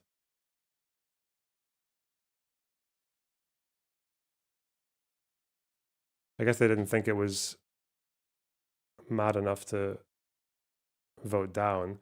Wait, how the... No, I need to check the party composition here. What is... This is on the... No, this must be changes, because this is the vote on 2020... This is in 2023. The draft. No, it's not. This is... Oh yeah, no, the vote held on... Okay, this is the vote held on 2025. Okay. How... Okay. Am I gonna need to redo my British fucking parliament procedure? Why are all the ayes from Labour then? Conservatives are all saying no. Let's see. Let's get a little run through here.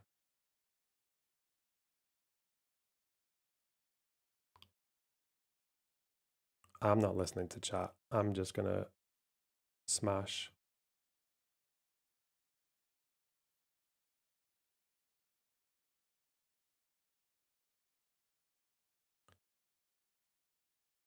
Yeah, I know legislation page gives you all the shit. That's just the full text of the bill.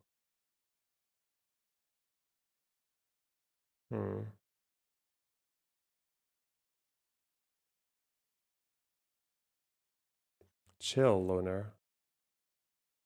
What? The original was in 2022.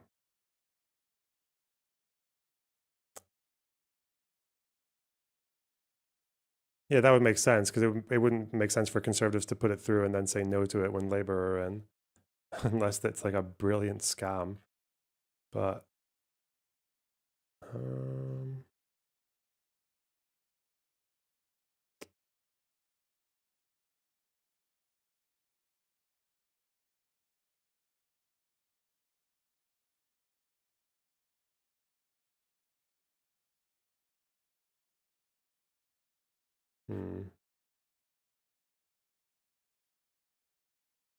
it's actually not that easy to find a full timeline on it.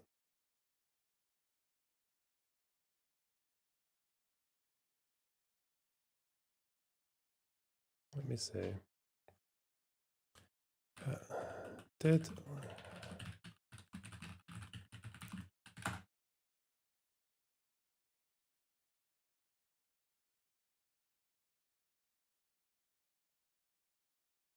Hmm.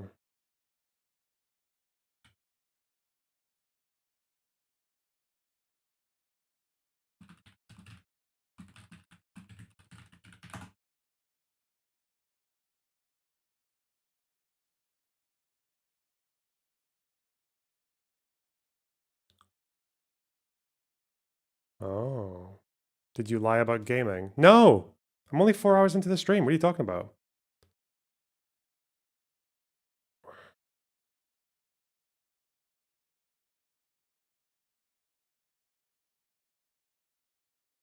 I don't know. It seems like they were still generally behind it. They just didn't. I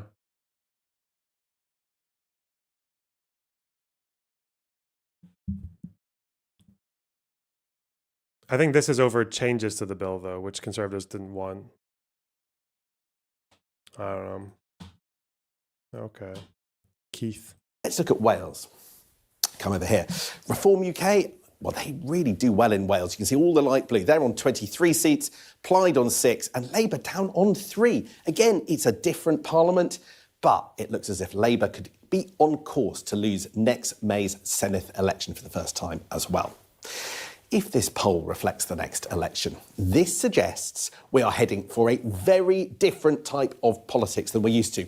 The established parties will now try and stop all of this from coming true. How many refugees end up in Wales? I don't know. It's not that though. It's like, oh God, is it? Because now I'm just wondering how much of it is to do with people just learning about all of it from fucking social media news and it being dominated by like Elon's Twitter and all these wankers. Because like, I feel like the way people talk about the asylum seeker thing is like, they think it's a fucking epidemic. They think some of the way some people talk about it is like, you think they're looking at net migration numbers and just saying that's the entire like illegal population. It's very odd. It's very, and I don't really know how they're supposed to, like what the right way is to fight that. Obviously I've got my way, but whether that's like what politicians should be doing is maybe a bit of a different question.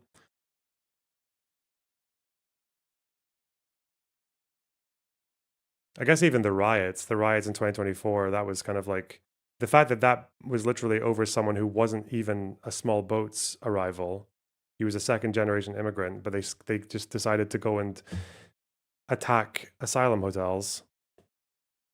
You know what's interesting about those asylum hotels is it's not just asylum seekers who go there as well, because what sometimes happens with local councils is that if you are in a domestic abuse situation as a citizen, you can go into a bed and breakfast. Like that's where people or people who are like recovering addicts or people who are like just between an abusive household and a different home or like emancipated youths and all that. But now that those hotels are being used, if not every room is filled by an asylum seeker, it's sometimes filled by locals who are just like working class people or people who are like very down on their luck, and then they're kind of like in between getting council housing.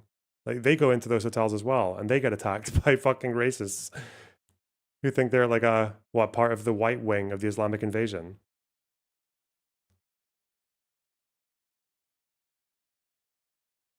Let's see if I remember what I wrote about reforms. Yeah, Reforms Manifesto is fucking mental, man. They said they were going to withdraw benefits after 4 months if you don't accept a job after 2 offers.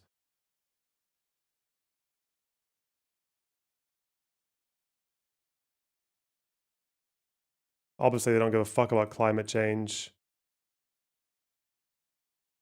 They have some really weird quantitative easing scheme, which they claim would save 35 billion, even though it's basically based on like a misreading of some proposal from one of these like financial economic think tanks.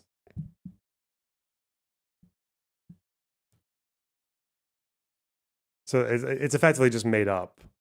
They obviously want to cut foreign aid because, you know, all the gaps left by USAID need to be a little bit wider. And this is my favorite thing. Like this is like the one thing. You don't even need to know that much about reform. You just need to know that every government, that every party that has a manifesto in UK politics says we want to cut 1 billion of waste, or we want to cut 1.5 billion, or like 750 million in waste. Reform comes in and says 50 billion.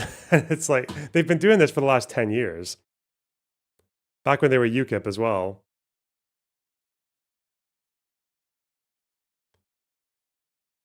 Oh, we're just going to, yeah, this was another thing. We're just going to improve competence from the HMRC. But they also apparently think they're going to raise, but this is obviously because they're pretending to have saved so much from other places. Cut office waste.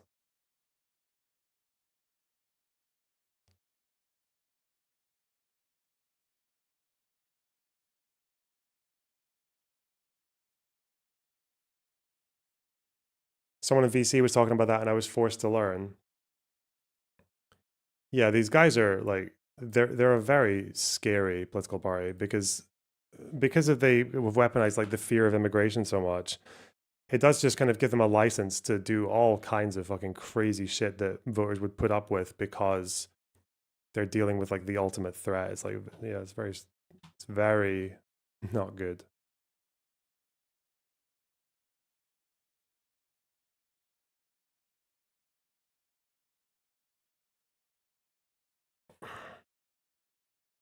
%100% employment based. Didn't they also have a weird train obsession? The Tylenol party. What? Reform had a train obsession. Not that I remember. What did they say about transport? They wanted to scrap HS2. Oh yeah, this was a thing as well. Spivs, man, they're fucking scam artists. They're so fucking gross. They said that they would.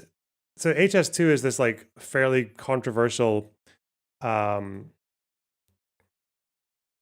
between London and the Midlands, between London and fucking like the Manchester area. I think I don't know England that well. Waste of time. But the point is that they've already spent like half of the expected total cost on it. 27 billion out of 54.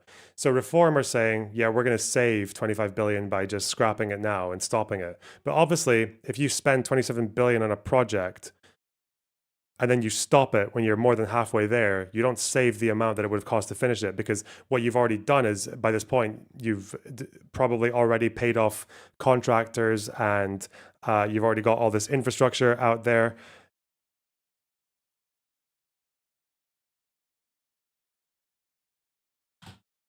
But yeah,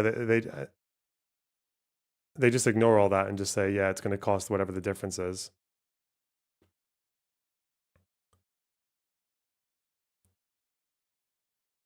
Just lying. Like, just fucking lying. Whatever.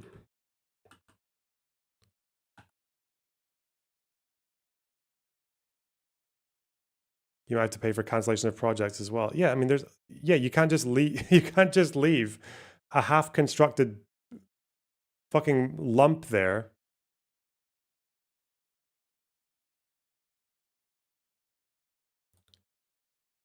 But is what it is.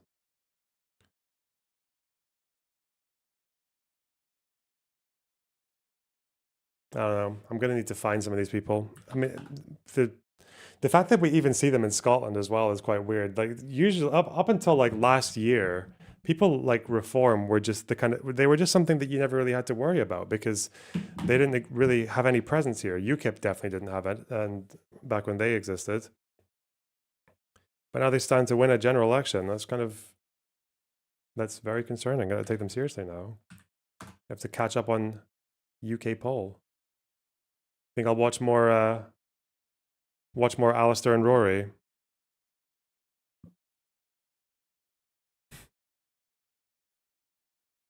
They can tell me what's what. Oh God. Let me see.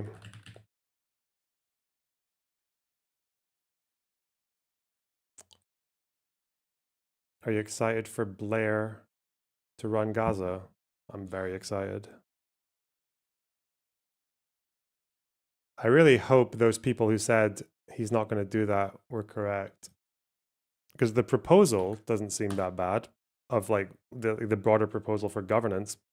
But him being, I don't know why the fuck he thinks he needs to be at the head of it. That doesn't make any sense. That's so strange. Doing it for the good old days. It's not like people in Gaza like don't know who Tony Blair is. Tony Blair has a horrible reputation in Palestine. In anywhere in the Arab world. Why don't we get Tony Blair? Well,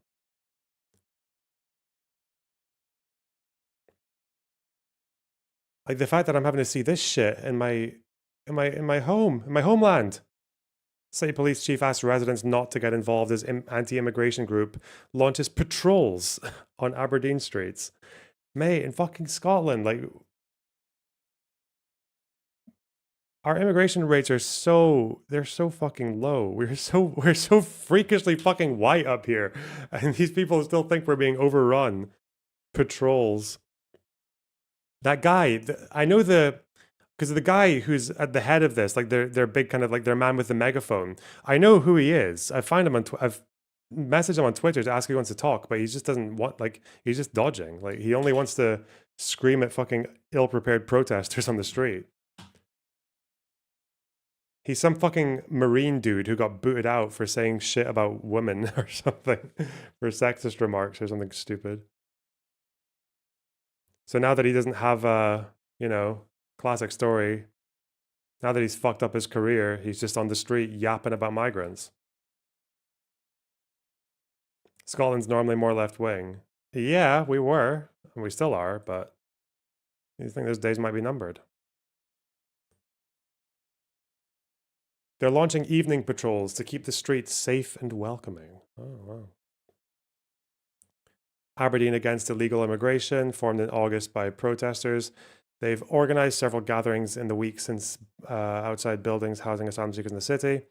Protests have been held near the former Hampton by Hilton in West Hill and Doubletree by Hilton at the beach. It's okay, though. We're going to get Gary Stevenson into wealth tax our way to electoral success again.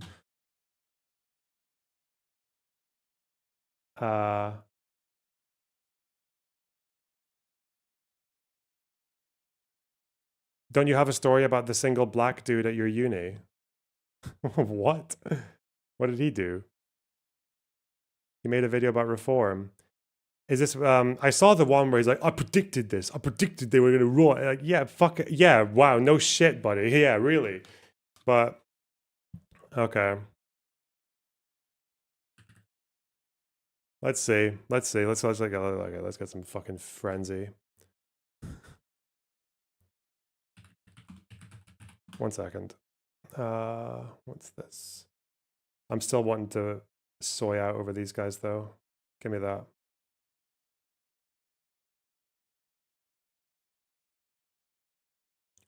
I need to find these people, though. I want to debate British fucking right-wingers.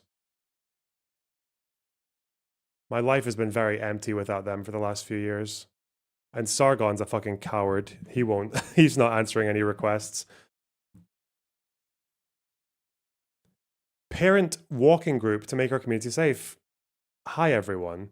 Due to some recent concerns raised by the police and how our patrol group has been portrayed in the media, we'll be putting that initiative on hold for now while I work through the legal side of things. Who would have thought that simply trying to do good for our community would be met with such resistance? I can't believe they didn't let us just walk around like fucking self-proclaimed vigilante night patrol. Would be taken unkindly by the police. I can't fucking believe that, mate. Look at this fucking picture, dude. These guys are fucking freaks. And they're gonna win an election. Dude!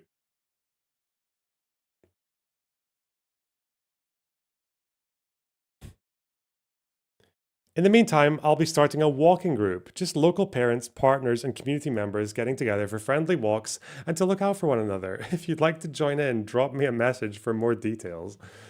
Oh, God. I already know the kind of wankers that they're going to put on these walks. It's going to be these guys, isn't it?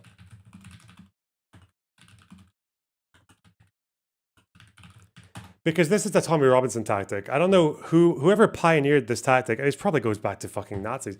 Whoever pioneered this tactic of saying, we're just going to be out here with the families, walking the dogs. We're going to do a family protest, bring your kids. And then you turn up and it's a bunch of shit-faced fucking baldy fucks throwing bricks at cops and fighting with people and swearing and calling people slurs.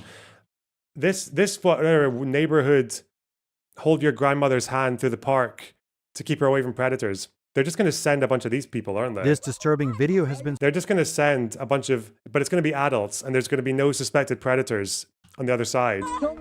They're just going to go up to fucking strangers with this shit, with their fucking hatchets. People online have accused... Just imagine 50 of these person, but they're all male, and they're all like 25 plus years old. That's what it's going to look like in reality. That's why there's no picture here. They had to just do a fucking clip art. Fuck.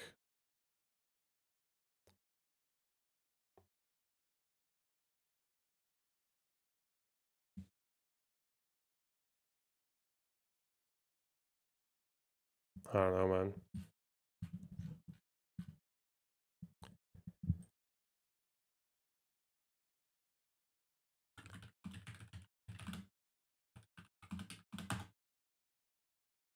Let's see. Okay, okay. Let's see. 44 minutes. I'm not gonna watch. Okay, come on. We can stop this though, okay? We can stop this. We just need to buy Gary Stevenson's book. Okay, welcome back to Gary's Economics. Today we're going to predict the next election and we are going to answer the question, will reform win? Okay, so whenever I want to make a prediction about politics, the first thing I always do is I check the odds. The betting odds are not always right, but I think it's always a good idea to look at what the market thinks and then compare it to what you think and see if you can understand what the difference might be. So I look at these odds a lot. Obviously, I used to be a trader. I'm looking at the markets a lot, but I also do, now I'm interested in politics, look at the betting markets for politics a lot. So we're going to flash these up here. I go to Betfair and I look at the market. It's a little bit difficult to translate, so I'll do it for you. This here shows the betting market for who will get the most seats at the next UK election. These two red and blue numbers, they show... I'm not watching this. I'm going to kill myself. I'm actually going to throw my head through a brick wall. Hell no. No. Can't do that. No. Put me on a small boat that's full of holes and has a shark inside it.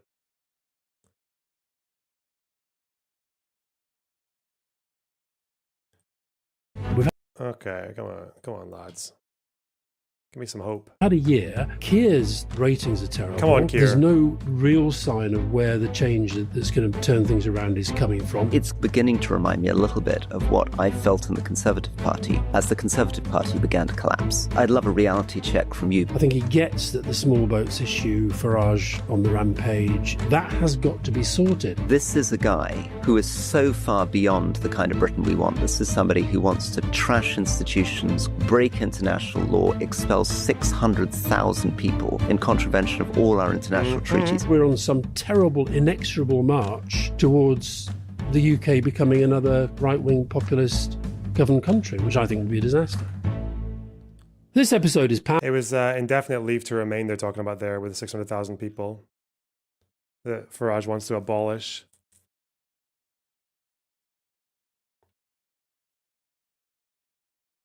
By Fuse Energy. As one of the fastest growing energy suppliers in the UK, Fuse are making a difference that you can measure. At a time when almost everything else feels uncertain. Is set to rise on the 1st of October, so customers are advised to fix their rates before the energy board could save around £200 by switching to Fuse, and it only of unpredictable rising costs. That's less time. I'm gonna do it. I can't help myself. They're so charming. Politics. To switch to Fuse and save yourself some money this winter.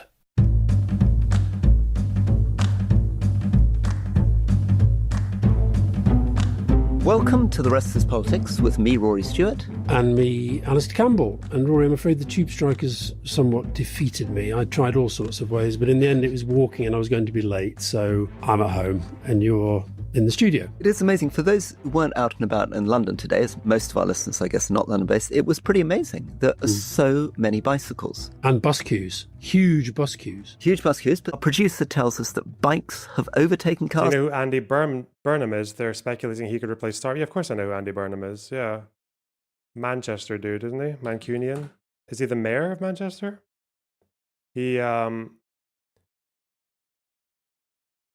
He's run for leader a couple of times. He also was involved in bringing justice to the people from the Hillsborough disaster. Took him a long time. Actually, from what I remember, it's been a while. He was also quite close to the Corbyn leadership.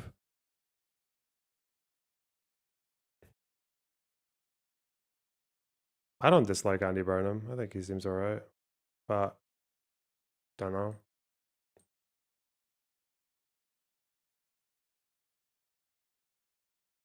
They need that combo again, you know, the Attlee-Bevin combo, where it's your little fucking moderate posho, relatively moderate, and then a fucking scruffy old minor boss as the number two. Don't know. It's become the most common vehicle in central London.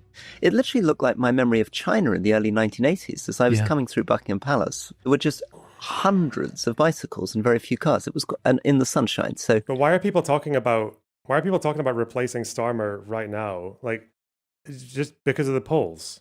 He's still got 3 years, and he still has a enormous, that majority in Parliament is still there, so he can still pass things. On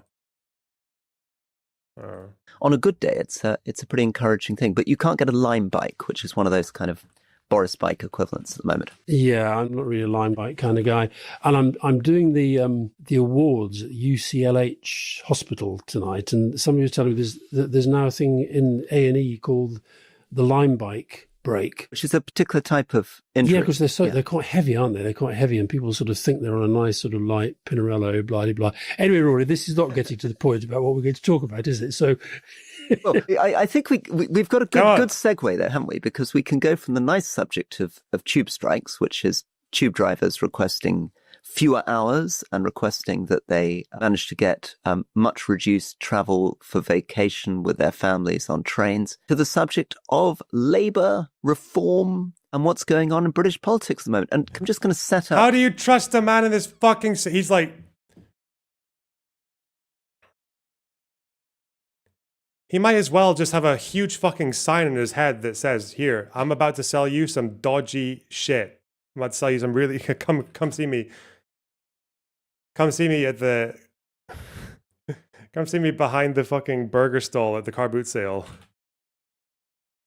The thing, just to remind people where we are. So the latest Ipsos poll shows Reform now at 34%. Labour, this is June 2025, was at 25%, but now many polls are showing Labour down at 20%, with potentially Corbyn taking 5%, bring them down to 15%, and the Conservatives down at 15%. So we are in a very, very different world, a completely radically different world from obviously 2019, where Boris Johnson and the Conservatives won this extraordinary majority. Very different world from last year, where Labour won this big majority, into a world where the Conservatives certainly seem on the verge of extinction and Labour seems, to put it mildly, in trouble. Over to you. There's no doubt about that. I mean, you know, I think you and I are both of the view that Farage's Reform is a classic right-wing populist party, wouldn't be serious as government, but the fact that we're even talking about it shows that something quite strange is going on. The fact that they've literally only got 4 MPs, and yet nobody talks about Kemi Badenoch remotely having a chance of getting to number 10. And of course, then throw into the mix Angela Rayner's resignation. I can't believe Kemi is at the head of the fucking Tories.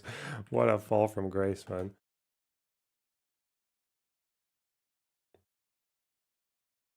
She's the trans-obsessed one. She's like the memer, the WL politician. Which we talked about in the the podcast we did immediately on the back of her resignation on Friday, a deputy leadership contest, which is now shaping up, where you sense that the party machine is kind of hoping that there's not going to be too many candidates who get above the 80 MP and a couple of affiliates and trade unions threshold. I see Bridget Phillipson is the latest name that's being put into the mix. And meanwhile, a sense in politics, not just in the UK, but right around Europe. We're going to talk about France later. France is kind of imploding. The AfD in Germany are probably going to win the next big regional election that's coming up there in just under a year. And so this is kind of big political churn.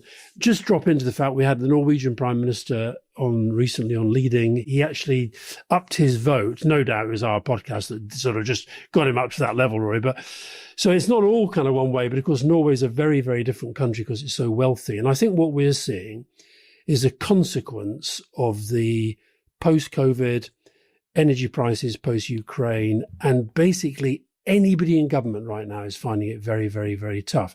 Question is, does the reshuffle make any difference? I mean, you and I talked a little bit about that. What's your final? I felt watching the reshuffle as it unfolded, we were kind of it was just beginning when we were talking the other day.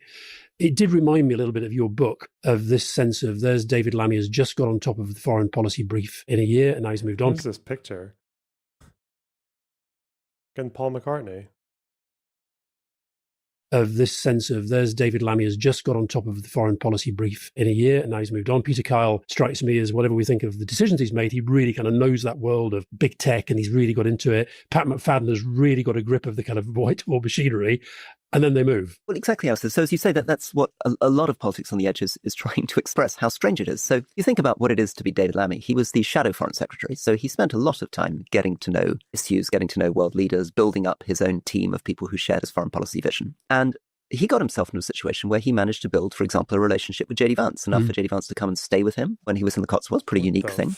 He worked his way slowly towards a position on Gaza and Palestine, a difficult negotiation with the party. Civil servants coming on board and all of them thinking, okay, this is the guy who may be there to stay. And of course, different people around the world developing those relationships, particularly important, for example, in places like the Gulf, where because they're monarchies, there's much more continuity. But it's true in Africa too. I was the Africa minister. Many of the leaders in Africa have been in there for a very long time. I really felt when I was lucky enough to, as a Foreign Office minister, to meet someone 2 or 3 times, that was completely different from the first time that you met them. So all of that's baked into what David Lammy had been doing. And now he's gone. And now a completely new person comes in and takes over the job. And this has been repeated structurally right the way across government because it's, I don't know whether the analogy is with a poker hand, but traditionally you would have thought that you want to be decisive. You either want to fold or you want to raise, right? In other words, you either want to be making a dynamic decision to promote people or you want to fire them. What's actually happened in this reshuffle is it's quite genuinely a reshuffle. I mean, all that's happening, or a lot of what's happening, is only 2 cabinet ministers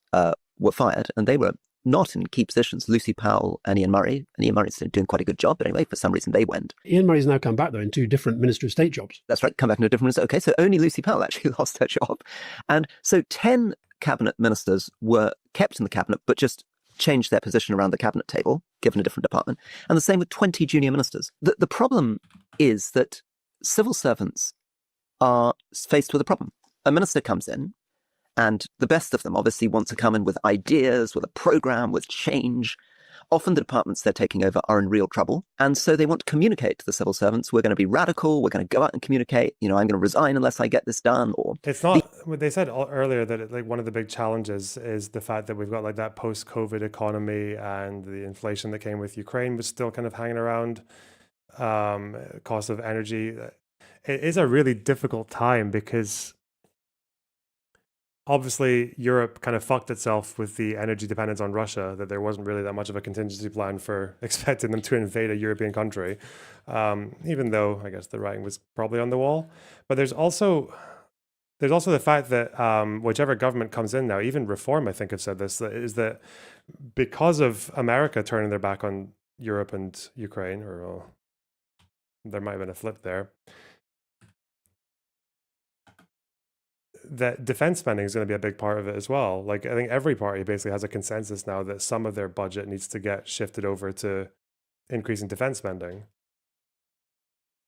So there are it's like a really bad time to be, and maybe, is it really the fact that like they're not doing anything kind of like creatively with or left-leaning with the economy just because they can't. Even the Greens. The Greens, I don't think they said that. No, maybe. Because it's over Russia, Ukraine. Actually, I'm guessing the Greens didn't even have defense in their manifesto. I'm curious. Green Party. But it's quite difficult being in a period where you actually do need, and we've got Brexit on top of that as well.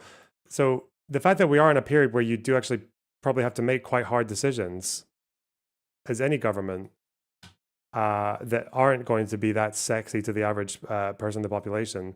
And meanwhile, you've got fucking Farage over there in his flashy fucking Willy Wonka costume, promising everyone all this bullshit. Is their 2024 manifesto still up?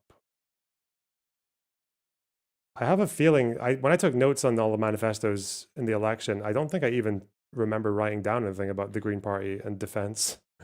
I'm curious now. Long version. Because their long version of their manifesto was only 28 pages. Do they say anything about defense?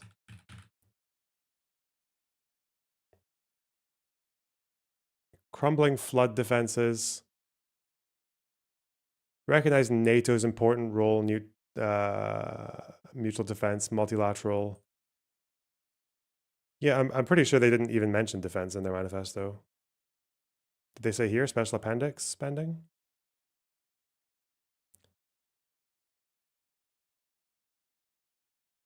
Health, income, nature, education, transport. Yeah, they're just not very serious. What can you say? These are the three main objectives, or this is where my predecessor was wrong. And the civil servants are going to think now, well, okay, all very well, but if we go right out on a limb here and do something very radical, how long are you going to be around? And we talked about this before the election, because of course the fundamental criticism of the Conservatives is, as you kept pointing out, they'd had 14 housing ministers in 12 years, 12 defence ministers in 13 years, whatever it was, 10 prisons ministers in 11. And we said, I think, we were hoping Keir Starmer would say before the election, I will make sure that all my ministers are in position for a minimum of 2 years unless there's a scandal. And that was the sort of culture of the whole thing, and it hasn't happened. Yeah, you see, I think what Angela Rayner's resignation did was make Keir Starmer bring forward a reshuffle, which he then made, I think, even bigger. But what it doesn't really do is signal much change. Other than this, I think the thing that he wanted to do, I think he gets that the small boats issue, Farage on the rampage, immigration, much bigger within the debate than maybe it was 2 years ago, just after Boris Johnson presided over record immigration post-Brexit. And I think that the change, it seems to me, within this reshuffle that he really wanted to make was to put Shabana Mahmood as Home Secretary, who's already projecting herself, both in rhetoric and some of the policy statements that she's making, as, if you like, being very much on the tough end of the market. And she's going to be, and that's kind of her reputation in the way that she projects herself and so forth. Now, there is a part of me that thinks that that's fine, but then at the same time, is that a judgment on Yvette Cooper? If it's a judgment on Yvette Cooper not having done what he wanted to do, not having achieved in the way, even though I think actually she did some pretty good things. You talked about some of the changes she's made, some of the relationships she'd made, for example, with the French. Anyway, so he doesn't sack her. He makes her foreign secretary. Brackets, by the way, I think it's the first time in history all three of the so-called great offices of state are occupied by women. Now I've got Rachel Reeves, who is staying, Yvette Cooper and Shabana Mahmood. And meanwhile, that meant, okay, what do I do with David Lammy? Well, David Lammy Justice is sort of, difficult job, prisoners probation, it's partly his background, it's where he comes from. Can I interrupt for a second though, Alistair? Instead of making Yvette Cooper foreign secretary, one option, as you say, would have been to say, I'm going to fire her. Yeah. And the second option would have been just to do a simple swap and say, I'll make her Lord Chancellor, Secretary of State for Justice, I'll just do a job swap with Shabana Mahmood and leave everybody else in place. I mean, what's so weird about what you seem to be describing is that the desire to make Shabana Mahmood Home Secretary suddenly leads to reshuffling 10 other people around the cabinet table rather than doing the simpler thing. But that's how it works. I mean, I've often said reshuffles are a nightmare, and I've often said they're like jigsaws where you just move one piece out, and if you get the wrong piece in place, then everything else falls apart. So why wouldn't he do the two other things? So let's just lean into the two other options. Why would he not just fire Yvette Cooper? Presumably, she doesn't have a huge, massive base of people in the Labour Party that are going to go to battle with her. She's a respected figure, but she's not somebody who's going to lead an insurrection against him. No, but talking to a few people over the weekend, Keir's not exactly beloved by the PLP. So he probably is a part of him thinking, I can't have too many enemies out there. But then the thing with David Lammy, of course, is David Lammy then is made deputy prime minister as well. Now that's then going to play into, and I said on the episode we did on Friday that if I were Keir, I would not commit to the deputy leader of the Labour Party becoming deputy prime minister. So I think that was him thinking, I've got to have somebody in place who is not going to be running for deputy leadership, and they're going to stay as deputy prime minister, because the leadership contest seems to me is this is why they're going to try and keep the debate as short as possible. It's tricky for them right now because there are a lot of people who feel that we've had a year, we're still not really feeling that the polls, as you say, are terrible. Keir's ratings are terrible. There's no real sign of where the change that's going to turn things around is coming from. The budget obviously is going to be very difficult. And therefore it's become not a survival game, but I think part of the thinking is just don't make it too difficult. So he's put Shabana in there. Can't believe he swapped out Lamy. Well, not swapped. He's still in the cabinet, right? He's just moved to a different department. But yeah, he was foreign secretary.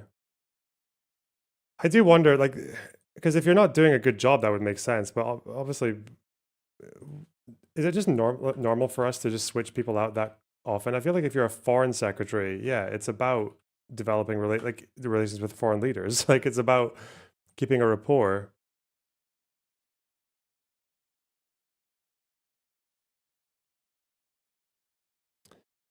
Was David Lammy the one who he voted in favor of the Iraq war in 2003? I remember he was explaining it because he had the constituency that he was in had a pretty big Kurdish refugee population, like people who had fled Saddam. Huh.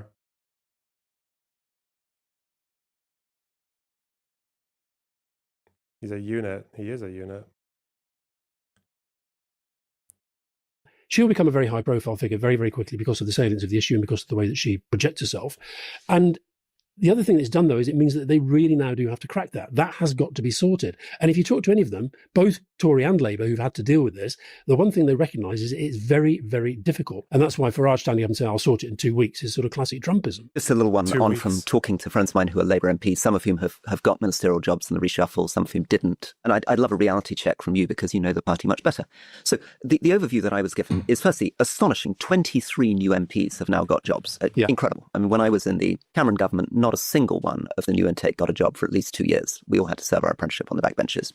Secondly, a real sense that there's a massive reward for ultra-loyalists, and particularly young ultra-loyalists. So the entire Whip's office, with the exception of someone called Christian Wakefield, now seems to be manned by new MPs who are considered loyal to Starmer, including Morgan McSweeney's wife. The other thing is that it's quite striking that what's called the soft left, but is basically a word for people who are considered a little bit more left-wing than Starmer, a little bit more progressive than Starmer, and in particular people who expressed anxiety about his welfare cuts seem to have been frozen out, either fired, so losing Janet Darby, Catherine West, Fleur Anderson, or overlooked. For example, Helen Hayes, Ruth Cradbury, Annalise Dodds may be a bit different because she resigned, who people might have hoped might have been promoted. And that possibly Justin Madder, Lucy Powell, who went out again, are sort of seen more on the soft left side. So the story there that I was getting from an MP yesterday is that this is about tightening up the Whip's operation. And Morgan McSweeney saying we're going to have an almighty battle about welfare. I want to make sure that every minister is happy with us to push through with welfare cuts, and anyone who's a bit wobbly is going to be pushed out or not promoted. Is that an overstatement? Yeah. I'm wondering, what did the IFS have to say about those benefit cuts? Changes reduce saving from bill by $3 billion 2029 to 30, but create huge difference in support between claimants. The government has announced changes to its planned reforms to the benefit system, as well as changes to employment support, details of which are yet to be clarified. The new package slows the speed at which the benefit reforms are implemented. The initial reforms will have saved the government $5.5 billion by 2029 to 30. The revised package will only save 2.5. So it will cost the government $3 billion relative to previous plans. So I'm guessing they went a little bit, they went slower than what they were initially going to do. The first change is to not apply the new tighter assessment for existing claimants of personal independence payment at the point of being reassessed. This is to affect 370,000 current claimants. I noticed that after COVID, the number of people claiming personal independence and disability was really accelerated. I do wonder,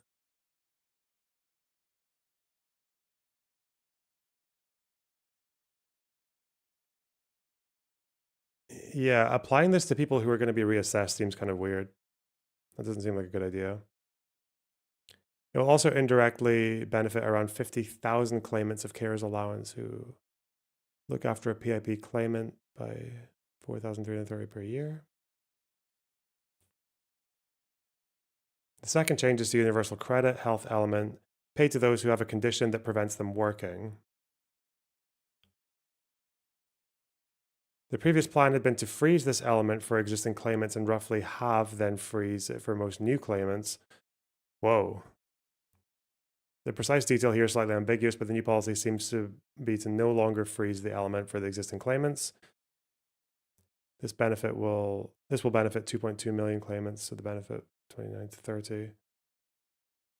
I think the issue with this as well is that Keir Starmer was just so fucking terrified of going in with any substantial like tax raising measures, which is probably,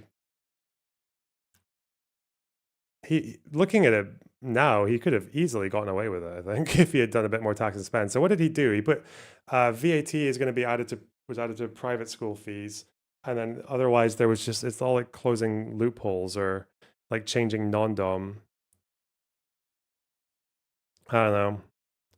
I don't know. Am I just like a bit of an asshole when I say that governments should just be less scared to tax their middle class? Like, people want to go after wealth taxes and go after all these really convoluted, like dragged out, easily avoidable, expensive ways to tax the ultra rich. But bro, just raise your fucking income tax brackets a little bit and hit people like me as well. Like, I don't get taxed that much. Could easily pay a bit more taxes to not make fucking disabled people go through this shit.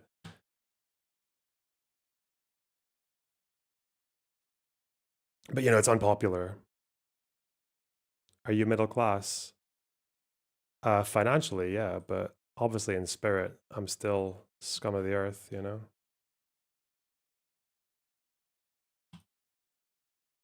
Probably not. I'm still ghetto, okay? Don't make any mistakes. I think also it's not necessarily a recipe for bringing the PLP together. You know, you get away with a lot if you're number 10. If the PLP and the public think, well, we may not like them very much, but bloody hell, they're good at what they do. That's not the feeling they've got right now. The feeling is that nothing much seems to go the way that we'd really like it to.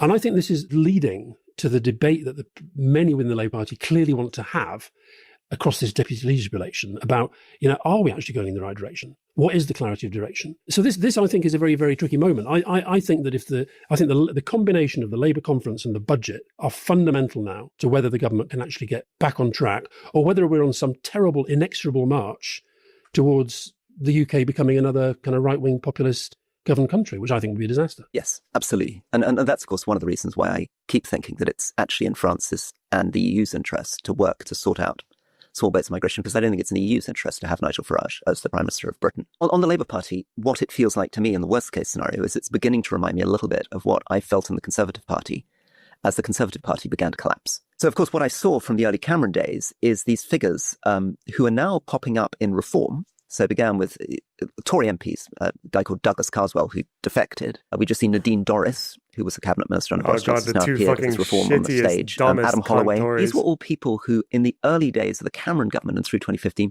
were sort of disgruntled rebels who felt that the Prime Minister was bringing in too many bright young things who were sort of part of his Cameroon coalition, and they weren't respecting traditional Conservatives. So it's a sort of mirror image of people on the soft left of the Labour Party saying Starmer's bringing in bright young things and is ignoring the left-wing heritage of the Labour Party. And the result of that, basically, is now that Reform has absorbed a huge number of those voters and a lot of those people. If you've seen Nadine Dorris in the Reform conference, she begins by saying, thank goodness I'm here. At last I feel at ease. At last I'm in a room with people who I feel understand me, which she felt that she wasn't getting in the Conservative Party. I wonder whether that isn't one of the tensions here, which is that either with the deputy leader election might produce somebody... The OECD wants a global minimum corporate tax, was making progress. Biden supported, Trump reversed, of course. But that doesn't... I don't think that affects the UK, does it? I'm pretty sure our corporate tax is higher than their proposed minimum. Wasn't their proposed minimum 15%? Where does it say? Here. Minimum rate of 15% on the profits of multinationals.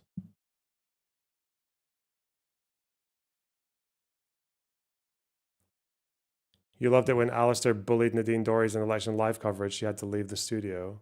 What, the Malcolm Tucker came back? Oh, wait, did I watch that? I was fucking delirious. I was up all night watching that. Well, our corporation tax in the UK is like 25, isn't it?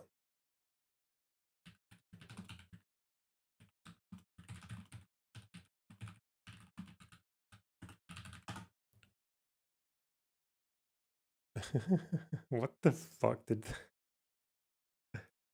Oh, Rory's there as well. My boys. That Keir Starmer is no Tony Blair. And there are a lot of Labour MPs who thought they were going to get a much bigger majority that who'll go into this parliament. Shut the fuck. Look at the... She's such a retard. Already dissatisfied with their leader. And also, sorry, I just carry on. Democracy, Harriet, you made the point about how important democracy is. It's really important that with a large majority, although it's less than 97, and that's, could be done to your credit, Alistair, that we have an opposition that can hold the government to account. And there's been some really serious concerns about will there be a number of minor parties that could form a coalition against the government of the day, having almost a left-wing opposition and a left-wing government. What I think it shows is that democracy survives because there will be a healthy opposition against the government. 5 years ago, we were announcing an 80-seat majority under Boris Johnson. And it's been wiped out to the worst Conservative result ever. And, well, I just want to put this to the Dean, because obviously you're a close friend of Boris Johnson. And the same question we put to Kwasi, the rot started with him, didn't it? No, actually, that's where this has been. Well, you might say that, but I'd rather look at the poll today, which was recently by More in Common, which showed that not one voter group blames Boris Johnson for what has happened to the Conservative Party. In fact, when Boris Johnson was leading the Conservative Party, Reform were only on 3% of the vote. Now Boris Johnson has gone, you've got Reform predicted to have 13%. Both Boris Johnson and David Cameron always had an eye to the right. They always were very careful to ensure that the right never managed... Cameron literally held the Brexit referendum because he thought it would squish the right flat. How did that go?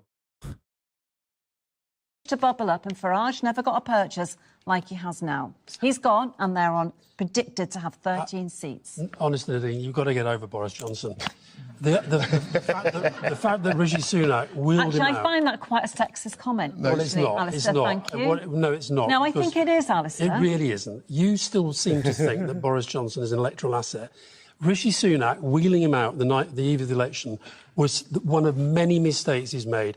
Liz Truss and Boris Johnson. I think that's the reason why we've got 131 and not 50. I really don't. So can we move on from Boris? I mean, I think the main thing that Nadine, I totally agree. Do you really want to talk about Liz Truss? No. Right. We could talk about her all night. You brought her up. No, go on.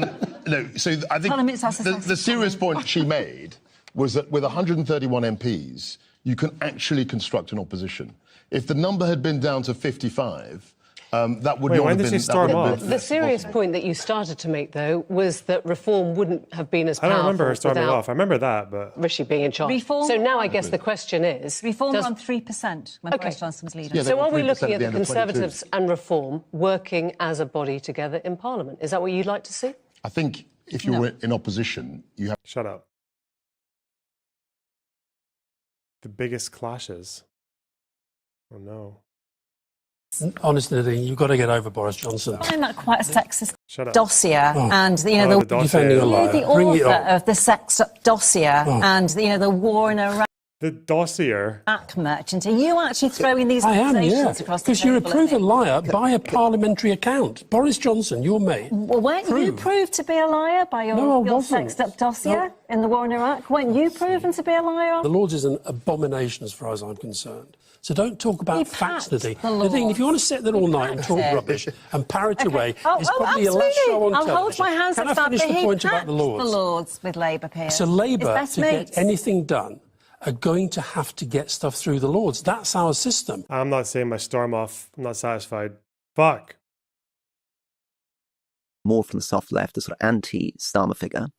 Or maybe in 6 months' time or 9 months' time, Angela Rayner becomes a kind of leader of a sort of soft left opposition towards Starmer from the backbenches, and that the direction of that is to split the party. Now, it may not go as far as eventually them popping up on a stage with Jeremy Corbyn, because I think Corbyn is not as nimble an operator as Farage, but is it some of the same tension, or am I overdoing that? Yeah, I mean, I think that you and I didn't go to the Reform Conference, and my newspaper, The New World, had all its credentials withdrawn at the last minute, so much for free speech. But we did have one of our producers go, our social media producer, Celine, who... From The Rest is Politics. From The Rest is Politics, yeah. And sent back some very kind of interesting insights. It was clearly very well organised as a sort of show. And of course, that's sort of what Farage is good at. We know that. But I think it was interesting reading some of the Vox Pops that she was doing. There was a very different collection of people who were going there. And I think what both the main parties are... Have you seen Will Self versus Toby Young? No? I've seen him against Marc Francois. The pig. The angry pig man. I've seen that one, but no, not Toby Young. Are struggling with is that they're sort of losing their own sense of identity, and that's sort of eating into what sort of people are prepared to back them. And I think a lot of this is about the working class. So, what we call the working class, traditional white working class people who do seem to be disproportionately amongst the groups that are moving towards reform. And I think that's a consequence of them feeling that kind of, things are probably better under Labour, but did my life really change fundamentally? And then there was terrible under the Tories. Give it a go. Let's just blow the whole system up and give him a go. And I don't know if you had time to read it, Roy, but I sent you a report which I think relates to this, which is it's written within the education department, and it's been doing the rounds about the success or lack of, we should say, within the education system of white working class pupils who are substantially now behind Chinese pupils, black pupils, both in terms of their exam qualifications and also, getting to university and so forth. And this paper, it doesn't sort of pull its punches in terms of what it calls performative accountability, sort of sees the Ofsted system as basically supporting those schools that are doing well already, as opposed to actually sort of looking across the piece. And also the feeling that white working class kids are genuinely being let down and left behind. And that's what reform kind of trapping into. Let's take a second on this and maybe loop back to the Reform Conference after we've looked at this, because you're completely right that at the heart of politics in Europe is this question of where working class votes go. And what we've seen in France is that the traditional Socialist Party dipping down below 10%. In Germany, the SPD, again, the traditional most successful left-wing party in Europe, in a very, very weak position. And Labour now hovering at about this, 20% level. And a lot of these votes in all these countries, in East Germany going to the AfD, in France going to Le Pen, and in Britain going to Reform. Your paper is amazing. I think there's two different things. I think there's the description of the problem, and then there's the solution that your friend proposes in the paper. So description of the problem, as you say, is that white working class kids on free school meals are 23 months behind the average when they get to secondary school, whereas children from Chinese ethnicities are 27 months ahead. So 23 months behind against 27 months ahead. Again, people from ethnic Chinese parentage, 72% of them go on to university, whereas only 33% of poor white working class kids go on to university. And in terms of the key achievements, what used to be the A to C in maths and English, white working class kids, only 18.6% of them are meeting the basic standards in maths and English, compared to, if you take white children in general, it's sort of up at 75, 76%. Yeah. So that's the problem. In terms of solutions, look, that's really difficult. And I think one of the big questions is really understanding how success happened in London. I mean, if you'd gone back to when you were in office, people were very concerned about London 2002, 2003. And now London actually is looking much better than coastal communities. So immigrant communities in London, across the board, including now Bangladeshis, Somalis, are massively outperforming white working kids in coastal communities. Although 20 years ago, we would have thought London had bigger problems because these people had English as a second language. They came from very poor backgrounds. The schools were not performing. That's been, to a very significant extent, turned around. Whereas these coastal communities, white communities, much struggling. I think actually there are lessons to be learned from that, because that happened as a result of a very direct, targeted strategy on that as a specific problem, London schools.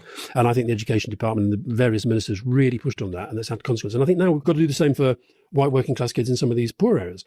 And the point that the paper makes about the system and the Ofsted regime being essentially, not really telling a full picture is this line that you'll have seen.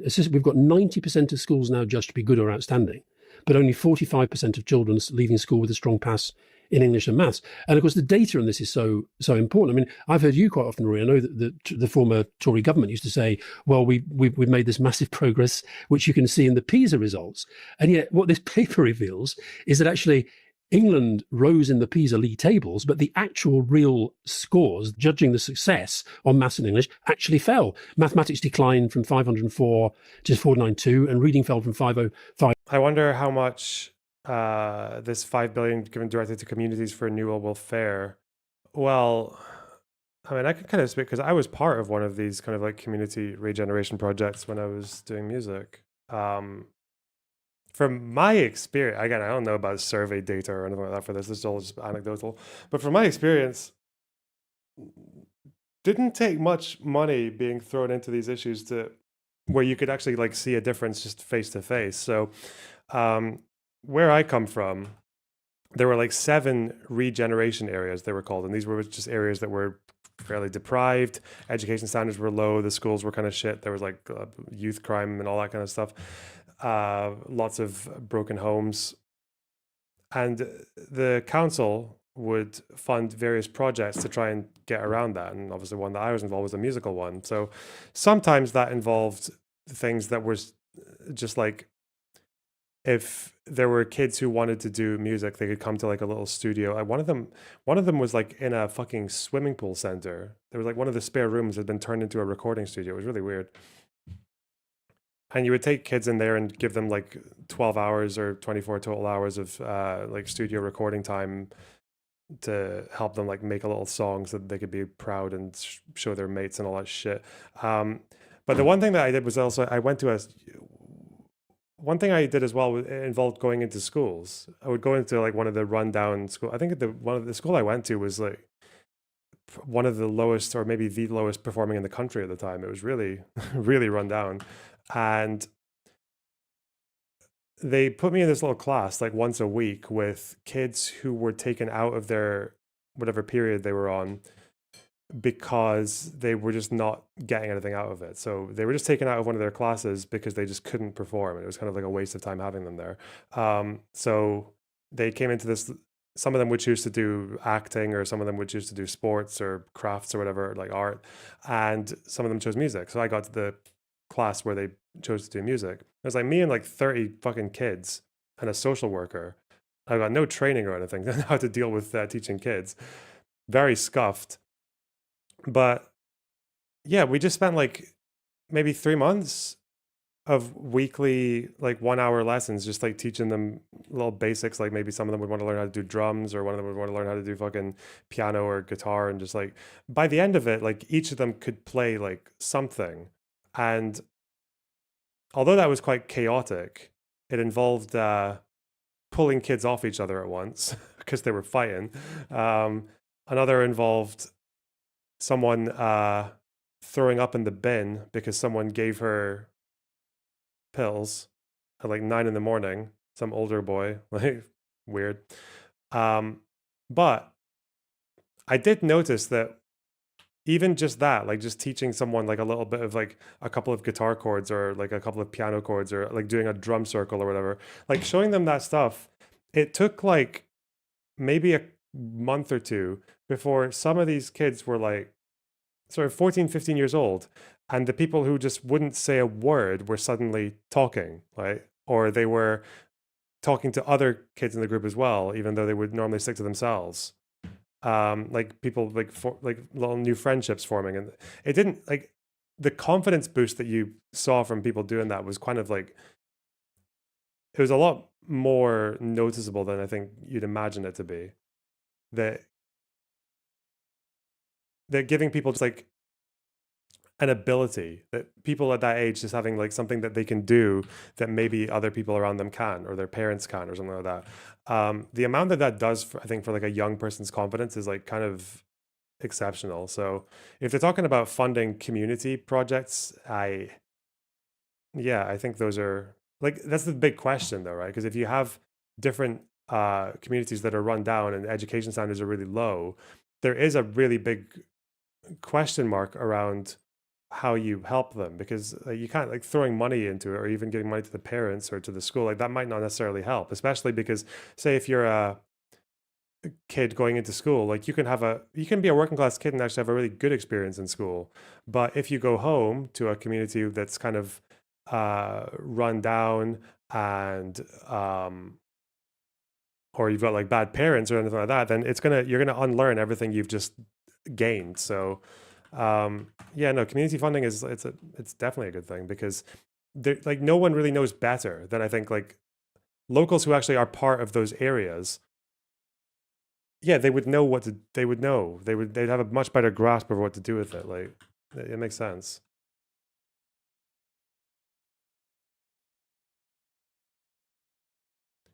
Would you give the Will Self thing a look? Oh God. Okay, yeah, we can do memes. Why not?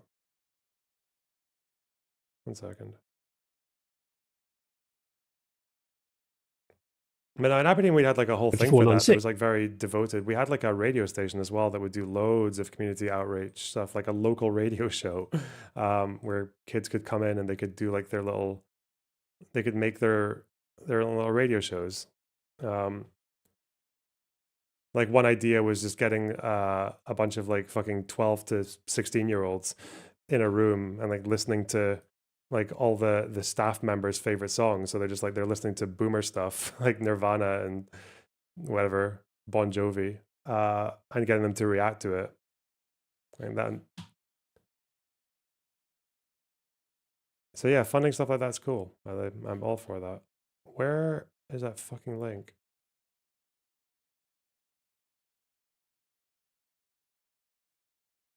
Because other than that, the only like sweeping top-down things that you can do, Nirvana is boomer. Well, I learned Nirvana was boomer in 2017 or something, whenever I did that little project. Yeah, they thought Nirvana was boomer.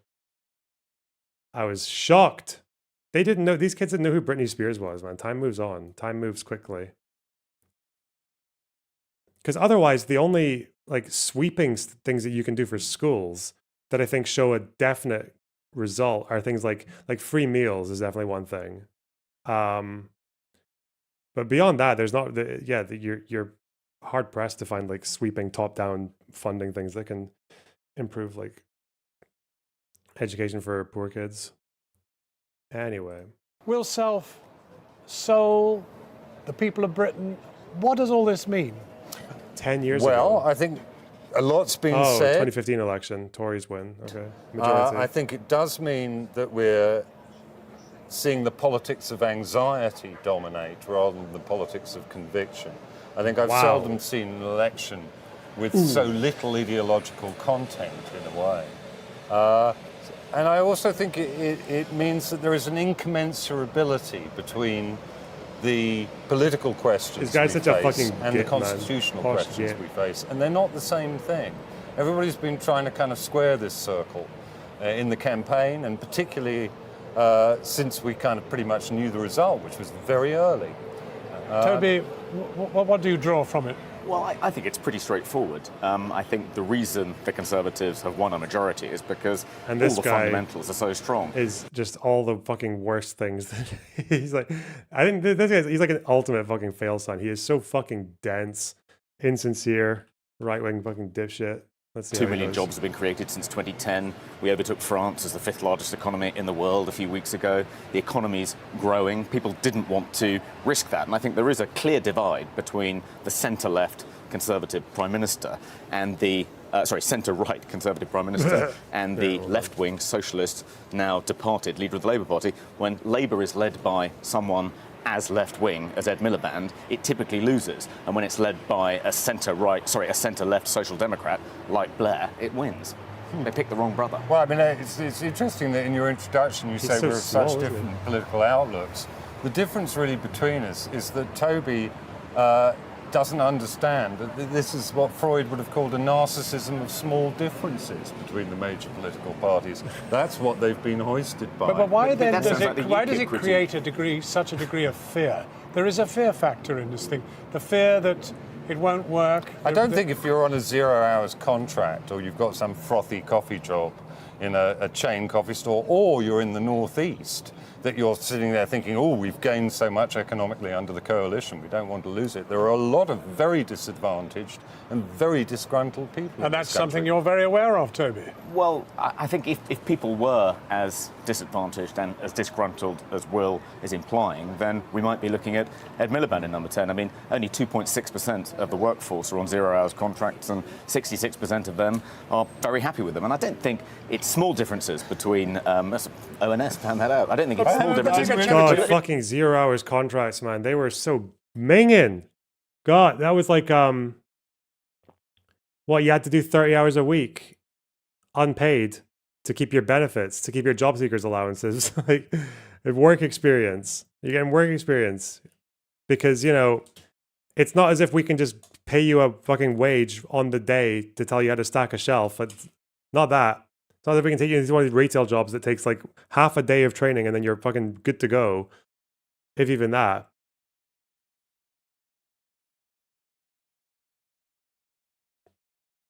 Oh no, I'm thinking about workfare, not 0 hours contracts. I'm thinking about workfare. Fuck me. 0 hours contracts, but yeah, that was different. Yeah, I was thinking of workfare when they made you work for your benefits. There's definitely like no way. There's no way 66% of people were happy with that. Yeah, 0 hours contract was like the flexi work fucking shit. Yeah, man.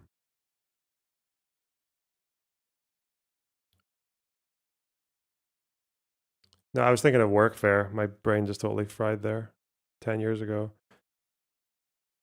I was offered to do that when I was like 23 years old. When I was like on the dole for about half a year. Was it? I can't remember. And they tried to get me to do one of those. They tried to get me to do one of those 30-hour weeks for fucking free. Well, to keep my benefits, I guess. But I think I kind of... There was a whole thing about that it wasn't actually... There was some kind of legal problem with them actually telling you, like forcing you to do it. So I just said no, and I kept my benefits. But there were obviously loads of people who did that because they were under threat or like told that they were going to lose their benefits if they actually went and did it.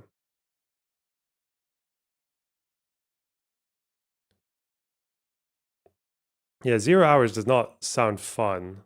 The thing is, I know examples of 0 hour contracts that did work.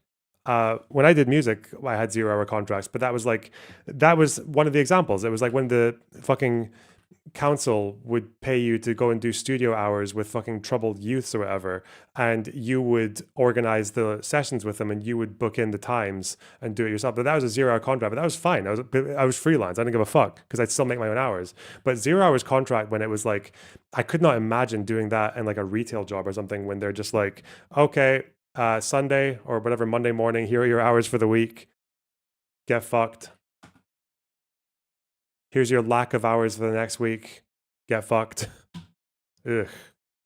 I think Ed Miliband was pretty seriously left-wing. He wanted to introduce price controls, rent controls. I mean, he was more further to the left than any leader since Michael Foot. But the fact is, there was an enormous amount of negativity. Some really repulsive stuff written by... by the Labour Party. Pretty repulsive stuff written by you. Claiming the Tories were going to privatise the NHS. Let me quote here, the public consensus, there's something a bit off about Ed. He doesn't smell right. He's got a bit missing. What a revolting thing to say about people. What's the point? Well, I think Remember when that was going too far in politics? That's crazy. 10 years later. In politics, is pretty rambunctious. It's it's a sort of gloves-off arena. It's a kind of license to be aggressive. That's the nature of the business. But believe me, Labour are every bit as aggressive about the Bullingdon boy in number 10 as Conservatives are about Labour. Well, it's just the nature of the game. Well, here you go. I mean, Toby seems to be sizing up to become. I mean, it was only the Tory partisans who pushed this idea that the Labour had swung decisively to the left. There was no real evidence of joined-up thinking on that at all. And what I see is the same old, the ghastly phrase, Punch and Judy politics, two, if you'll forgive the joke, two kind of follically challenged people fighting over a comb. Because The truth of the matter is that the grounds for that kind of adversarial politics have shifted decisively. Briefly, Tony? And you may have repressed it with a little majority for now, but it's going to rear up like the proverbial garden rake. I disagree. I think... you've laid that to rest. No constitutional problems for you, Toby. I think Labour's got to take a good hard look at itself. But I think the reason it lost, one of the reasons it lost, is partly because the economy is thriving, partly because Ed Miliband was so left-wing. He wanted to do some pretty seriously left-wing things. It was his father's legacy. Thank you both very much. I think that's a bit misleading, though, just on that one. Well, it's misleading both ways, isn't it? I mean, it's an interesting one, but it's a bit misleading because what he says is that we went up because we fell less than other countries. But the key point is the dates. This is the COVID dates. Yeah. So every country in the world fell, and we fell slightly less than other countries. I think the broad story that England has done much better than Scotland and Wales. And actually, schools in England are much better than they were 15 years ago. And I think the English and maths results are much better. And I think that's a huge tribute Actually, I don't even know if I disagree. I don't know what happened with England, but I know that Scottish schools, the schools themselves did have fucking issues. Like our community projects and all that. Like those things that I support those. But yeah, it does feel like, or maybe things have changed. It's been a while, but from what I hear from people who have kids and shit like that, like, the fact that it's just so dependent on catchments. Like if you just live in the right area, and then you either go to a really good school or a really shit one. Sometimes it's the difference between like a couple of miles down the road. It's very sad. Uncool. Yeah, well, okay. I gotta do some.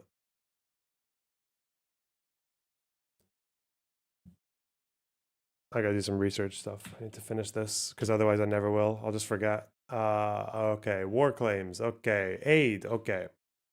Now, what did I need to add to this? Oh yeah, someone sent me an email that I think solves most of this for me, or it will. What did I need to find out? I needed to find out pre-war how much of what was produced pre-war was how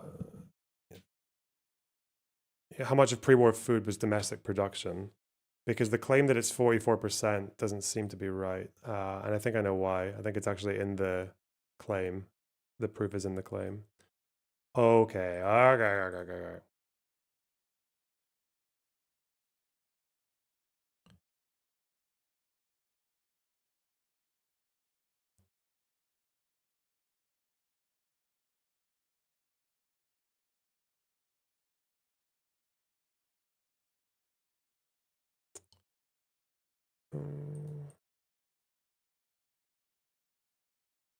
Yeah, someone sent me an email about this claim, and they did one of those strategic emails where they don't tell me all of the stuff, but we'll see. This claim here about 44% of 44% of food in Gaza being domestically produced. That, I think it's the wording. Let me see. What did they say to me? Okay. Give me strength.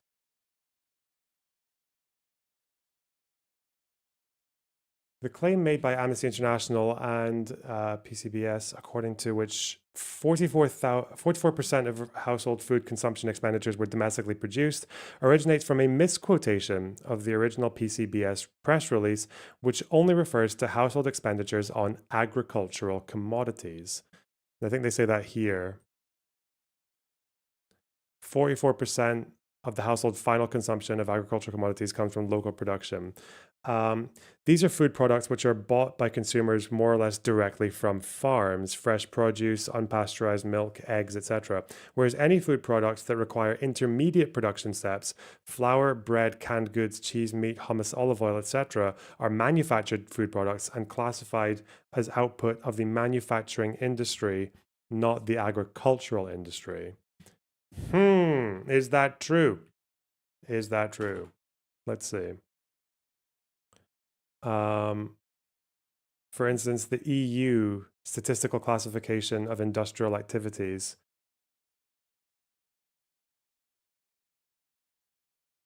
That would make sense because that's the quote that I read, and I was wondering what they meant by agricultural because that could. So if I look here, this is from the EU.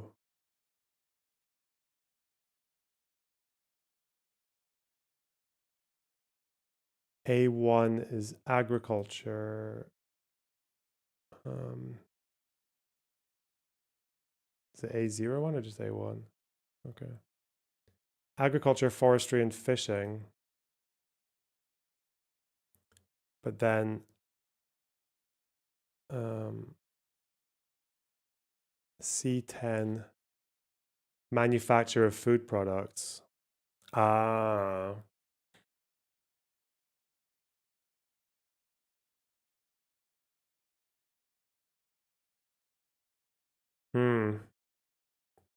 So when they say agricultural products, if they do it the same way as the EU, then it would be directly like it would be like this one, agriculture. But then here, manufacture would refer to anything that involves any kind of like intermediate step.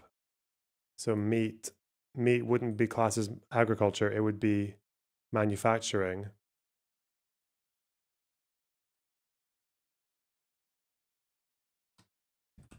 So let's put here agricultural products.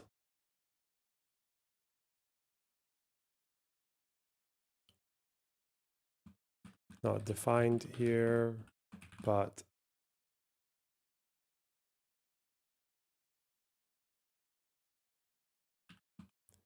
in other countries, this refers to, okay, wait. Problem with agricultural products. Term.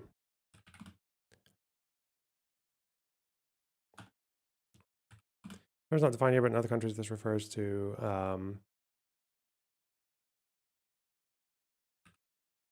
goods which are effectively purchased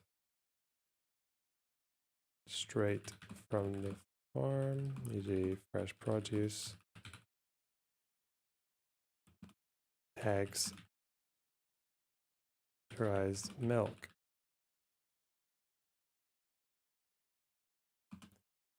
Food products with intermediate production steps are classed as manufactured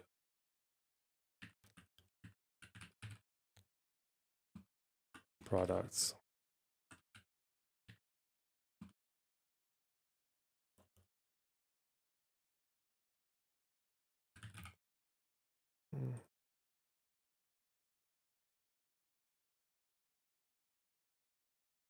And that would be oils, meat,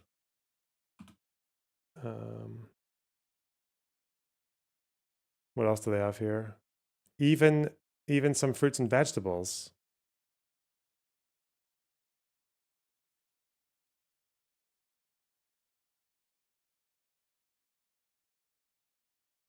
Be commodities, right? So what it seems like they're actually saying is that 44% of their, right. Okay, I'll write this out and then I'll tell you exactly what it means. Red. Sugar would be,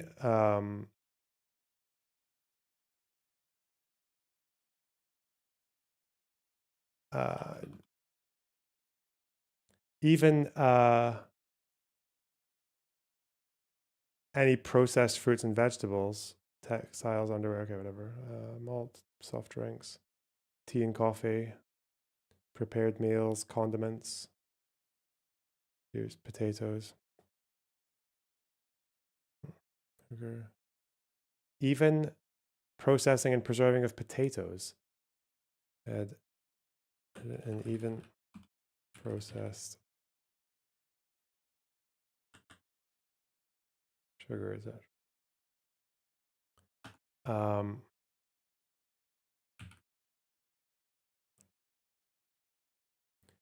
EU classification of industrial activities.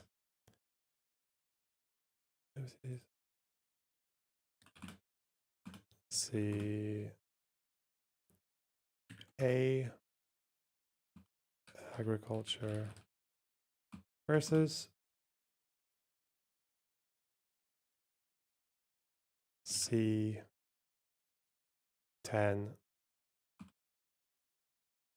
manufacture of food products. Okay.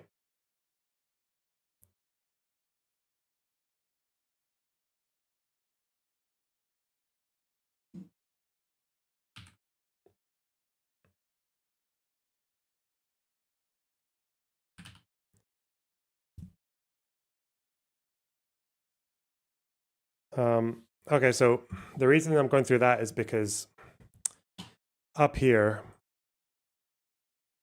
we did this, it's actually from this, isn't it? There's this whole dispute over how many aid trucks need to go into flour would be considered an agricultural product. I'm not sure it would be because flour is processed.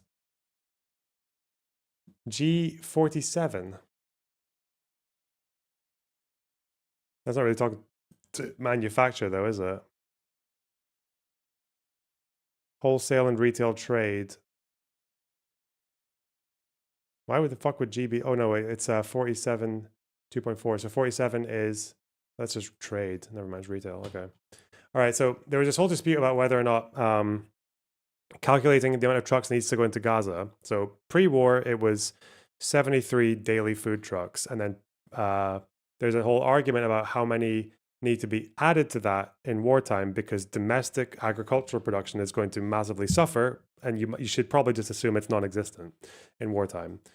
So the problem is that people don't really agree on what exactly that number is. So an Amnesty in their report, they said that in addition to supporting their owners, Gaza's agricultural holdings fed people in Gaza. In 2022, 44% of food consumption in Gaza's households was met through domestic agricultural products, with the remaining 56 from imports. So this sounds like 44% of all the food consumed in Gaza is domestically produced, which basically means that if there are 73 trucks a day going in pre-war, then during the war, there should be at least, say, like 146 to be safe, like double.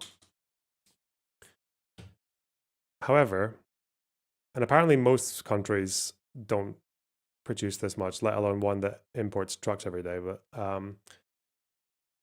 they're citing the Palestinian Central Bureau of Statistics, and I thought this, which isn't, they don't cite where they got this number from, like the calculation for it, but I think it might not even be that. It might just be that there's a misunderstanding of the words. So in bold here, 44% of the Palestinian households have lost their sources of local agricultural production in the Gaza Strip used for household consumption. Now, the problem is local agricultural production, it seems,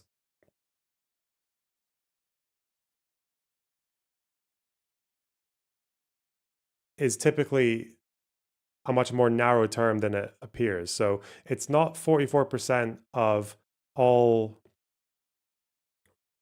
food, it's 44% of households lost their source of local agricultural production. But again, local agricultural production, like that's saying that 44% of the households don't have access to like farms that are farmland or like production of vegetables or like fruits and things like that. But that term, agricultural production, it seems, doesn't actually refer to all local production, even if it is produced on a farm, because this is the way the EU classifies it. Their classification codes for industrial activities is they've got here A1 or A for agriculture, and this is like growing of cereals, rice, vegetables, tobacco, but they have a separate category here for manufacturing goods. And a lot of manufactured goods, apparently, manufacture of food products, involve basically anything that has a second stage between the farm and the consumer.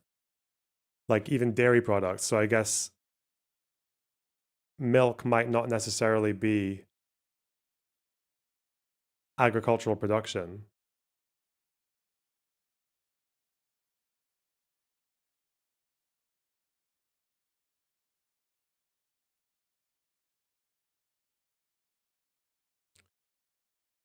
What do they say here?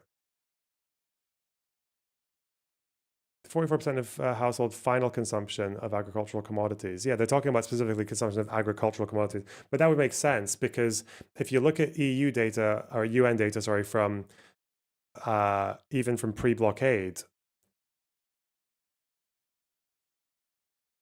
you can see that we went through the numbers here last time. Might not get the whole thing up now. Let's see. Where's the link for this? Okay.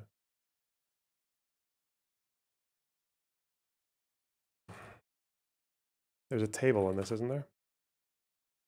Oh, page 11. Excuse me. Yeah. Even when you look here, it would make sense that a large amount of their like fresh produce would come from local production, because you see here total production versus total consumption. For most cases in GS, Gaza Strip, the consumption massively outweighs the production, which means it's mostly imported, even with meat and oils, fish. But when you go to vegetables, the production here 255,174 versus consumption 277. The vegetables are obviously that makes up a lot of local production. Same with I guess like tubers and a lot of some of the 10% of the citrus fruits. So it seems that goods like that, like vegetables, which are not a large proportion of the caloric intake in Gaza, were locally produced, but it seems like all the things that they would like more heavily depend on, like oils, meats, wheat, it seems like the majority of these were being imported, not produced locally. So I think that maybe is an easier answer to the question. It doesn't answer the full question about how many trucks they would have needed to make up for domestic production, but 44% just seemed like it's like a really, really high number. And I think if you compare it to other countries as well, agricultural commodities, as it's labeled here, agricultural production is generally quite low in terms of how much we consume. Let me see.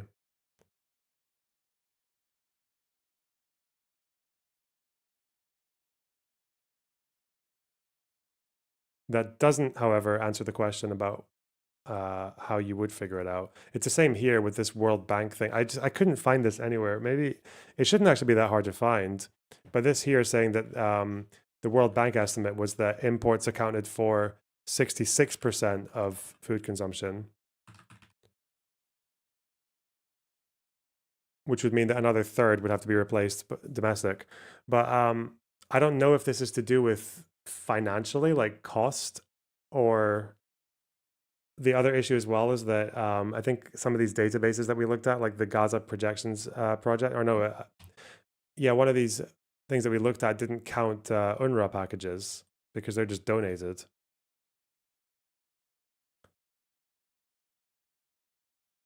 So 56 of households didn't lose access to local agricultural. No, they did, but that number, that 44%, 56 number, was converted by Amnesty to say that 44% of all the food consumed in Gaza was domestically produced, which is a lot, right? That's like almost half.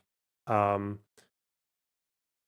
it doesn't seem like, first of all, it doesn't seem like it's confirmed by anything. And it seems that the citation that they give you, which is this one, the Bureau of Statistics, is giving a much more vaguely worded statement, because this does not actually say, this doesn't actually say that, right? This, when it says 44% of households, where is it? Yeah, lost their source of local agricultural production in the Gaza Strip. They're saying that 44% of the consumption of agricultural commodities, but it seems that usually when the tendency when people are talking about agricultural commodities is that doesn't include all food. It seems that as soon as any product, any food product that's even produced on a farm is put through any intermediary step in production, it becomes a manufactured commodity, not a agricultural one. So like a burger, right? Because a burger goes through a processing, right? And then it becomes manufactured, which is why this EU thing puts it under manufacture of food products. See, this like processing and preserving of meat makes it into a manufactured food product, not an agricultural one, potentially.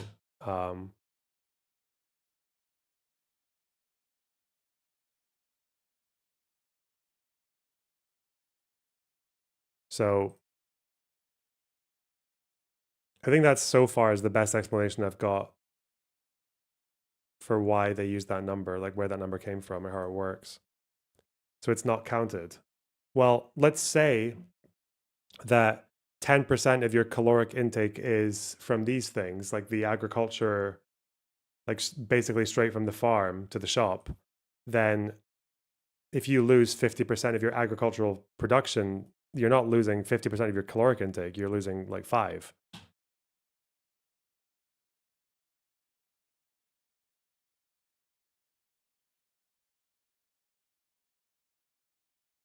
So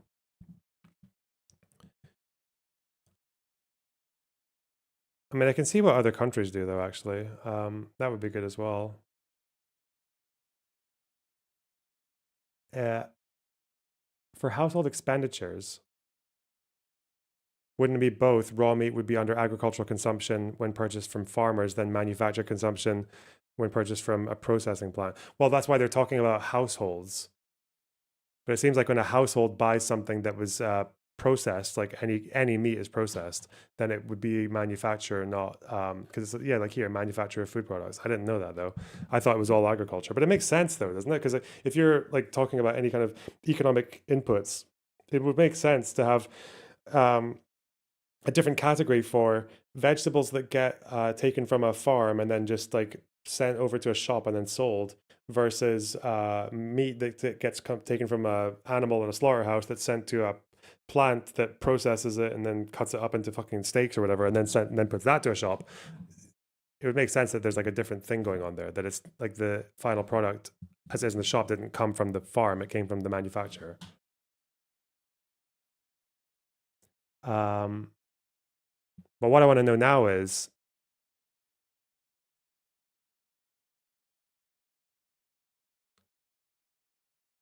what percentage of most household expenditure on food is agricultural?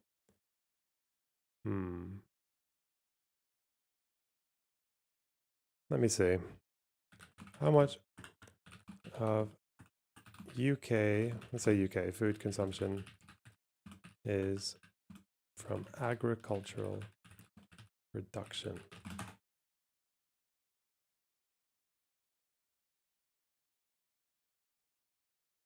See, this is just going to say, I'm going to get answers about domestic production now, not agricultural. Fuck.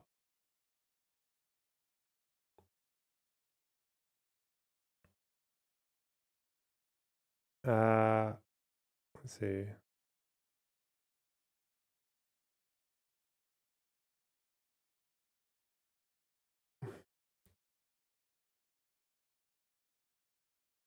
Well, we've answered that one question. I'm going to go on to the other one about different theories for how much would be needed for now. Let me go with this.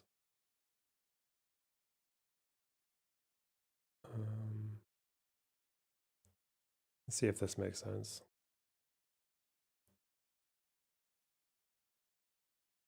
So I'm thinking, if I looked at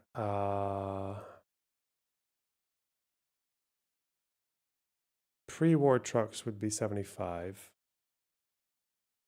What if I looked at pre-war production in all of Gaza and just assumed none of it was getting exported? Because they did export.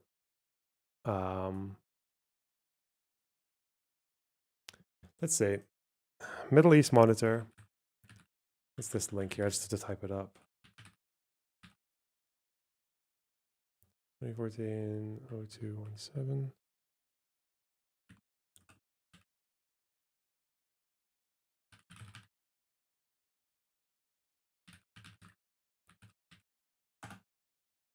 Fuck!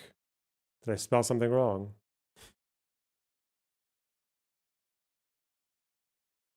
Yes. Did I?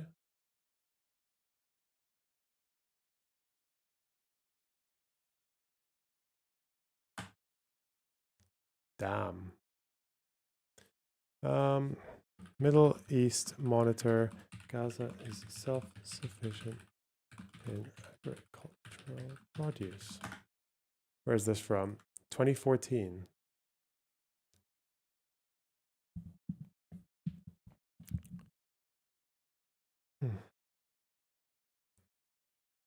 Self-sufficiency in vegetables and fruits. That makes sense. Stopped all agricultural imports except bananas and apples. Fulfill consumers' needs. This is from 2014. Okay.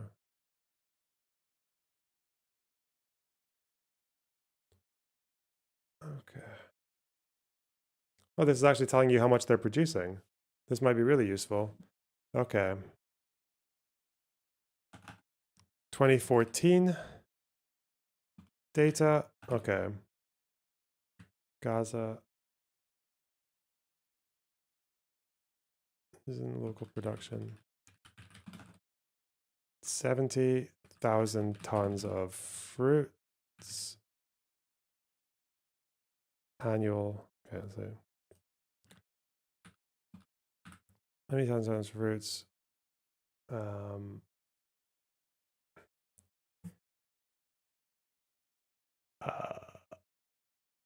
Would I put citrus and grapes? How would I add that together?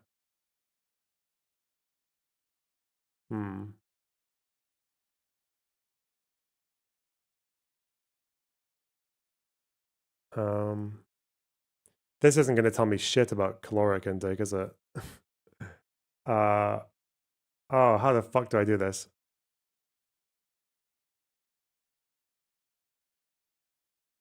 You even get fucking that much? How many calories do you get from fucking citrus? Do you get any? Why do they put grapes separately from fruits? What? I'm just going to add that. 77,000, okay? Do grapes have... How many calories are in grapes? Probably fuck all, right? 67? Oh, it's a breakdown. I'm such a retard. Okay, never mind. Okay. 3,000 tons of vegetables. So it's just these two, right? Okay. Okay. Thank you. This is all they tell us for here, right?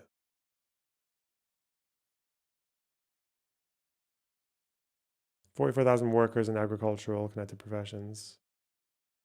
Okay. 2014.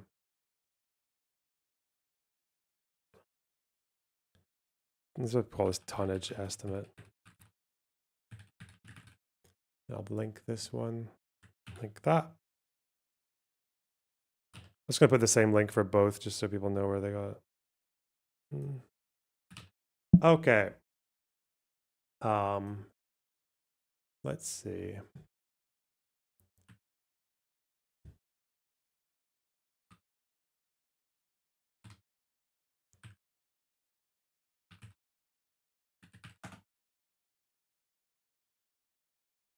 This is from 2022. Might as well apparently just average the whole thing. Why not?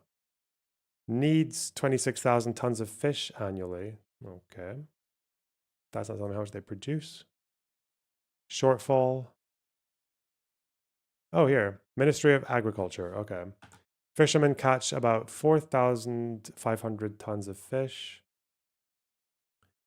Local farms produce 620. Okay, so you add this and you get 5,120. Okay. 20 tons of fish. Oh, they tell you how much they import as well. 1,500 from Egypt.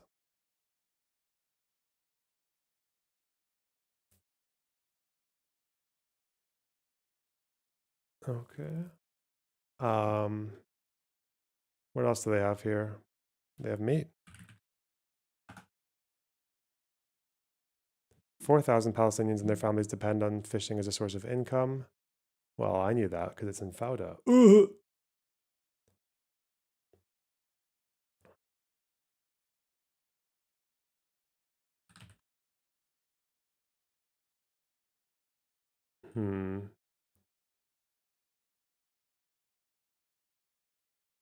I kind of need to get numbers for.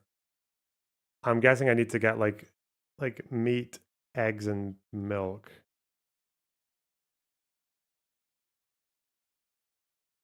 Link Fauda. True. Where am I gonna get that? Was there anything else in here? This was just.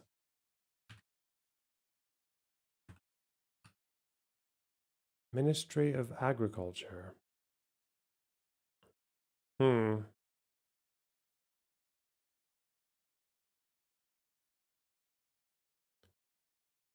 What if I try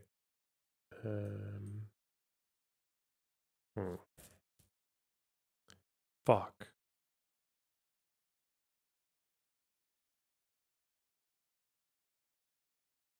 Would it be on data? No, I want the crossings thing. Was it data crossings? Yeah.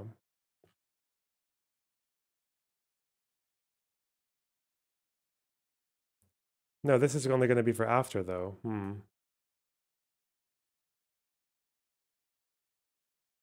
Let me try this link.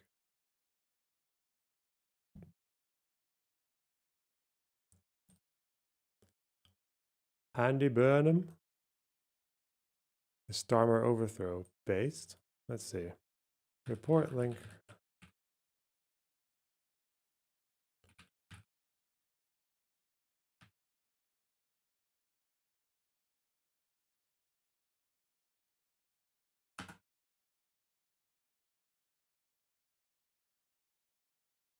Oh. What the fuck is this?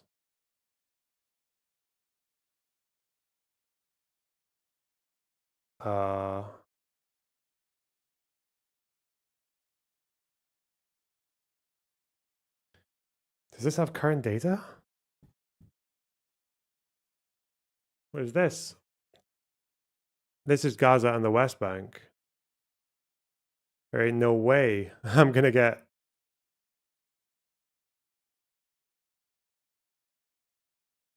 But this is how much meat is produced in Palestine. 84,610 metric tons. Bro, where am I gonna get Gaza from that? No way. No chance. Let's try this one.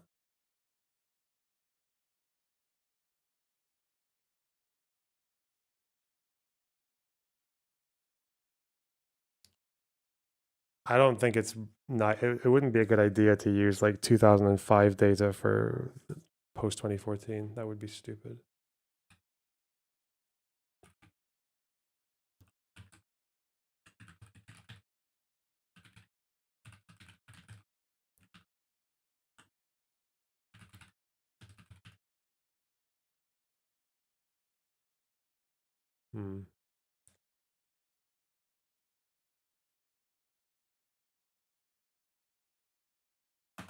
Let's see. Maybe this. Our world in data.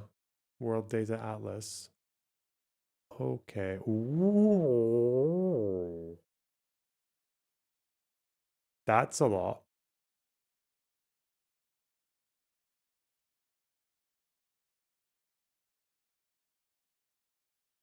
Okay.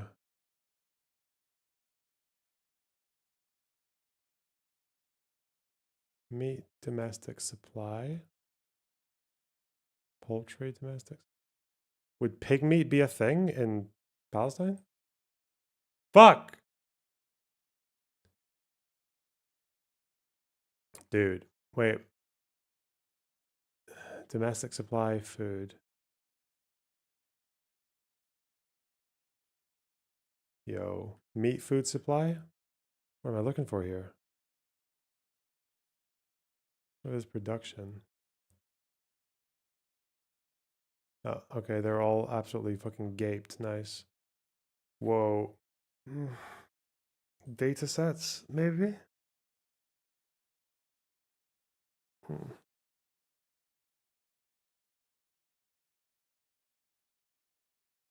This is some fucking wank, man.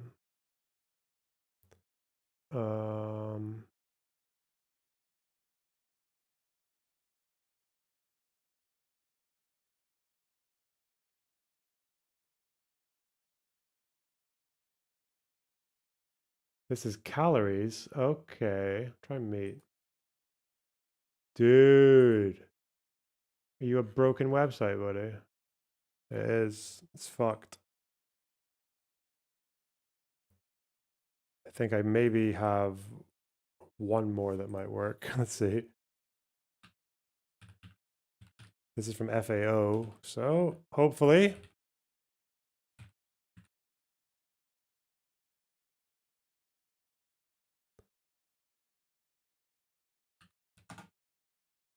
Dude.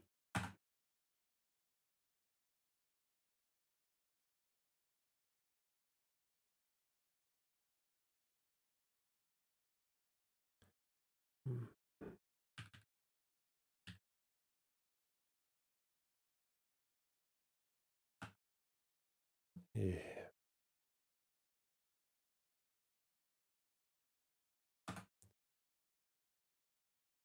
Give me this. So in short, the 44 amnesty claim is at best a wrong reading of a report that was obscurely worded. I don't even know how obscurely worded it is, but I need to make sure that I know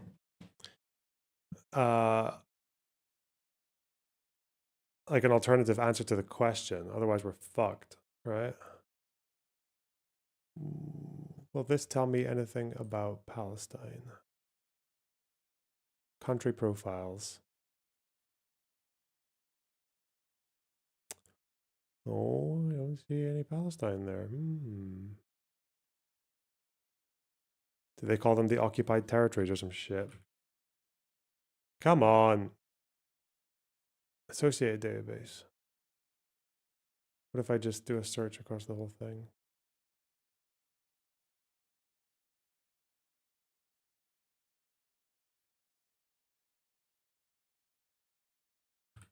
Database. Palestine.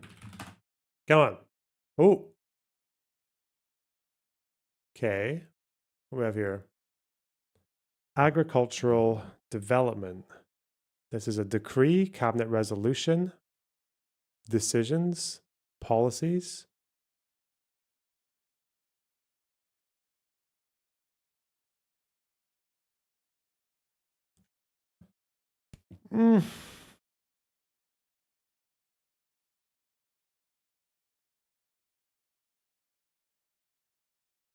Technical instructions.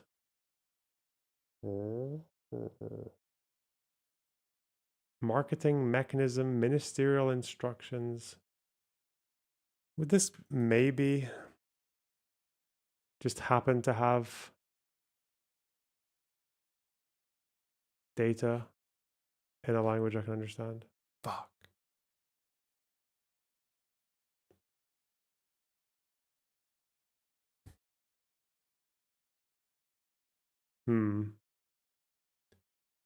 I have a feeling the answer is in somewhere in here.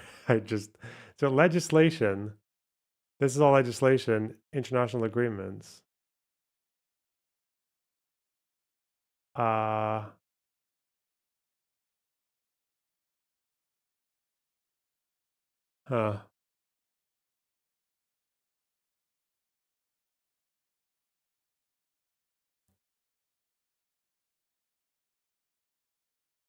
That's difficult.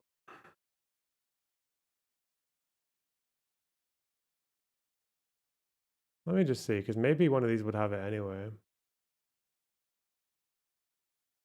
Cabinet resolution.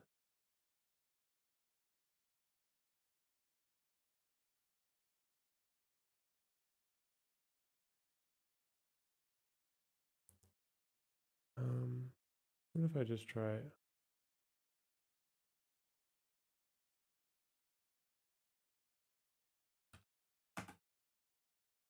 Oh.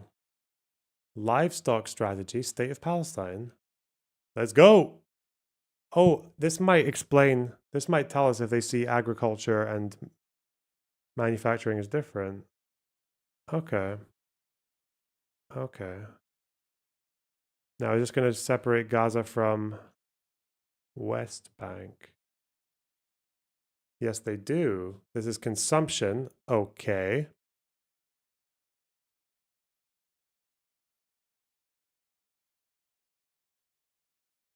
Okay. This is going to answer all of our questions.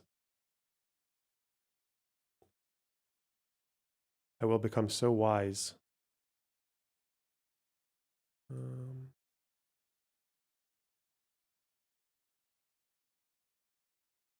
Final consumption. Whereas I'm looking at production. Production. Livestock production inputs and services, page 15.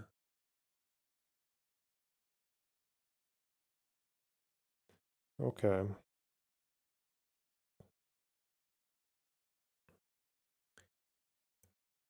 Dairy cattle feeds count for 7% cost of production. Sheep and goat, poultry. Okay.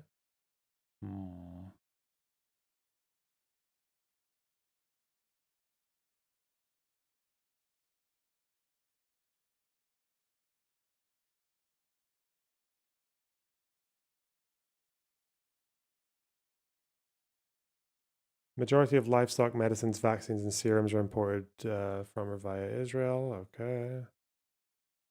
Infected animals. Chain mapping. God, it's actually a whole ass job making food. That's crazy.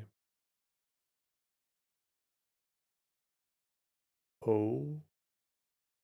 What's this? No, that's not gonna. Okay, okay. It's not that long. If I just go one at a time, we'll find it. Oh.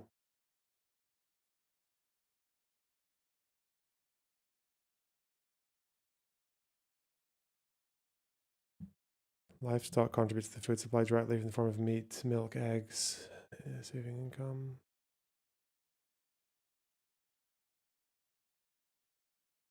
Livestock sector.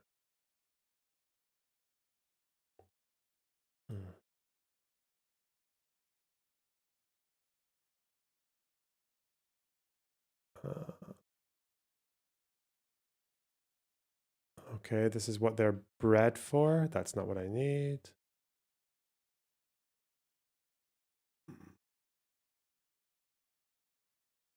Ownership, ages, final consumption of livestock products by households. Well, this shows you how much they consume.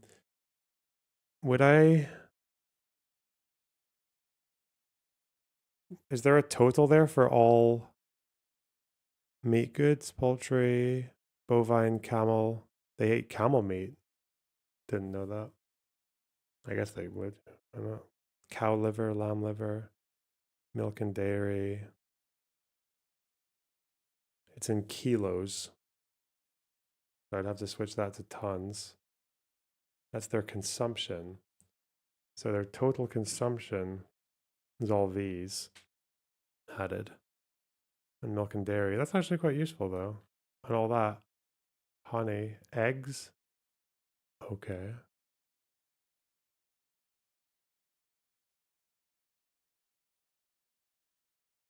Where am I going to get production? Oh, I think we're closer.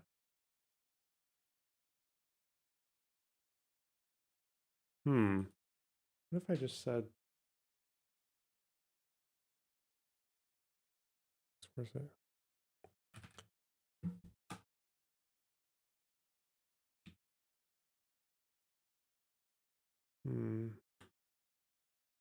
What if I put percentages? No.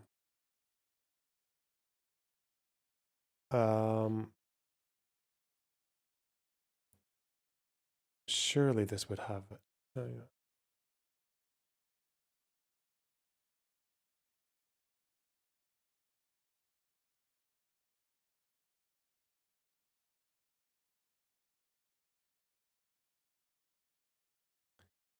Is this all just consumption data? Final consumption.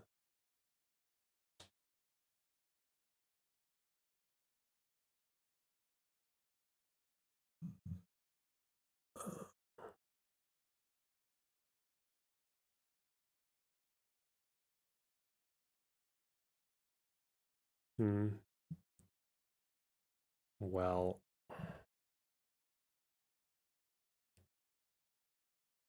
can I put this into tons?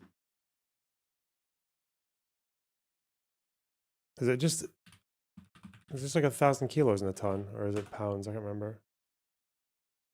Oh, it's like it's a total dick. No, it's not. 907. God. Well, that's not impossible to convert.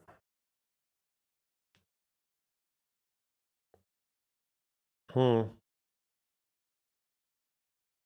know what? Let's just, even though I don't have a fucking local meat production, so I have no idea. If I could find production and compare it to consumption. Okay. Gazan consumption data 2015. All meat products. Okay. 1908128 plus 7,202,727 plus 18,665 plus 38235 plus 28 plus 82525 plus 6408 321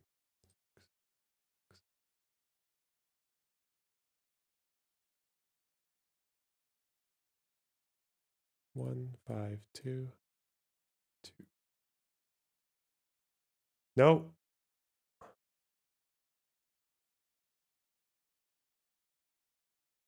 Five, 2, 8. Whoops. Can be wrong there. Plus 303,830.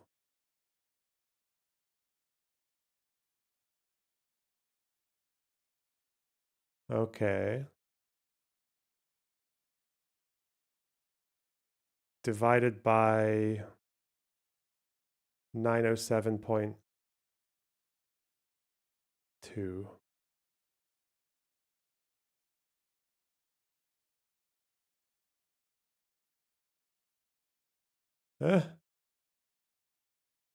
Where'd it go?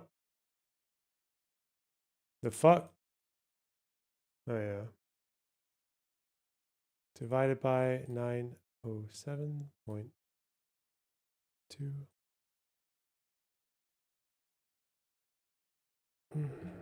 So is that really 15,530 tons?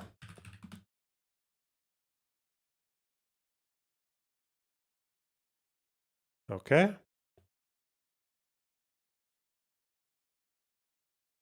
It's really scuffed doing this because obviously a kilo of turkey and a kilo of cow liver and a kilo of pork frozen tinned, like it's all going to be different fucking caloric intake, but we do our best. We do our best. Okay. All milk and dairy.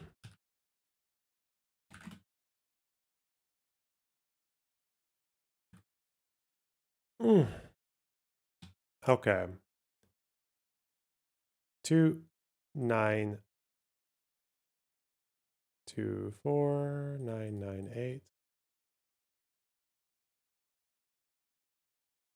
plus 3,198,450. It's a lot of tinned yogurt. My God. That would Labne come under that or plus 13859. Oh, only 155,000 kilos of labne. Bro, I'd be eating. That's how much I eat in a day. What the fuck? That's how much I get every time I go to an Arabic restaurant.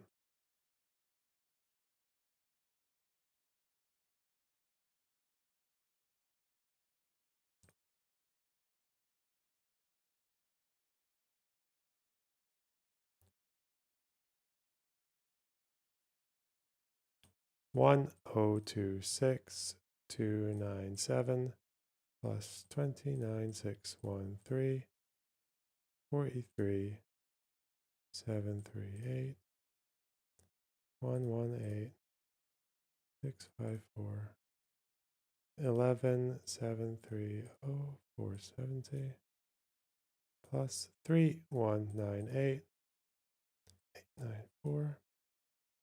And not honey, okay? That's 36. Divided by, again, was it 907.2?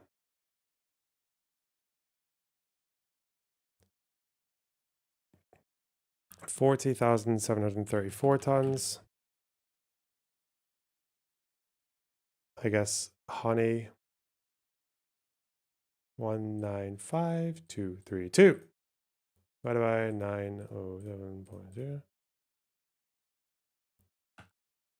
Honey 215 tons. You did British tons, not metric tons. Oh, okay.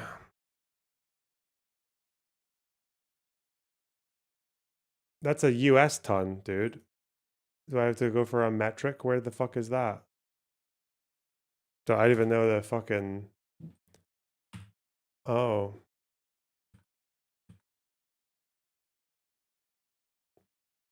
Yeah, I should probably do metric ton, eh?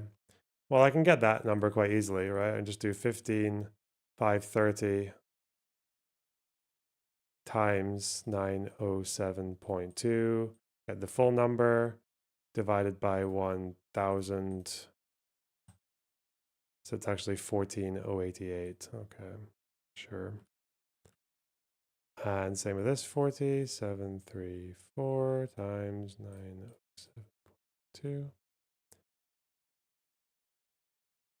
Divided by 1,000, 36,000. 954.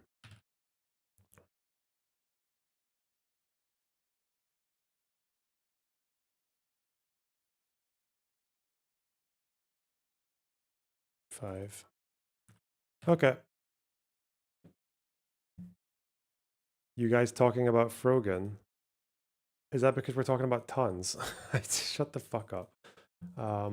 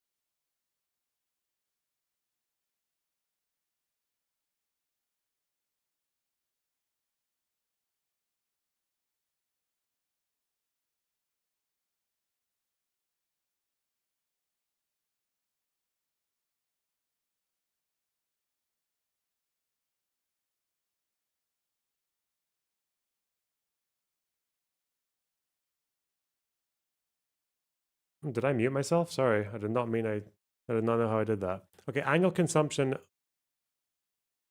Wait, where was the production number there? Local demand.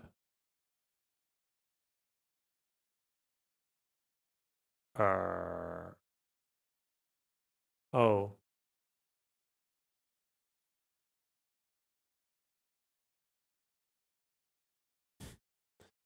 I have no idea how to get it. Okay. I know there's a way you can get this, but it's just going to be a total fucking headache. Like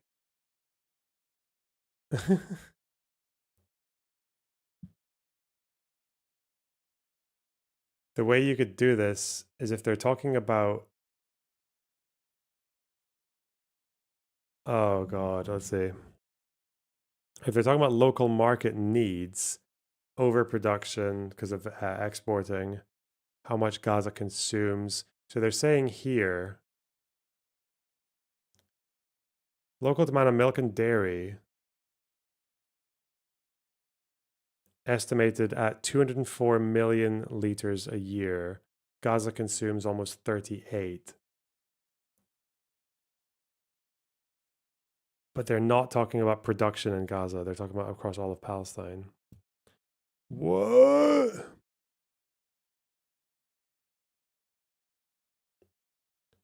Oh.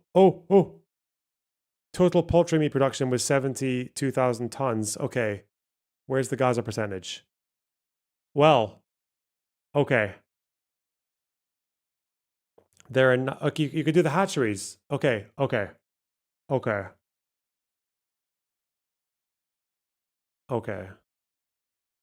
So I know how to do poultry. Okay.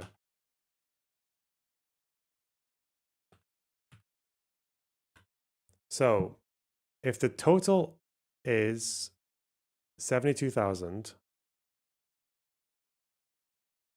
then there are 19 hatcheries in West Bank and 4 in Gaza.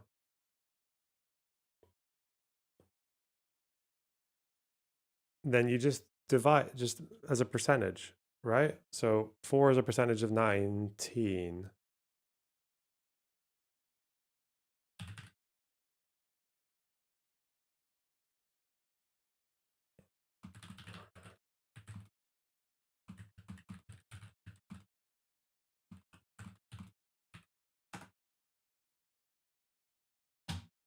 Okay.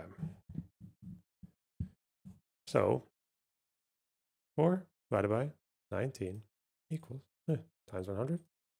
So that means 21%, right? Is that how you do that?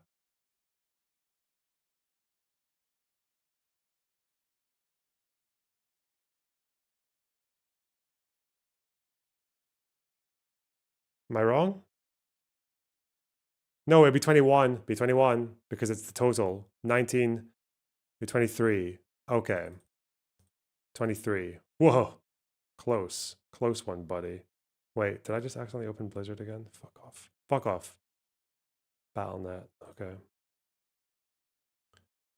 Okay, never mind that. Never mind that. Okay. Okay, we're good. Okay. 4 divided by 23 equals times 100%. Oh, 17. Okay. Okay. So I just need 17% of 72,680. Okay. Okay. Fuck off.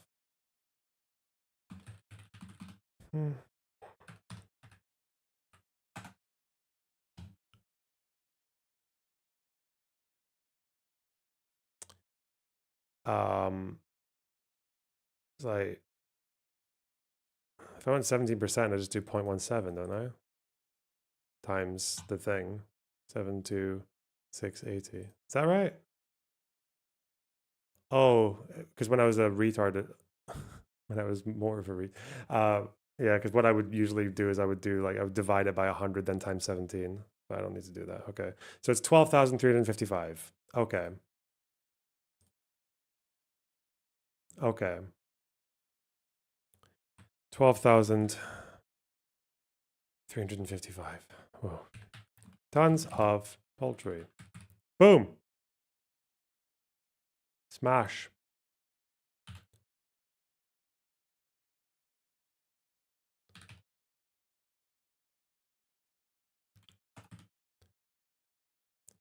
Based on proportion of hatcheries in Gaza versus West Bank, page 14. Okay. Can we do red meat? 300 processing establishments in West Bank and Gaza Strip. Both areas operate 13 central slaughterhouses, including 8 in the West Bank and 5 in the Gaza Strip.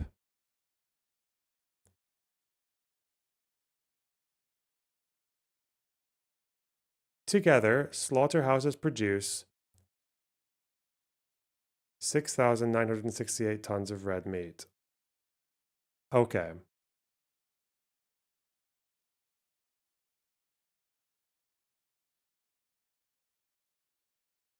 Do the poultry slaughterhouses... No. It's just red meat, so...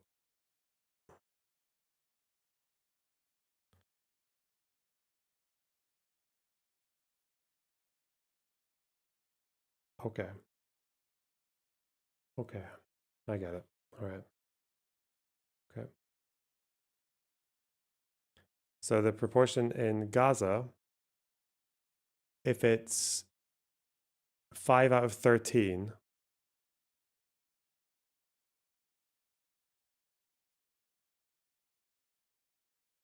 no, stop. Okay, 5 out of 13 times 100. That means 38%. Is it? I don't think you count the poultry slaughterhouses for red meat, do you? Why would you? That's crazy. 72 camels. Nice.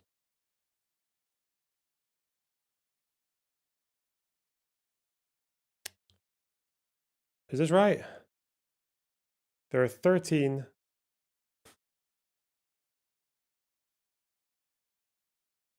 slaughterhouses, 8 in West Bank and 5 in Gaza.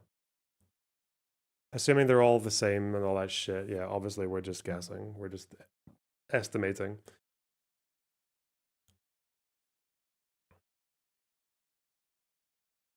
But it seems to be roughly the same, like similar percentages for each one, right? Like it's like 20 to 30%. Huh. Actually, doesn't consumption tell you? No, because the imports are different. It wouldn't tell you. Final consumption wouldn't tell you shit. Fuck. All right. Let's just say, okay. Okay. 38%. So I just need 38%, 38.4% of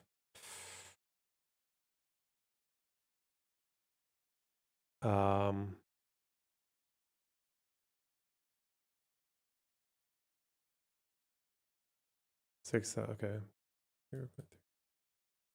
4 times 6,968.4.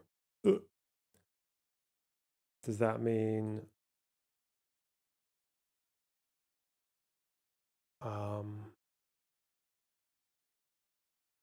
why are these numbers so small?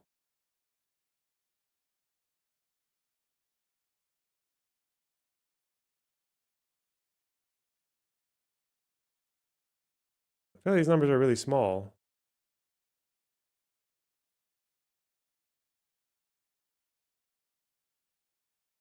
Is that really only how much? 2,600 tons? That's tiny.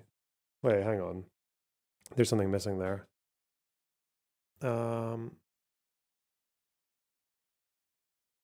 Because their consumption for red meat in Gaza is like 14,000 tons. There's no way they're only producing 2,600. Huh? Maybe?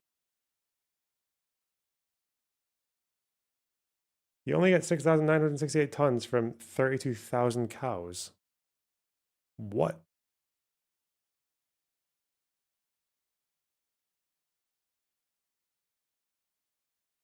How do you get so much more ton? How do you get 72,000 tons of? Is there a mistake here? Should this be 69,000, not 6,900? That would make more sense, I think.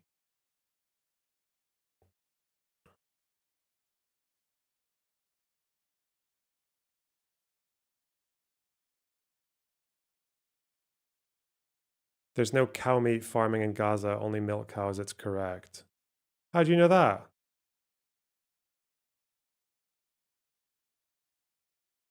Okay. Wait. Haven't they already said that they produce? No, they only said fruits, vegetables. Okay, okay. Okay. Living in Ashkelon. So okay, how does that help? Fuck me. Okay, let's just say production. 2,675 tons of red meat.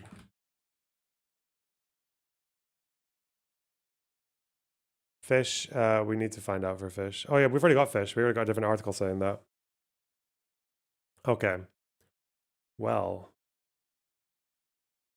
And I'll just say, God. 38.4%. 0.4%. Then produced in Gaza.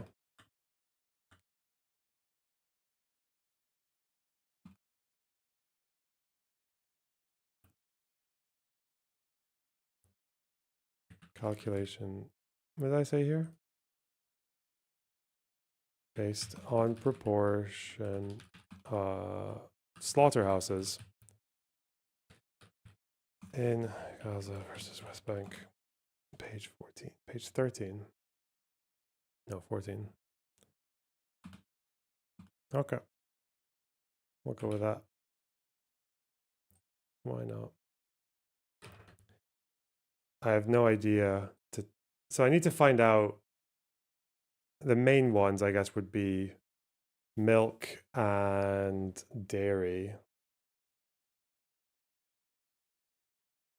Milk and well, no, milk and like eggs. That's what I mean. Yeah.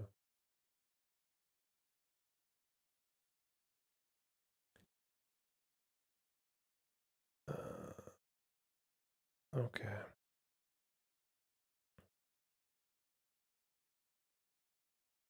Let's say fucking eggs. Eggs will be here. Oh! Annual local demand estimated around 460 million eggs.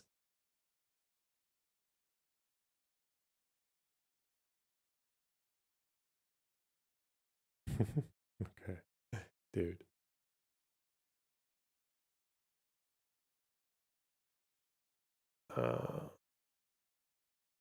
Okay.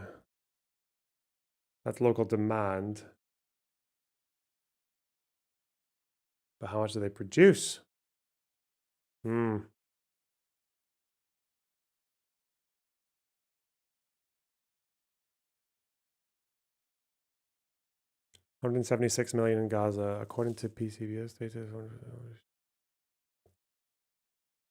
Well, this looks like they're selling more eggs than they're consuming, so maybe they produce a lot. Oh, wasn't this where I got the 89 from? No, that's from milk and dairy. Huh. Well, this is consumption. Eggs are in here. They're coming under milk and dairy.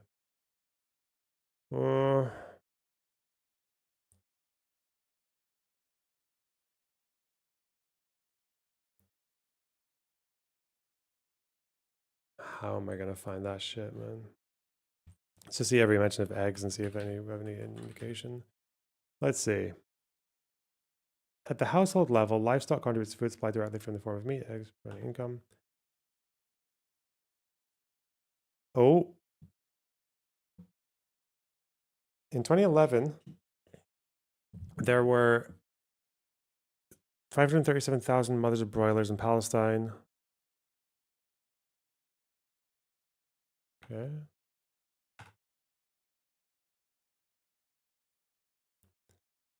Maybe the hatchery data would tell you, wouldn't it? 19 hatcheries in the West Bank and 4 in Gaza with capacity of around 35,000 hatching eggs / hatchery. That doesn't help. That does not give me a good answer at all. End product hatching eggs.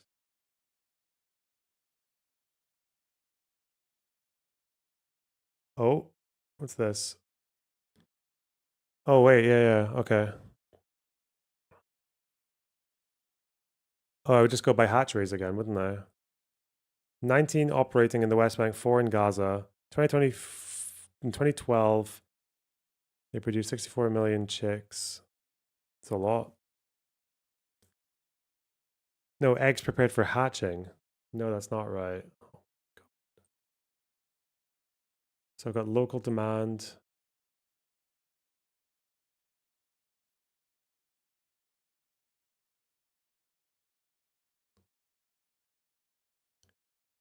Bro. How am I supposed to figure out how many tons of eggs?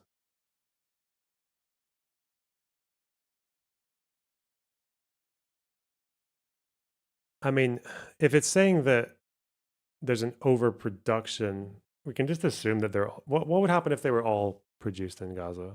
Or at least as a proportion. Let me see. So the demand report for eggs. Let's see the consumption reports. Eggs. Okay. That's a lot of eggs. Kilograms. Okay.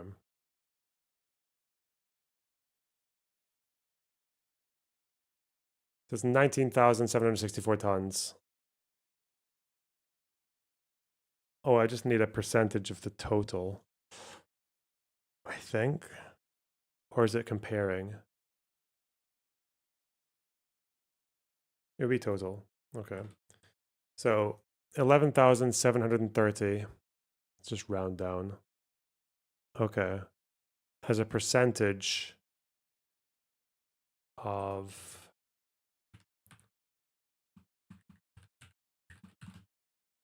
30,656. Do you think means you would divide this by this times 100? Yeah.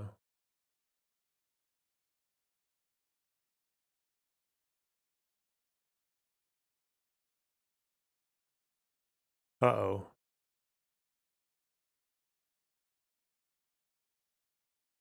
Which means it's 38%. Okay. That's a number, Wang. Okay, so 38% of eggs consumed in Gaza.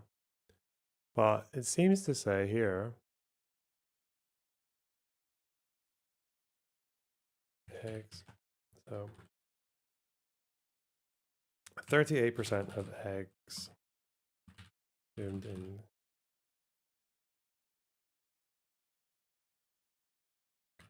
Gaza. Okay. Now what did it say for production? Annual local demand. Both areas produced they produced higher than the market need.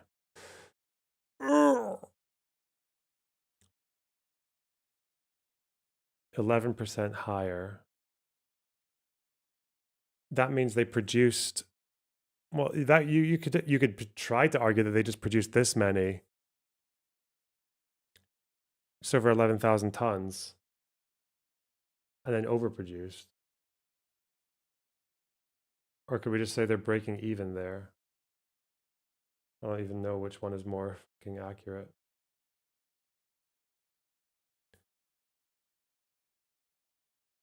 Because if they overproduced,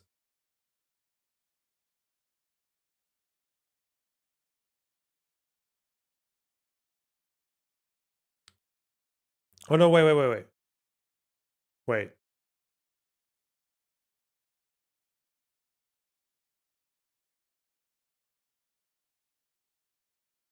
They produce 512 million eggs a year.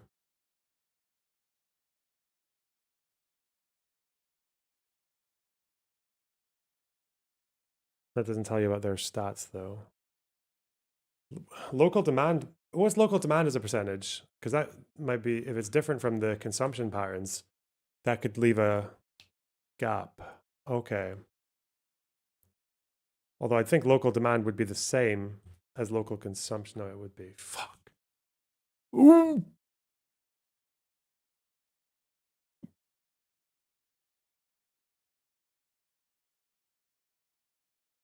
Hmm.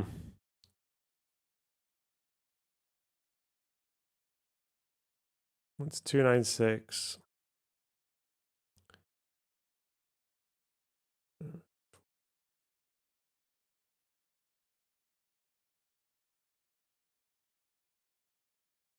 Oh no, wrong. Fuck. 176 divided by 460 times 100.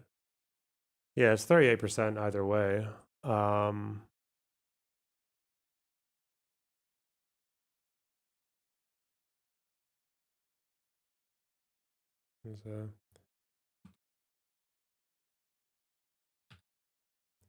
wait. No, I'm not going to do the hatcheries thing. Reduced 7% higher than local market need.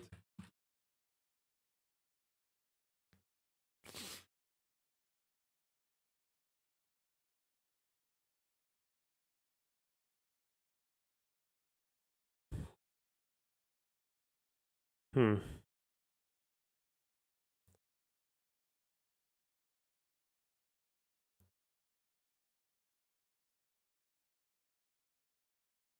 What if I just do whatever? What if I just say this was, they seem to have produced more than, I know West Bank and Gaza will be different, but I'm just going to shortcut this and just be a dick. All right, let's see.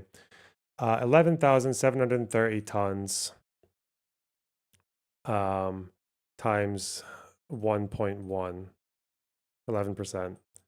Okay, let's just say that. Fuck that. Tons of eggs. Because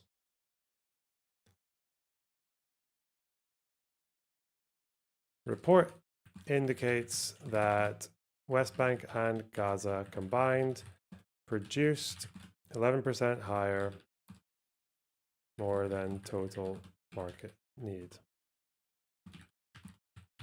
So I'll just assume that they did all of it. Why not? That they actually produce more. Okay. The last one I need is probably going to be milk. And that seems like it's here. There are two types of production systems in the dairy sector, traditional and industrial. The traditional ones include small, medium-scale cattle farmers who sell cow milk primarily to consumers. Industrial production includes 10 processing plants and produces 155,000 tons of raw cow milk per year.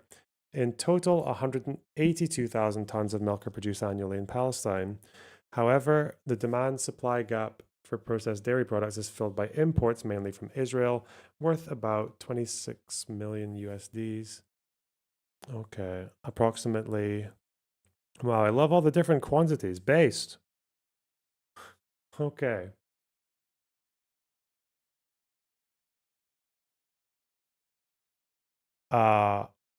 They don't say where the milk processing plants are, do they?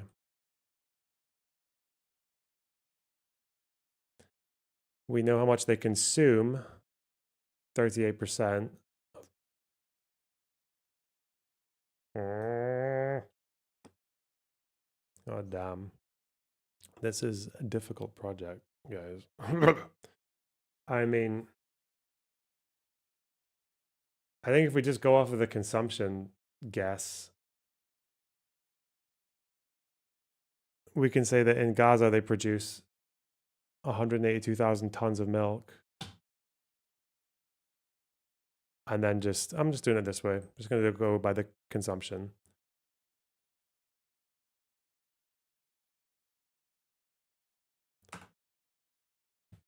Even though that is definitely not going to be the case. Okay.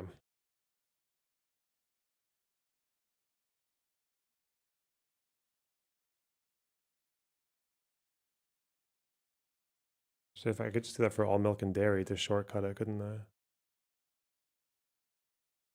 But that includes eggs. I'll just take out the eggs.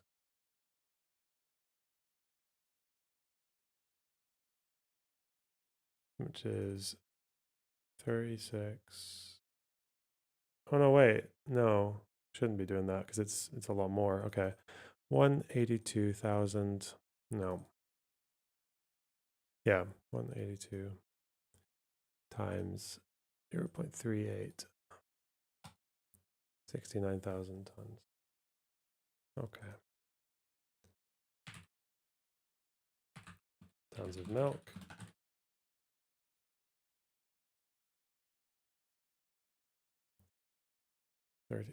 Oh, and it says 89% of local market needs. Yeah. Is produced over all of Gaza. Palestine. Consumed. Fine. 38% of total consumption. Gaza.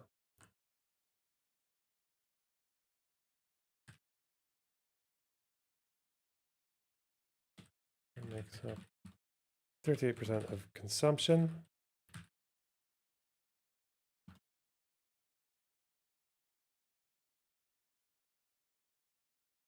%, of local market needs reduced.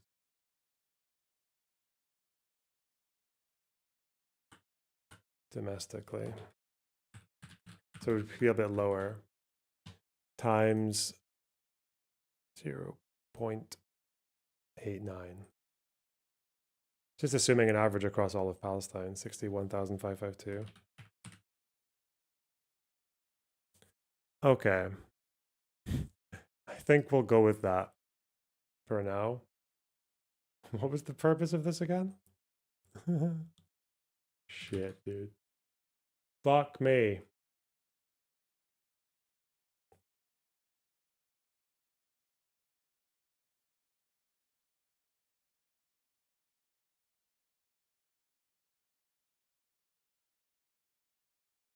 Okay. These are our estimates of local food production.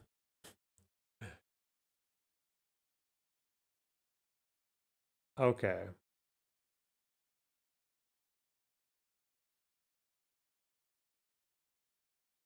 What we have to do is we have to find them daily and then how many of them go into trucks, right? Out of interest.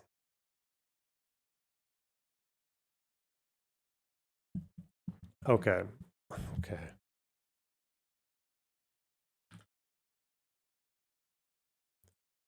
So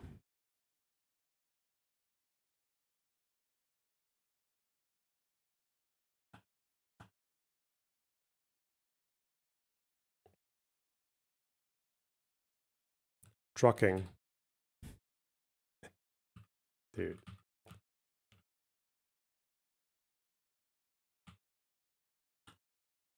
Daily trucks. Daily truck estimate.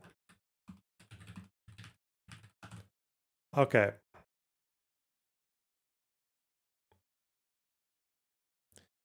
So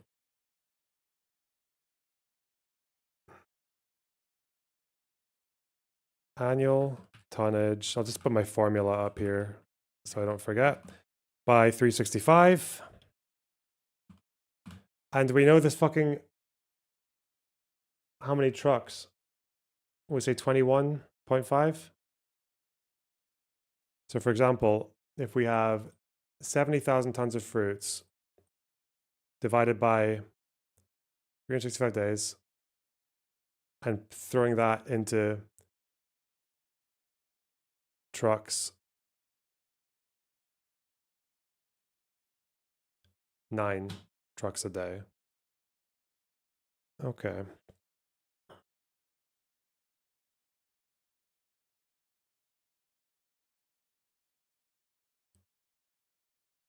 Okay. Managed by 365 days. 21 tons per truck.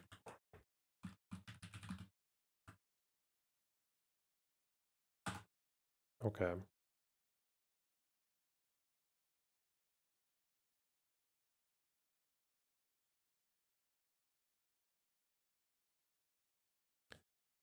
Nine trucks, 9 fruit. Okay. Okay. So we read 9 trucks for fruit. Fruit. 300,000. And obviously, because this local production is not like calorie efficient, this is going to be like 100% an overestimate of how many was needed. So, actually, this isn't even account for fucking percentages, is it? Oh, it would. You'd add it together at the end. Okay. 9 trucks for fruit. Because it's the daily truckloads. Okay. 9 for fruit. Not 3 million, you fucking idiot. Okay. Divided by 365. Divided by 21. 39 for vegetables.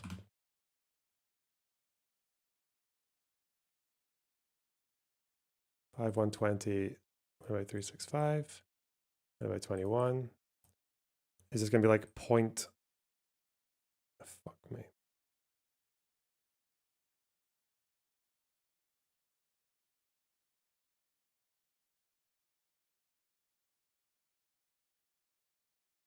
.6. Oh, it's rounding up, so 1 for fish. Okay. 12,355 divided by 365 divided by 21. We say 2 for if we're gonna overestimate.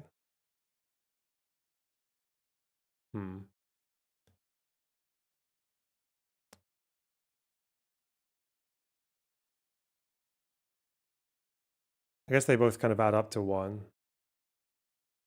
Bedded fish and poultry.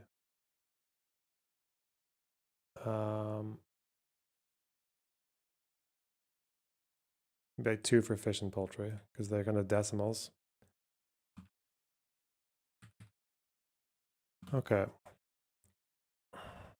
Red meat.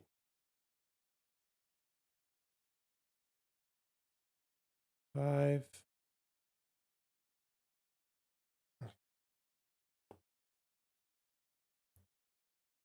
I really struggle to believe they were producing this little red meat, but we'll see.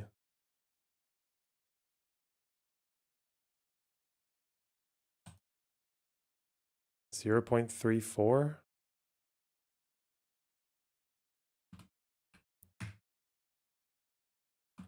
Red meat. Eggs.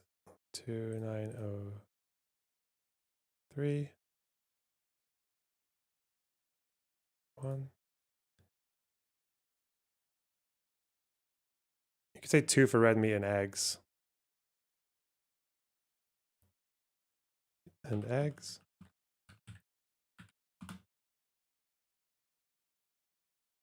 Okay, that would add up, yeah. Okay. And then milk. 61552 divided by 365 divided by 21. 8 for milk. Well,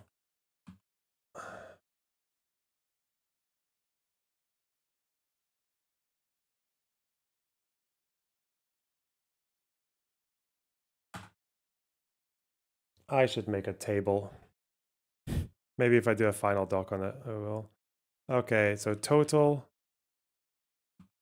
domestic production, not counting caloric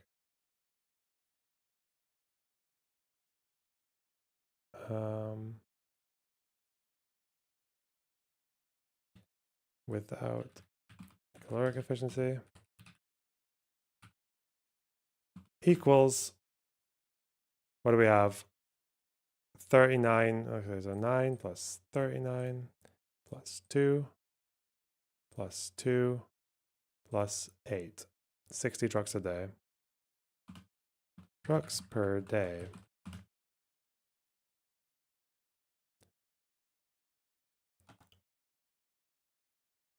or imports equals 73 per day. Total to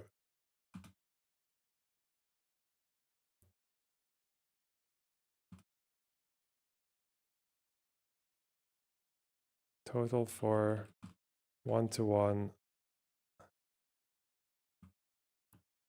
total to replicate pre-war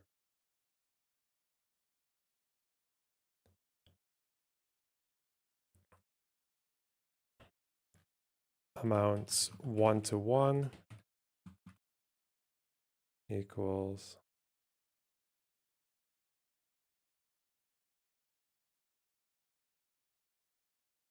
133. Okay. This is assuming they're obviously not replacing like vegetables and fruits and all this stuff with more calorie efficient stuff.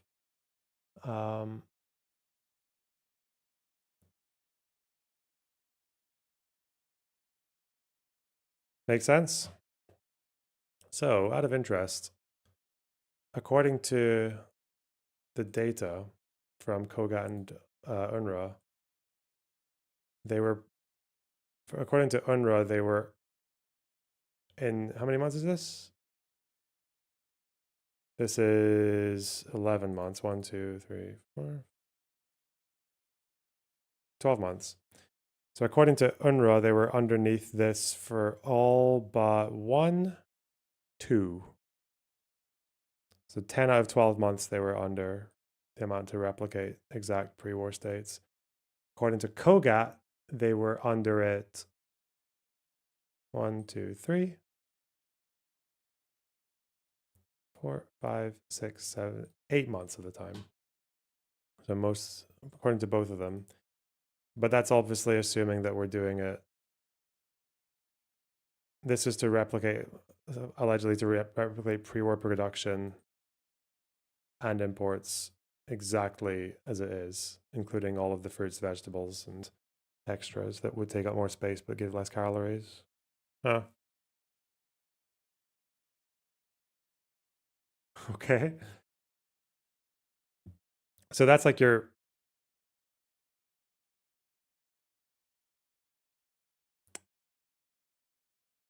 It doesn't even account for anything that was exported.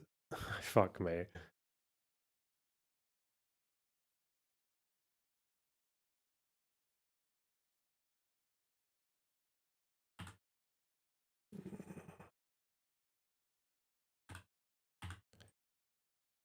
Doesn't account for exports.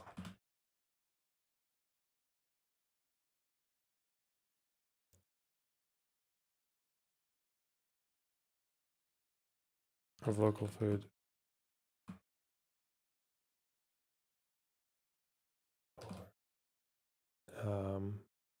Replacement of some goods with more calorie efficient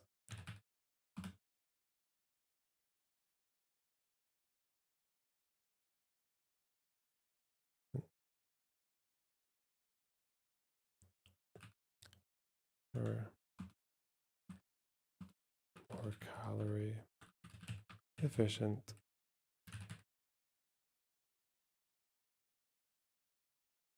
okay. God fucking damn it. What a state. Eli, thanks for the $9.99.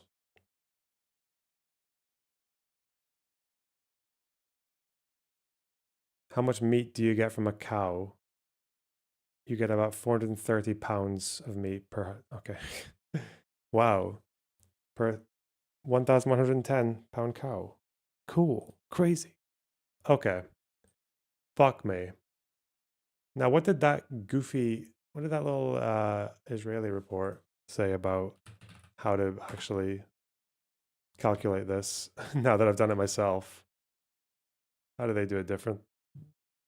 I'd be interested to see if Kogat have working for how to do it.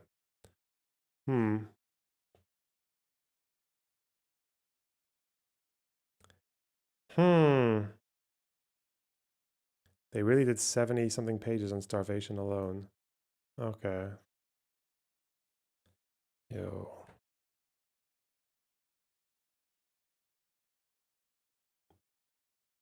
They acted like this was a super simple calculation.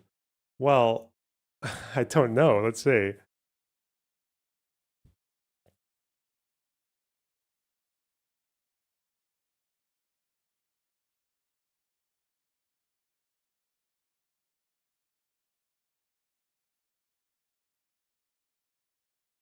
Because they said you would only need 10 trucks to replace the locally produced caloric intake, but I don't know how they say that.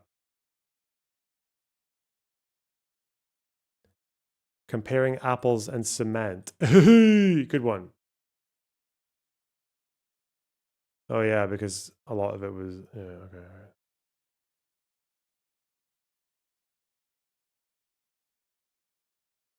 Yeah, where's the section on domestic production?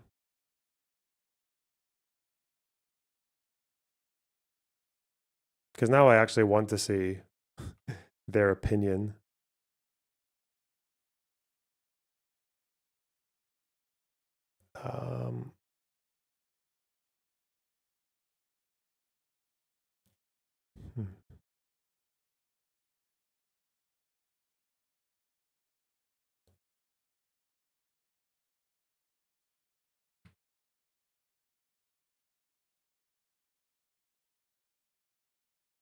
Did they actually ever show you? Did they say? Agricultural yield. Wait. Where do they get this? Oh, fuck. They might have had the answer right all along. Wait, this is their local production. It's so much lower. What the fuck? 70,000 tons of fruits.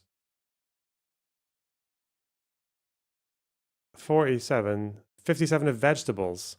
300,000 of vegetables. Excuse me. What the fuck is this source? What source? It's not even fucking there. Prick. Or maybe I just have to type in the thing and I can find it. Maybe let's see. Where the fuck. Oh. Okay. Oh, it's because there's a semicolon there, isn't there? Do I need that? .pdf. Oh my god. These are 2011 numbers. Yeah, but my numbers are scattered from like 2015 or... let's go .pdf, please, because the material too. Oh, this might have helped. Okay, where are you getting this from, buddy? 71.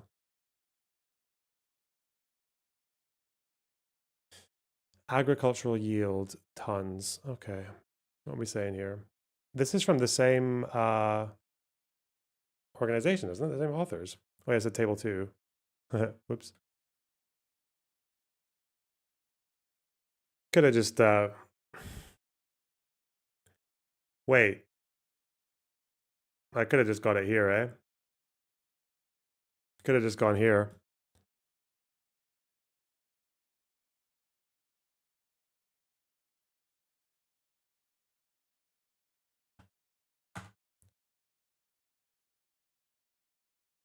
Other estimate based on 2010 to 2011.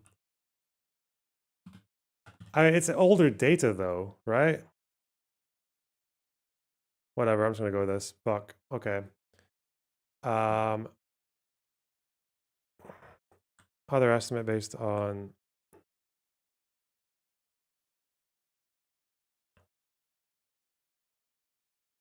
other data. Okay. So this is from the Palestinian Central Bureau of Statistics. Okay.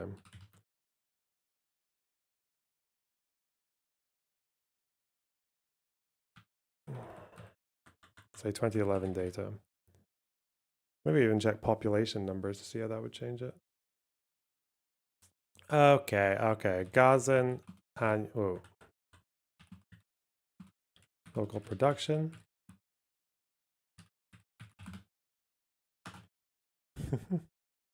Debunk the debunking, perhaps. Okay, so this is saying they produce 57,000. How did they go from 57 to 300,000 tons of vegetables, dude? That's crazy. Tons of vegetables. 30,320 of fruits. Maybe because field crops are added. That's not, it doesn't even come close. 7,883 tons of field crops. Who the fuck said they got to? It's such a massive difference.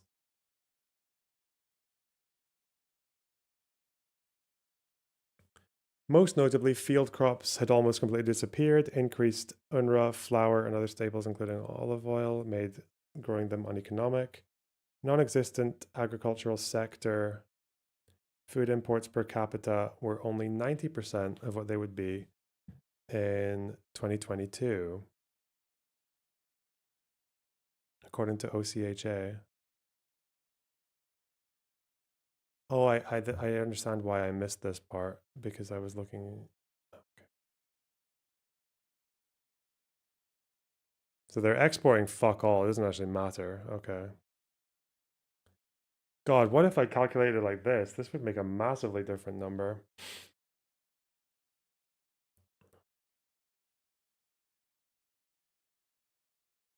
But this doesn't tell you anything about milk and all that other shit. Using above data, I guess we can go for that.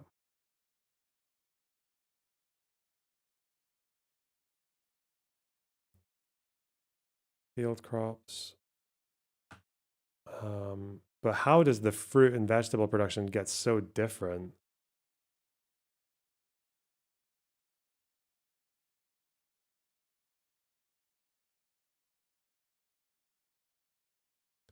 Let's see what happened if I just added this. 120 tons of fish.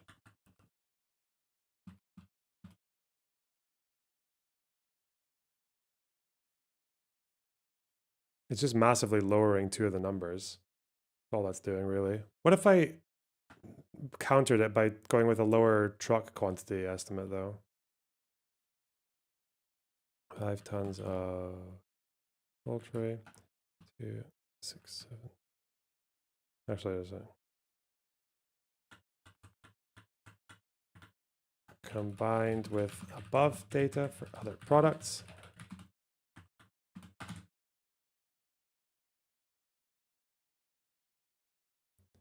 $57,650 by 365 divided by 21. 7.5 trucks for vegetables. 30. 320 divided by 365 divided by 21. Say 4 for fruits. 7, 8, 8 divided by 1 for field crops. We've rounded 1 up and 1 down. Okay.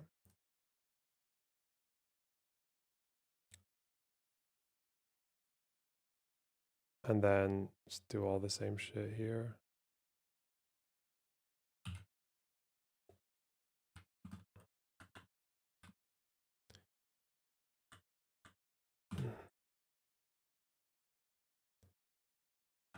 Total domestic production equals 7,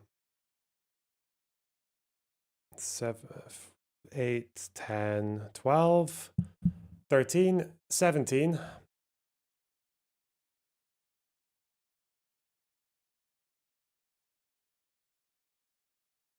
24.5 trucks per day. If 21 tons per truck.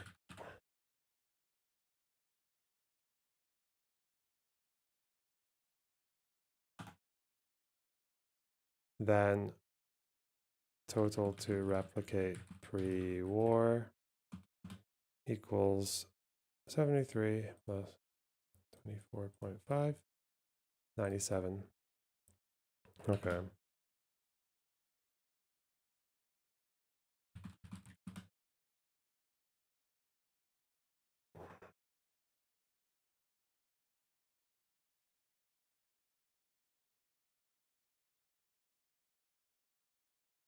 Okay.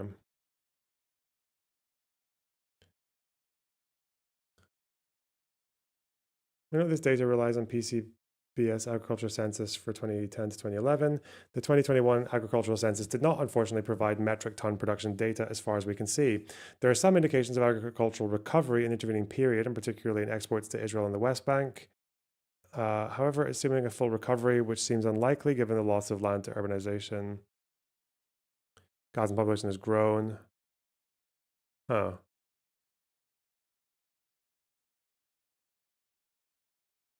There's a big skip over here, I guess. But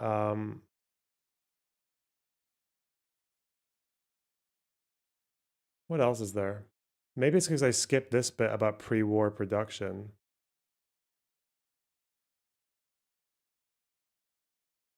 Oh no, I didn't actually skip this bit.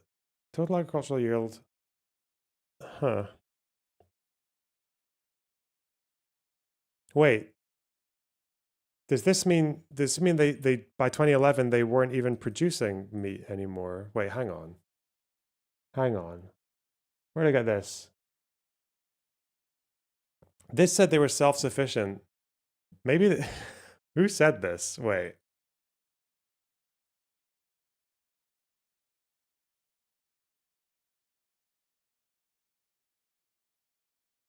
The Agriculture Ministry. How did it's a massive increase in 3 years, isn't it? To go from producing 57,000 tons of vegetables to 300,000. Huh.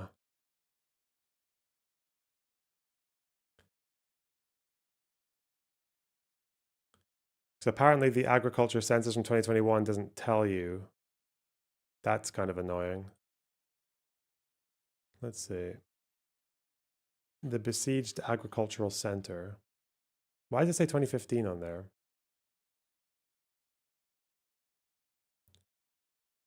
Table 1, inputs.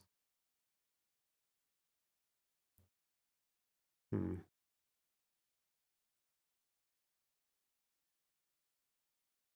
wonder, I'm going to ask someone about this. Major commodities. Obviously, they would still be producing other shit as well. They just haven't. Wait, chickpeas.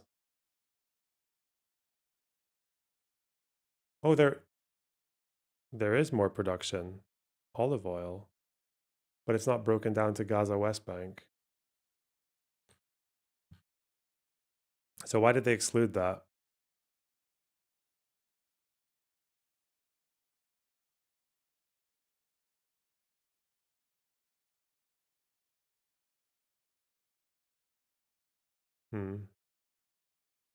Contribution of agriculture to GDP, 5.6. Employment.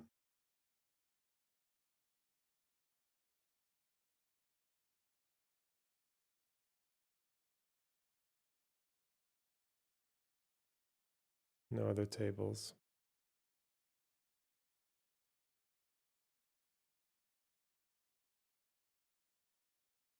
Let me see. Not here.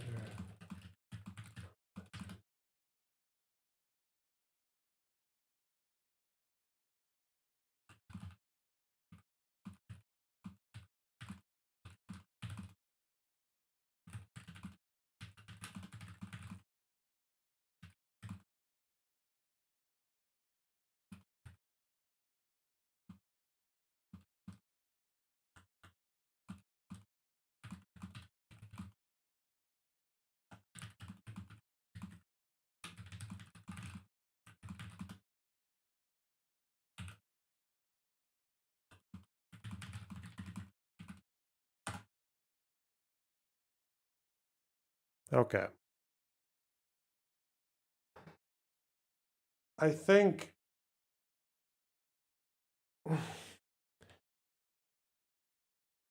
we're probably good with that bit. Are we?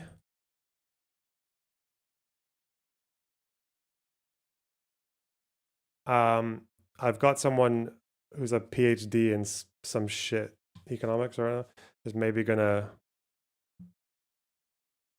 tell me a bit more about the fucking what do you call it? This 44% thing and what it actually means, and whether they would definitely separate agricultural commodities from manufactured. Okay.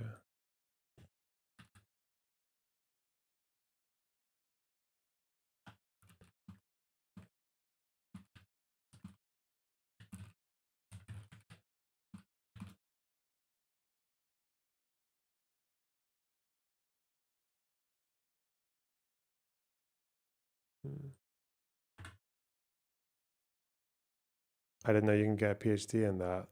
Yeah, obviously. A microeconomist. Yeah.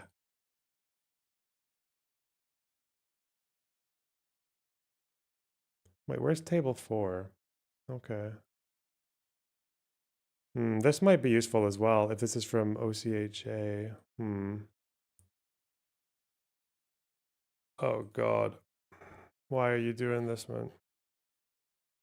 Why are you doing this to me? Can this please work? Copy link address? Why is it not working? Because it's only half a link. For some reason, their links are dog shit. Okay, let's do that. Oh. Hey! This is 2021.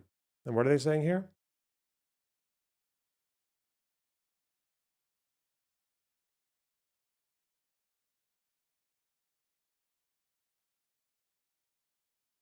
Where's number 74? Oh. Huh? Is this just for population data?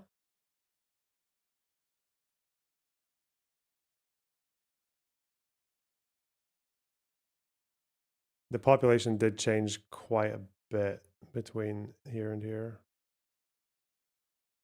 It's a pretty substantial growth, like a 33% increase or something.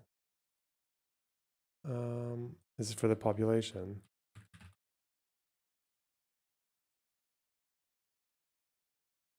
$2.1 million.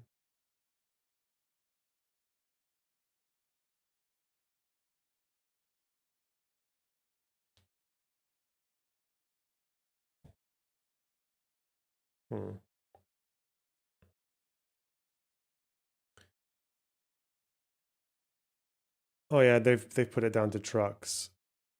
Annual trucks.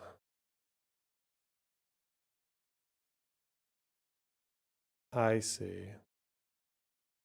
The agricultural census did not provide metric ton production data as far as we can see.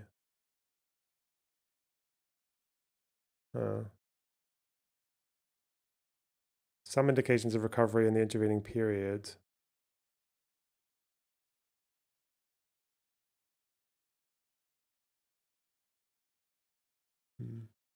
Even assuming a full recovery, the population has grown by 68%. Where do they throw in the thing with the UNRWA packages? Food grants.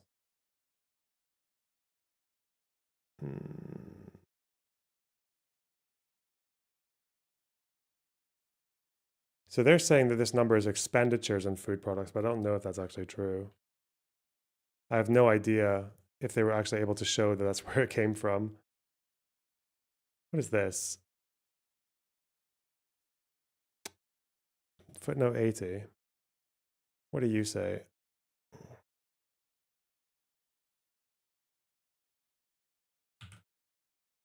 Stop buzzing.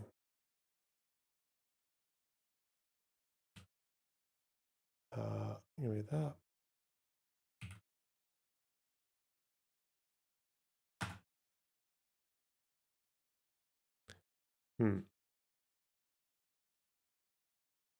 Are these imported via trucks? These contributions? What are they saying here?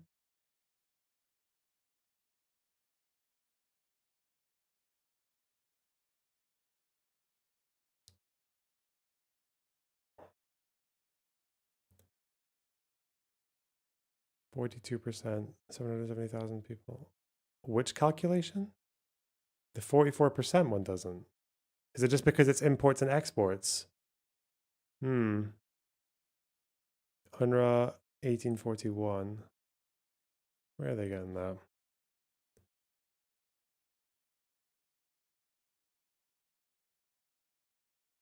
They say calories here?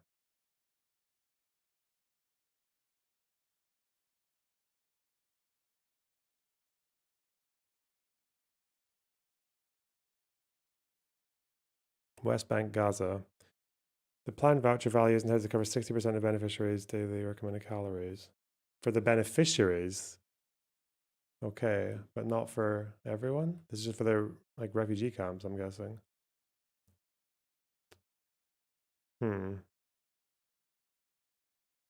What data are they? 770,000 people.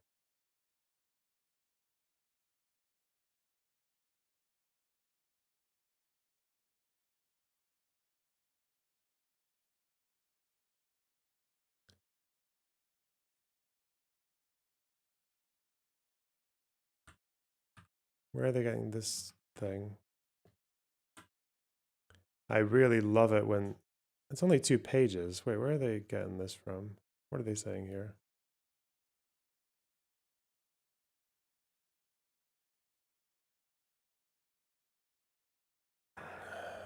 World Food Program supported around 368,670 people, those in need. 98% in West Bank and 99% in Gaza. Okay. Quarterly in-kind distributions. This is about cash transfers, though. Hang on. This isn't about food packages.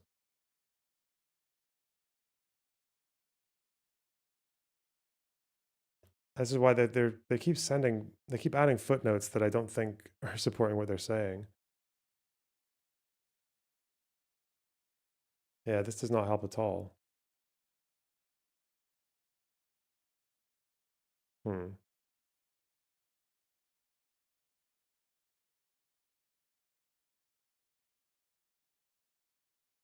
Like, where are they getting it from that UNRWA was doing that in, what's this?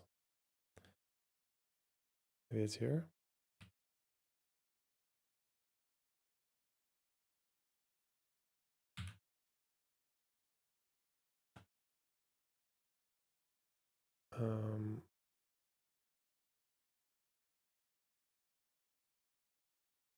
Oh, this is, I'm not looking at that again. Fuck that.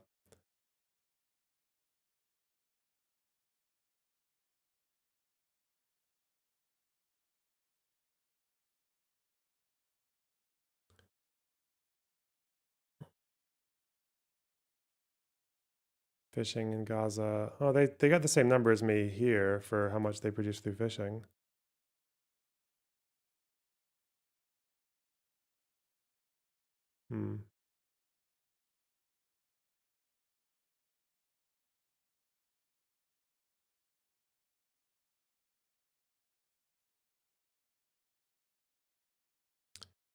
Okay. I think I'm good with that for now. That's plenty. That's probably all the fucking truck shit that I'm going to do on stream. That maybe next time I do this on stream, I'm going to throw all this into a single document. Once it's all combined. There's like a couple of things I'm going to get answered by someone off stream because they don't want to show their face. Cowards. And then after that, I think we'll maybe go into, I don't know. This is definitely the easiest one, I think, to go over because, well, in some ways it's easier. It's easier because it's such a clear like indication of like how the UN's own data was contradicting it. I don't know, maybe we'll go over the report next time, the Human Rights Council one. Who knows? Okay. How many people are still watching this shit? 327. Nice. All right. Fuck you guys. I'm going. Have a good weekend. Might see you tomorrow. Might not. Who knows? Okay. Bye-bye.